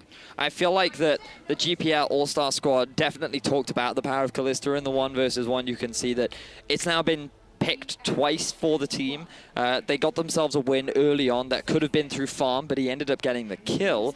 And it is definitely an effective tool, using it to just stack up on the minions and throwing your Q out to land it on the back of your opponent to then get that big proc of damage. Now, it was easier against the Urgot because he was so short range and he always had to be within range of the minions, but Caitlyn has a much bigger advantage compared to the Urgot, so it's going to be much harder to get the harassment down. Interesting. So he started to the Piltover Peacemaker. Makes a lot of sense here, but he's just going for the minion farm. Doesn't actually try to nail the harass, and he's not taking advantage of the brush right now. A little surprised. Well, his main goal for the early game is actually just to get the early push. There we to go. try and push his opponents underneath the turret, because this is something big that we see very often in the 1 versus 1, is just trying to force the minions underneath the turret because of how hard it is to farm. Hold on, though. There's the Ignite, and it's level 1. He doesn't have his net available, but Levy is fighting right inside the minion. Swiffer, though, loses the trade here. He's going to stick around. This is dangerous. He still has the barrier. He still has the exhaust. He's baited out that summoner spell. He just has to get that level 2 now. Once he gets E, he's going to be in a pretty good position, but Levy doing a great job of abusing the level advantage that he had. Yeah, all the OC players on the edge of their seats right now. There's all on the line for them. GPL looking very tense as well. I mean, this is a big deal for them. They need to make their way into that 3rd seed if they want to move on to tomorrow. So getting themselves as many wins as possible is going to be big. Yeah, big headshot and a Peacemaker as well. Levy is down to half health. He only has his exhaust available. Swiffer has both of his summoner spells available to him at level 3. Should get the traps. And he has a health relic spawn on top of him, but the CS advantage so far is for Levy. Now Swiffer, he needs to be using his mana a little bit more aggressively right now because he is just getting shoved underneath his tower. He's going to lose a lot of farm here if he's not too careful. And I mean, losing that cannon is going to hurt him too. Yeah, that's not good. You do not want that to be happening. 13 to 15 CS. It's still very close, but you can see it makes the big difference, and it nearly did in that Urgot Kalista matchup earlier on. Swiffer's going to go in, gets the trap, gets the autos. Still, though, Ren's stacking up. Ooh, double headshot coming out from Swiffer. Yeah. This is the sort of trading that you want to be going for.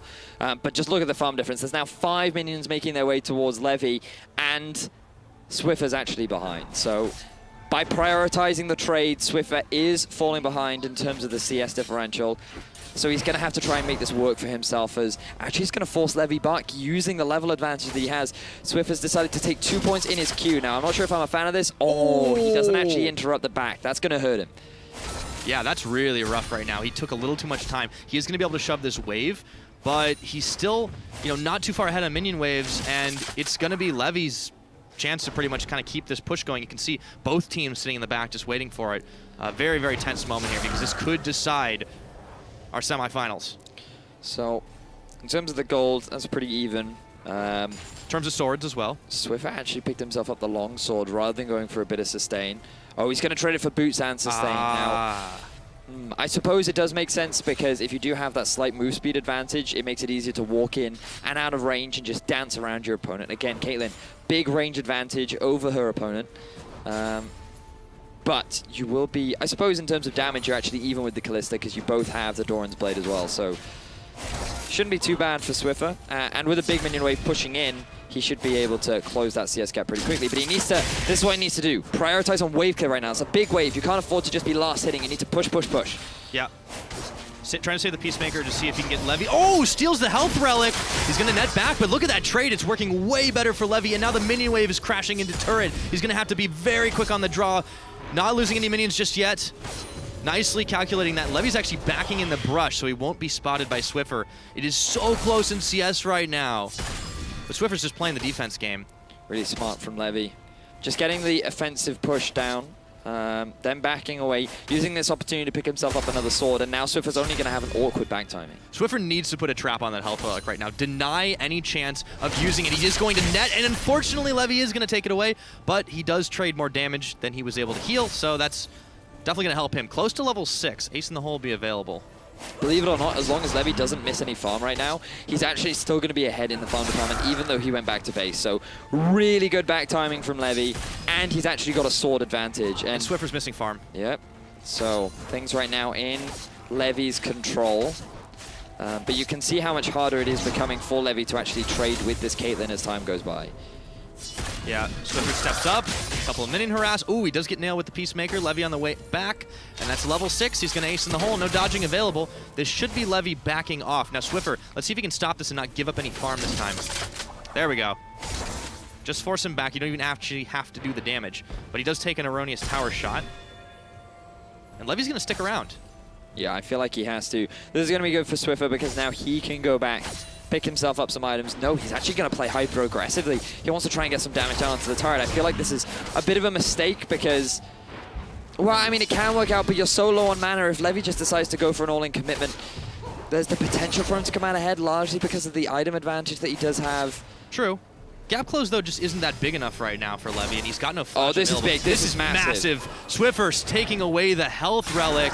Okay. Levy just cannot get in here, and he can start freezing this wave. So I'm not sure if Swiffer timed that or if that was just a lucky break, but now Levy is forced to go back because there is too much of a big health advantage as well as mana advantage. Now Swiffer can just start pounding down onto that tower. He's also got the CS lead. So this is going to force Levy into a decision saying, I have to go for the all-in right now, or I have to get some kind of outplay where I can force Swiffer back. Yeah, and Swiffer's actually sitting on quite a lot of gold. He could go if he wants to back and just get like a BF sword just for flat damage at this point. And he uses the Peacemaker to say goodbye to the last cannon creep, leaving it up to Levy. But that tower's close to half its health, and 7 minutes in, this big farm advantage for the OPL side. Yeah, there's the BF sword, Pyra. You called it. He's even able to get himself a health bot, so things looking very positive for the Oceanic mid laner. When you're 0-2 down, what do you need? Your best friend. Sword. It's good. Swiffer's going to be able to do a lot more damage with that. However, the Vamp Scepter does mean that Levy can stick a little longer. There's still Summoner even on both sides. Obviously, it's going to be all about positioning and manipulating those health relics. unless it goes all the way down to the farm. It's still a 7 CS advantage, 6 now, as Levy's pushing forward.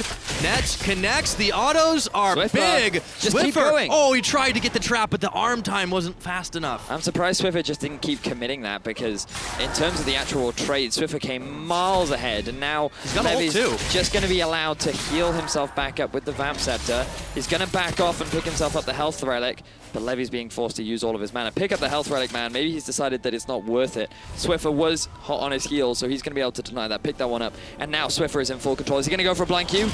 He does, a little too late. Okay, so he's still going to be able to control this right now as he's pushing the wave instead of trying to freeze it back. Health Relic, of course, not up anymore. Swiffer's going to go for the fast clear.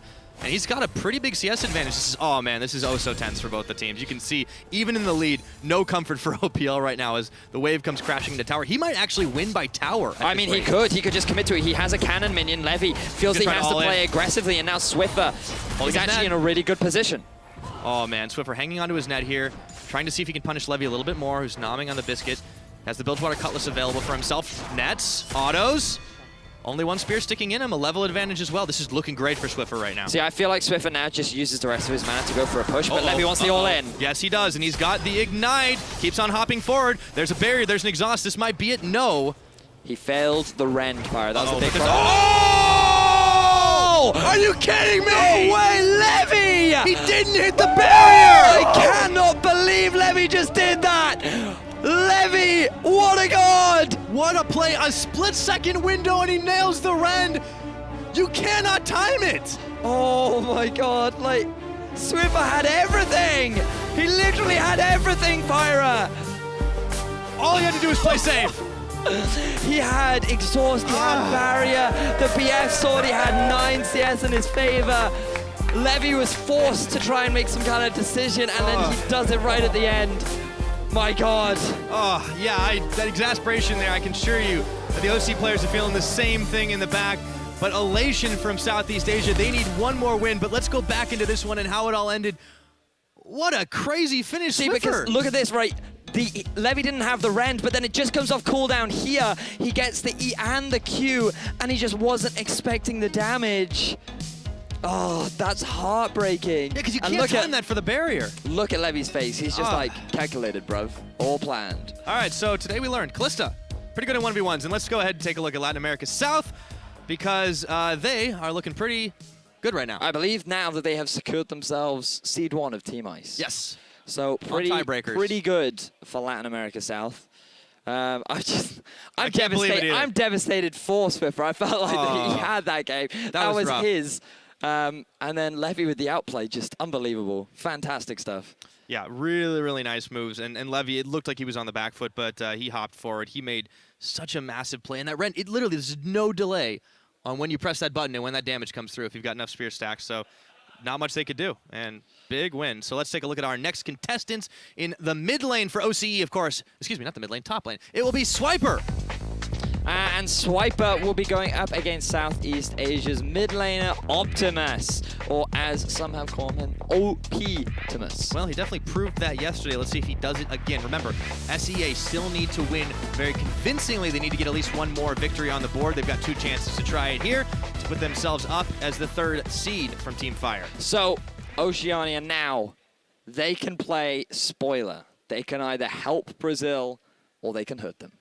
Because if they win these next 2 games, then Brazil move forward into the finals tomorrow. But if they lose both of them, then it is Southeast Asia that is guaranteed to move forward into the finals. So now Brazil moving forward is entirely in the hands of Oceania. Yep, so they can no longer influence their own destiny, but they can definitely do something for either against or for Brazil, and I'm just taking a look at what they're talking about in the pregame. Now, I hope they don't do this. Oh, I think that would be hilarious. They're asking if they can. Whoa, don't tell him. Not yet. We're in picks and bans. If it happens, we'll talk about it. If it doesn't, we're going to sweep that one under the rug. But it's a Cassiopeia and a Pantheon ban. So Pantheon, we haven't actually seen many bans directed towards. Jace was able to get the win earlier on in the day, but these bans are coming out thick and fast. They're not trying to spell anything out. See, if I was banning, I would spell TSM, but I guess that's just me. Yeah, well, you wouldn't be the only one, but Caitlin LeBlanc banned away. There's the Jason the Kennan. So it all comes down to what they lock. 48 seconds remaining. Lucian is up and available. It had been banned quite a lot in the 1v1s, and we might actually see it come out here for Optimus. Swiper. Now, I know for a fact that the previous hover is actually what he's relatively well known for in his local region, so he could very well have gone for that. But however, just like the Tom Kench. The Kench was left unbenched, and after a successful performance with the champion yesterday, it looks like Swiper's looking trying to repeat that success. Yeah, taking a page out of the Turkey playbook. We'll see if it works out. And on the other side, Optimus is going to lock in the Lucian.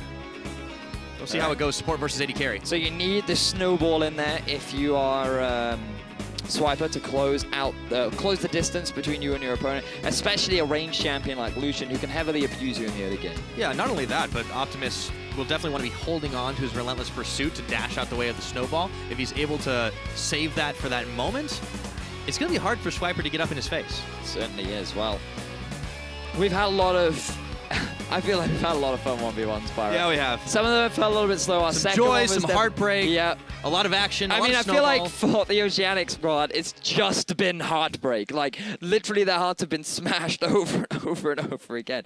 And now I can understand why Rusty's just, he doesn't feel anything He's just anymore. dead inside now. I can guarantee he's sitting in the back just like another day in the Oceanic office. Well, this just got really morbid. But you know what's not? Is the 1v1. It's going to be great. It's going to be Tom fantastic. Kench up against Lucian. Question is, who's going to be on the menu this evening? Will it be grilled fish or will it be some Lucian? Chocolate Thunder. We might see. I think, in fact, it's safe to say we will. Guaranteed. It's a defensive start, of course, for Swiper as he has the Doran shield for a little extra sustain, and Optimus coming out the gates. You know, last time, earlier on in the 1v1s, we saw a couple of times sweepers not even being taken. It was like one sweeper versus nothing. Yeah. At least both have picked up their trinkets. Yep. So it looks like that Swiper has decided to go for it very similarly to what we saw earlier on from Carbon. He's going to be using it to spawn out Optimus in the brush. Really nice usage. Gonna wait for the minions to start, though. No more face checking. That was all the silliness of the beginning. And Swiper could just launch a blind snowball in here, but there's always the chance. Optimus could dodge. I wonder if he's holding his skill. Let's see if he leveled up first. No, he did. He gets piercing light, so he can't actually dodge at level 1. So he's just going to go for the early push. Just going to try and push the minion wave underneath the turret. Swiper went early Devour. I guess that makes sense. Yeah, he's going to do exactly the same thing as Optimus. Like, oh, you're going to go for early push? Well, I'm also going to go for early push. But the big difference is Optimus has a range advantage, so all of his basic attacks force Swiper back to the turret. Yeah, he's getting zoned off. He can't take these minions right now, and Optimus is just denying him constantly. That's not a good start for the OPL. I mean, another big problem with taking your Devour first is the fact that it actually has a very large cooldown. So, yeah, sure, it can be used to clear out those minion waves, but in terms of the piercing light, you just don't have the same sort of pressure as a Lucian would. Yeah, and since he's stuck on level 1, he doesn't have the gray health to utilize right now. Optimus is going to get that level up, and it's already a big advantage, so he can play a much more controlled style. It's kind of funny, we see so many AD carries, and they're playing for the 100 CS. Well, I don't know if he's playing for the 100 CS just yet, because in fairness, like, we've seen a lot of misfortune on misfortune level 1s. We've seen a lot of honestly crazy stuff happen early on, but Swiper, he's just going to be forced to play on the defensive because of the difference in champions that they're playing. So I don't expect too much bloodshed early on. It's really when Swiper hits level 3 that he might look to try and go for some kind of all-in. Something that you also have to know is Optimus has actually swapped towards the Flash. Now, I think this is a much safer option, especially when going up against the Tom Kench. It will enable you to kite him much more, even if he is able to land the snowball. Yeah, Swiper is able to get a little bit of CS back for himself, utilizing the Tongue Lash, getting the Devour off, but Optimus has stayed completely healthy throughout all of this. So now that he has level 3, it'll be curious to see what Swiper opts for. It's going to be hard for him to even target Optimus, who's taking advantage of his position in the brush. Well, right now Swiper's just forced to sit underneath his turret. Biding his time. Yeah, having to sit in the cold, a little bit chilly. You know, I do wonder where all the snow comes from, given that it never actually snows. I presume from the sky, but you got a good point. I don't have any existential answers for you, Vedius, unfortunately. All I know is that Swiper is in a load of trouble at the moment, and he's going to get the minion spit out just onto the wave. So he keeps trying to push this wave back, but you know, he is playing Optimus's game. Well, I mean, Optimus just has to take his time now, right? He has a very obvious win condition of I can farm to 100 CS before you can. I can also take your turret before you can take mine. So Swiper's only option is to actually go for an all-in, and right now he's just taking way too much harass. He's pretty much out of mana already, and there is a 15 CS differential, and Swiper doesn't even have control over his health relic. So you can see the laugh on his face. He's like, I have no idea what I'm doing. Someone please help me. And Optimus is even going to go back himself, so he's going to match the base timing. Swiper, without any real gold, is just going to force me to pick up more sustain, and Optimus is like, great, I can get more damage in my kit too. Yes, and more swords is definitely going to beat a bit of jewelry. The Rejuve beat is only going to do so much right now. The Corrupting Potion's great, but Swiper has to start playing differently. Maybe this is all like a feint. Maybe he's just kind of playing back and trying to act like he doesn't know how to play Tahm Kench, and then all of a sudden, wham, eats you. That's really that the would only way be the goal. He is now level 4. If he wants to try and go for an all-in, he has to do it relatively soon, because this Lucian is only going to get stronger and stronger, and missing skill shots is not a great way to start. Yeah, he's definitely got to get a little better at that, and the snowball. So now there is no threat left. Swiper does get a tongue lash, but Optimus has his health relic right there, and he's just going to grab it once again. So Swiper posing a bit more of a threat, but it's already a huge CS differential. There's a damage differential. Optimus is not worried at all about this. No, he is not. And remember, for GPL, all they really need is as many wins as they can get to come over Brazil in the 1 versus 1. This would put them over. If they can get this victory Guaranteed? right now. Yeah, I believe so. They just needed one more beyond winning the 3-2. Get that one confirmed. Yes, just hearing back from statistics, it is confirmed if they win this one, which means the next match, they can go out and be fun. But they have to put it away here. Optimus is looking to do just that. 44-21. For those that were interested, Swiper did propose a Tryndamere on Tryndamere matchup. That might have been a little bit more interesting. Oh, Optimus dashed right into a tongue lash, but look at how much damage he's got. He's just going to go full culling. Gonna full Swiper back. He does have the grey health. We'll give him a bit of regeneration back, but he is out of Corrupting Potion stacks. He is only level 5. He's just doing what he can to get a bit of farm, but this is not how you want to play Swiper. You have to be more aggressive. You have to be in Optimus's face, but he realizes the flash that is on top of Optimus right now, and he's just contemplating his options, and I honestly feel like he really doesn't have very many. Yeah, well, he's just not making the play, unfortunately, and he even actually is spinning the minion away from the minion wave. So this is pretty much the opposite of what he needs to do to win. And Optimus is just honestly playing beautifully underneath this turret. Every time Swiper tries to get anywhere near the minion wave, he's getting hard punished. Yeah. So this is going to be a slow bleed out for Swiper at this point. I don't even know if he has much gold to buy anything. Nope, he's constantly going to go on the defensive. Boots will help him close the gap a little bit. He does have the snowball up once more. Now that he's level 6 as well, he'll get a bit of additional damage, and he'll be able to get back into lane faster. Yep. Not sure if it'll do him as much good. He does launch a blind snowball, isn't able to connect on it, as Optimus is backing on top of the health relic. Shrine, Swiper's going to be able to pick his own up. It is just so rough for him right now, and Optimus is playing this out just about as flawlessly as he can as he goes back, picks up his Phage. Now this seems to be a repetitive build path from the GPL squad, where they've gone for a very early Phage, and then they've built it into a bit of lifesteal. Largely it helps with the kiting, and I think that's exactly what you want to do against the Tahm Kench, because his only real option is to go for an all-in. And so if you have all these tools like the flash, the dash, also the Phage, it just becomes so difficult for the Tahm Kench to actually close the gap. So now Optimus, all he has to do is just continue dominating in the farm department, keep putting down that poke. Yes, Swiper, you're going to get tankier and tankier, but the damage has already been done. I mean, he's coming up to a 30 CS deficit. Yeah, he needs to just get on top of him. If he can force the flash, he can try for it again in another couple, in a minute or two. But he's just not making the opening. He gets a couple of tongue lashes here or there, and Optimus is just going to shake it off like it's nothing. It's 68 to 35 CS, and you're nearly double at this point. He can just leisurely stroll up to this tower. He could even take that. I mean, yeah, it's below 50% health right now. We're in a similar situation to what Levy was in the previous game, you know, like where you're down in farm, you're down in CS, your only option is to go for an all-in, and Swiper might be trying to do it right now. He's trying. He's just going to force him back so he can take the health relic for himself. Snowball. Snowball is going to just go wide. Yep. Nice zigzag from Optimus as he takes his own health relic, and Swiper gets, you know, brief moment to farm up a little bit, but not a whole lot else he can do. He does get one tongue lash, he does get another auto, but he's eating the culling, and he's gonna have to pop his gray health. Eats him up, but he's ignited! Has to spin him back out! Gray health's on, but the minions are just too strong, and Optimus is dodging and ducking and diving, and that's it! Victory for Southeast Asia! You can see on Swiper's face that he knew he was done. He realized that the moment he got into that game that there was no hope for him. And at least he had a good time. The best part about that is it pans immediately to the OPL guys, and they're all just having a giggle. Yeah. They've accepted their man. fate already, and they're just laughing about it. This is fantastic. But 4 victories for Southeast Asia. They now will put themselves in the 3rd seed position going into tomorrow, which means we get to have some fun with the last match. Yeah, the final game will be, I mean, it should be pretty obvious now. There are only 2 players left to play in this 1 versus 1. But before we get to that, we need to have a backtrack of how this all went down. God, Swiper's desperate Swiper's charge. like, I'm coming. I got this. I will devour you. That looks like he got a little heartburn. Wait, he's like, please, no, wait, I made a mistake. Let the Winians do the job. He's wow. Oh, man. Feels bad, man. This has been a great tournament, Vedius. Yep.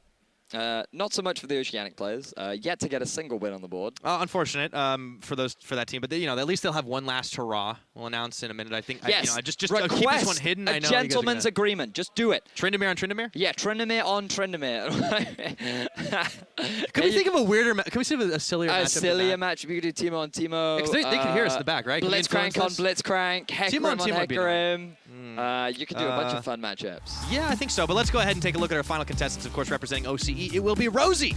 And he will be going up against Ron OP. So can Rosie get at least a small bit of redemption for his Oceanic team? We'll have to find out.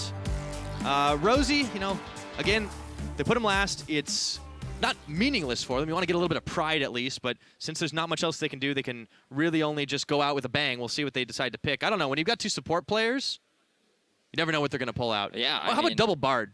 Double Bard, you could do that. Yeah. I just really want to see a gentleman's agreement. That's what I really want, Well, you are a gentleman, so I know why you're partial to it. Well, that's very kind of you, Pyro. Yeah. I do try. I'm lacking my monocle today, unfortunately, and they won't let me wear my top hat on stream. But no, otherwise they'd have to pan the camera too far up. Yeah, it's and quite dapper. Just believe me, guys. It would be really, difficult to wear the headset and everything. So, but it's all right. Nevertheless, we are jumping into our final 1v1 of the day. All right, here we go. Supportal combat. Cassiopeia is the first ban. All right, so Syndra still up, LeBlanc still available. They just don't ban anything. It would take us a while to get through picks and bans. It would. We would go max timer. But Ron is well on his way. I mean, that would be fun. I benched the Kench. Okay, quick Caitlyn ban from Rosie. Right, so CC has been banned. No crowd control is allowed in this game. Only damage. Only the damage. Okay, LeBlanc's banned once again. No surprises. This is all fairly standard. The Rise. See, now what I really want, really want, right, is for Ron Tell me to what ban. you want. Oh, I wanted him to ban Jarvan so it could be TL 4th. I think that would have. Wow. Wow, Vedius. Okay. All right. I see where your head goes and all of the craziness, but did Rosie lock that in? Yeah. Yes, he did. He got the Karthus. Okay. When was the last time we saw a Karthus? Wait, so if he loses, he never gets to, because he dies, he never gets to cast his ult. I don't know. Would he still get the 8 seconds to buy time? Does he get the 8 seconds and then he loses after that if he doesn't kill his opponent? I don't know. I don't think he does. I don't think he does. And he's up against a Thresh, so it is actually an actual support. All right, Ron, Stone Cold. He is the Deathbringer. Yes. The collector of souls, and he has come to collect Karthus early. Well, does Karthus have a soul? Yeah, it does. He obviously does, because you see it when he dies. No. That's just like a shade, really. I suppose he is a Lich King. Yeah, Liches don't have souls, so he's like the perfect counter to Thresh. Well, we're about to find out if he can counter out a Ron's signature champion. Victory. Not to see who's going to take it here. One last hurrah for Team Ice. Rosie representing up against Ron OP and his Thresh play. We'll see if there's any Mad Life hooks. I mean, Doom Zoom. You could go. No, you can't have Mad Life. There's no Flash. No, that's right. Yeah, he's got Ignite. He's got Ignite at least. So if he goes all in, level 6, hook, flay, box, everything. Yeah. I wonder if he's running Courage of the Colossus. I mean, that would be super cheesy. I mean, I expect Thunderlords. No, Yeah, it's it's Thunderlords. Thunderlords. So is the Karthus too. That's the best part. Grim Reaper Karthus. Ooh. Well, he knows the end is near. As we're going to get loaded up onto the Howling Abyss, the Murder Bridge for one last time. Today, the 1v1 begins. Good luck. Have funds have been sent out. Remember the #1 rule: don't feed. So that's where I've been going wrong. Took me a while to learn that one too. So here we go, AD Thresh. I want to see how much 73 AD, fair. Reasonable way to start. That's good, man. He's technically ranged too. I have a feeling he's actually running like 80 carry runes. He's actually got 0.65 attack speed, which is pretty good. Unfortunately, I don't know the base attack speed of the Thresh, so I couldn't tell you off the top of my head. Looks like Rosie is practicing his lines for his next edition on The Voice Australia. Yeah. I didn't realize Rosie was the singer type. Yeah. I didn't either. I just made that up. Well, there we are. So Ignite Exhaust being used from both support players. He's not able to get the Qs off. Oh, played back. Sends a few autos flying. So what we do know is that the farm game surely is not going to be an option for both these players. It's got to be kill. No, that's the only way to do it. The layaways keeps coming out, but it's not quite enough to finish those minions. There he goes. I kind of miss when it looked like a Skittle, but that's a pretty cool animation now. It's just a fat Skittle now. Yeah, full of death. It's a death Skittle. As opposed to the previous Skittles that were just full of happiness and joy. Yeah, well, the red ones were obviously the best. There's the flay, level 1. Remember, he's going for the all-in, he's going. Oh, they got Thunderlords proccing, exhaust, double exhaust, and they just hold it for a second. Ignite used by Rosie, he's going for it, but Ron. Oh no, he missed the play! The lane waits, Run! Minions are not enough! Oh, that was tense, Ron. Playing with our emotions. Wow. I think that was single-digit health bars. Yeah, it was. I thought that the minion might have been enough to actually get the kill. Oh, Rose just... almost. But Ron didn't use his Ignite, you see. The moment the Ignite came out from Rosie, he thought, right, I'm going to disengage now. But he didn't respect the minion damage that was coming out. So here's the critical thing. Ron did not use Ignite. So he has the only summoner currently available for the next few minutes. And I'm not even going to talk about CS because screw that. Ron is going to be getting back to base a little bit quicker, or getting back to lane a little bit quicker, rather. Yeah, Ron actually used his back to buy more health bots. Yeah, this game ain't going long. Rosie has gone to go buy himself the Fairy Charm. Makes sense. You want to get yourself a little bit of mana regen early on, so you can keep on spamming the layways. I'm curious if he just maxes that. He does take the Defile, so if they do get into a fight, he turns it on. There we go. Gets his health relic. Point blank hook. There's a big wave here, though. And remember, Ron's got Ignite. He's standing in the laneways, though. Ron is gone down! Victory at last for OCE as Rosie takes revenge. Ron didn't take a point in his shield. If he had, he might have been able to turn that one around. But instead, he tries to rely on the minion damage to get himself the victory. But we expected a close game, and we got it, Pyro. Yeah, we did. And we expected a quick game. We definitely got that one. No gentleman's agreement. No. But in the end, Karthus was able to take the victory. So Rosie gets one for his team. They get some pride, even if they're out. Rosie, the hero that Oceania needed. You can see. Well, he was the unsung hero, so now he gets the song sung about him as Raider gives him a congratulatory bow. Yes. Well done, Oceania. You took one win. That was a good one. I mean, I am British. It's part of, like, we're taught from birth how to curtsy. Yeah. I'm American, so we're just rude. We don't bow about anything. Not here. Anyway, that is going to be it for Oceania, unfortunately. We do have that final highlight reel of where Ron tried to make his highlight. I mean, look, hook into that many minions. It should have been his favor. But it's the isolation damage to the Skittles. He stood too far away from the minions, and he just took a little bit too much damage. I think he actually took a tower shot there as well. Oh, no, it was from the passive area. Ooh. A little bit of frustration. It was close. I mean, he had everything going for him. He had the Ignite. He had the minion wave. He had the flay nailed. But, at the end of the day, there was just enough burst, and he stood in too many Skittles. And there's one thing I've learned from childhood is that if you eat too many Skittles, you get sick. It's true.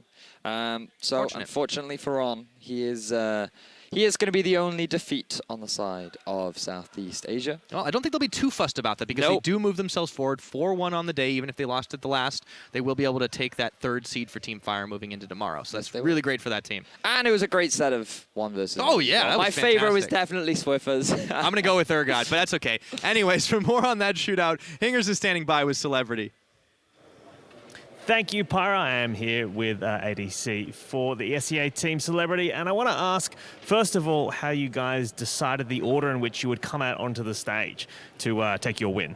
Chúc mừng em chiến thắng ha. Thì anh hỏi sơ là em làm cái thứ tự thi đấu như thế nào vậy? Thì do em đã tự quyết định để người đánh đầu tiên. So he volunteered to go first, and then the rest fall over. So you're like a sacrificial lamb in that respect. And in terms of your achievements here at this tournament, are you guys happy? Do you feel like you have done as well as you wanted to? Thì cái giải này là mình vào vòng trong rồi đó, thì em nghĩ sao là về cái thành quả của mình? Thì em nghĩ mọi người đã làm hết sức rồi. Yeah, this is all the best they can do right now, so yeah. And finally, looking forward to the finals tomorrow. What are you looking forward to in terms of, you've played all the formats now, what are you looking forward to playing again tomorrow? Thì em đã chơi hết tất cả các thể loại chơi rồi đúng không? Thì cái thể loại nào mà em thích nhất, thể loại mà em muốn chơi nhất? Thì thể loại em muốn chơi nhất vẫn là cái Summoner Rip. Yeah, he liked the Summoner Rift one, the normals. Yeah, cool, excellent. Well, thank you so much. Congratulations on your win and going through to the finals. And I'll throw it over to Siva now to break down those 1v1s. Thank you very much, Hangers. Of course, this is where the dreams of Oceania die. We have a sad desk, except for me and Mithy. He gets to watch more Summoner's Rift tomorrow, and I get to watch you guys be sad. So overall, we're doing good. But how are you guys feeling after that victory? Hey, they won one game. Come on. We got Rosie. We definitely got a win, so you can't be all too sad. In Rosie we trust. Thank you, Rosie, for a win, but support. It's a little bit sad. All right, well, let's start looking through how all of this exactly broke down. We have the first all-in coming in game one, and we'll just kind of run through these as we talk about it. It was just so rough for Radier. This one was close, though. I think that Raider could have won it if he played it just a bit better. I think Kalista didn't play the matchup as well as should have played it. Yeah. And we were talking to the Oceanic players, you know, as Radier took the stage, and apparently Radier has some PTSD about facing across from celebrities, a bit afraid of him, so as soon as he saw who he's across from, he's like, no! Of course, coming into game two, one of the few matches where we didn't see Kalista. Carbon's controversial strategy. This isn't the all-in replay, ladies and gentlemen. This is the, I'm going to cleanse. I don't know what I'm going to cleanse, but I'm going to cleanse it. And so he cleansed himself at the worst possible time. We cut it too early. That was also the crazy one where they get the relic back up. That's way later in. I thought we could just, honestly, I just thought we could burn Carbon a little bit. Sorry, Carbon. The famous fat finger. Yeah, happens to everyone. True. But of course, that one, hope was not dead yet. We're like, all right, 2 down. This is looking rough, but we got 3 strong mechanical players coming in. And Swiffer, he was supposed to be the promised one. He had the win. He had the setup. Oh my God, how could he lose this one? He had everything. Mithy, run us through exactly why this happened or what he should have been doing here. Well, I think right before this, he could have just based for tier 2 boots, and then the matchup was just straightforward. He had the range advantage, attack speed advantage, and he should have just played it like he was playing it before. And I think level 1, the one mistake I would like to point out is that I think he should have just started E-level 1, so he cannot get all in at any point in the game, and he always has pressure over the Kalista. But yeah. On the other side, though, huge props to Levy. Levy is such a talented mechanical player, even though he is the jungler coming into that. I mean, on the Kalista, not necessarily as showcased, although Southeast Asia seemed to show a lot of favoritism towards that Kalista, banning it and picking it several times throughout the course of the 1v1. I think the Kalista pick is good, but when Caitlyn is open, I think just insta-locking it, like, he felt really confident on the champion, but I think that Caitlyn has the favorable matchup there. Well, do we think we will see much Kalista at all tomorrow? It seemed okay to me. It seemed somewhat effective. Is it? I mean, theoretically, you can understand it. You know, she's really good at dueling. She's a ranged champion. She has execute potential. But like, I do agree with Mithy. But it's obviously at least this region seems to prioritize the champion. Absolutely. Well, because of Southeast Asia's victory, Latin America South have sealed the #1 spot in Team Ice and will be advancing in tomorrow's bracket. Hangers is standing by with Plugos to get his thoughts. Thank you, Sifa. All right, first of all, congratulations for getting through. And I want to ask what it was like to sit in that room and watch these two teams battle it out to decide your fate. Like, we knew it was very important for us, these games. So we were like cheering so hard for the GPO. We played against them the first day and we knew that they were good. So we were very confident that they could beat Oceania. And now, between now and the finals, or tomorrow, I should say, what are you guys going to do to prep? What's your training regimen going to be like? I think we'll have scrims, maybe. We'll try to improve our assassins and maybe 1v1. But I think the normal game is the most strong of us. So nothing more than practicing the assassins that we just suck with that. But and now that you've played all 3 game types, what is your favorite one? Which one have you enjoyed the most? The one for all was very, very fun to play. Like being there in the tower and you have to evade like 5 Ezreal ultimates and you are there with Corki jumping with the ultra package and doing fun stuff. It was just very fun to play. Excellent, so much. Cool. So thank you so much for joining us. I'm going to throw it back to you, Sifa, right now to break down what we just heard. Thank you very much, Hangers. Our 3 days of madness finally over. Mithy, I know, one for all, fun to watch, but you're just excited to get back to Summoner's Rift. Yes, but please, yes. let's take an opportunity to look at those final standings for Team Fire and Team Ice. Team Fire, of course, Turkey coming in on that #1 seed, Japan in second, and Southeast Asia just barely able to get that, taking it over Brazil. I think it's safe to say Brazil being 4th is the biggest surprise of all here. Japan looked fantastic, but Brazil last. What a shock. I mean, it's such a sad thing that the team that get disqualified went 3-1 and just lost only one game. It's the difference of 1v1s, man. But the difference between Fire and Ice, that's the main thing. Yeah, very true. I mean, I think no one expected Ice to be this, this down and out, but we see Latin America South are able to clinch it in the end. A 1-3 record may not seem impressive, but they are able to beat out every other team in their group and thus qualify into the next stage. Yeah, and if Japan are a surprise on the other side, Latin America South really need to sing their praises, especially in that 80 carry position, and Wara showing up on, they built the 5v5 Vayne comp around him. He did fabulous in the 1v1s, and he also did fabulous in the assassin mode, despite the fact that they didn't win it. You know, he was proving he was the real Corki on the Rift, so huge props to that guy, because he's pretty much here by proxy vote.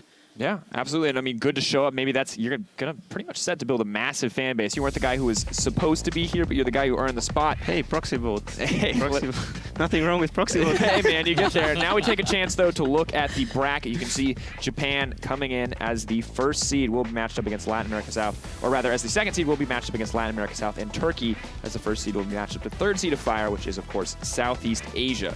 Yeah, that's really cool. The two surprising teams, Japan and Latin America South, opening us up, and then you have kind of the two mechanical heavyweights in Turkey and Southeast Asia. Yeah, I just don't really see many ways to get through Turkey. From the limited stuff that we have seen from this team, they look completely unbeatable, to be honest. Well, the thing that we do have to remember is that, while it is a bracket stage, while there's a lot on the line, we do have to keep the mayhem rolling. So for these best of threes, they're a little special, and I think a little going to be interesting to see exactly how they work out. Special. But keep in mind, this is exactly what I mean. First match, Summoner's Rift. The second match will be Assassin's Mode, and if it's a 1-1 tied series, we will move into a best-of-5 1v1 to close it out. So 1v1 skills could be everything, as with competency on Assassins. However, that's going to bring us to the end of Day 3 of the International Wildcard All-Stars. Join us tomorrow for Championship Sunday when we find out who will be joining us next week at All-Stars. That's at 1 p.m. Central Eastern Time, 4 a.m. Pacific.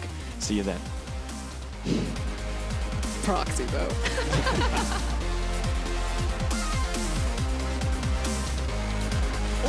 Q's going to come out and deal quite a bit of damage down on over The towards ults are ultimate. up. There's the ultimate. There's the kill. He's taking turret damage. Celebrity. Just not quite enough, and it's a double kill for Saya. He gets kicked twice. The sword's inside the pit. He gets executed as well. Oh, he's going to use the heal. He's been ignited. Levy picks up the kill. Evan Arel, he's out of mana, and they're just going to be able to take him down for the double kill. Rosie's now getting over the wall to see if he can help him out. The last shift's going through. The rubber hands are there. Revolta is unstoppable. You can see Swiffer has his hands in his head. Radiant's been jumped on by two of the experiments. They're trying to bounce. The flash! Radiant! He jukes him by getting those! He sniffs trouble. Which is impossible as Corkies. You know what?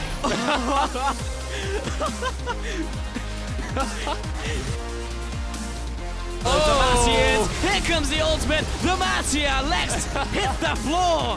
There is no escaping from this Japanese jungle. That's a big knuckle onto 3, but that's cancelled. Cataclysms go in.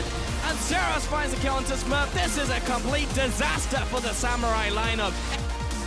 He's exhausted, he's ignited, but there's so many spares, and it's first blood! He failed the rend fire. That was a big problem. Oh! Are you kidding me? He's standing in the lane waste. Run! It's gone down! Victory at last for OCE as Rosie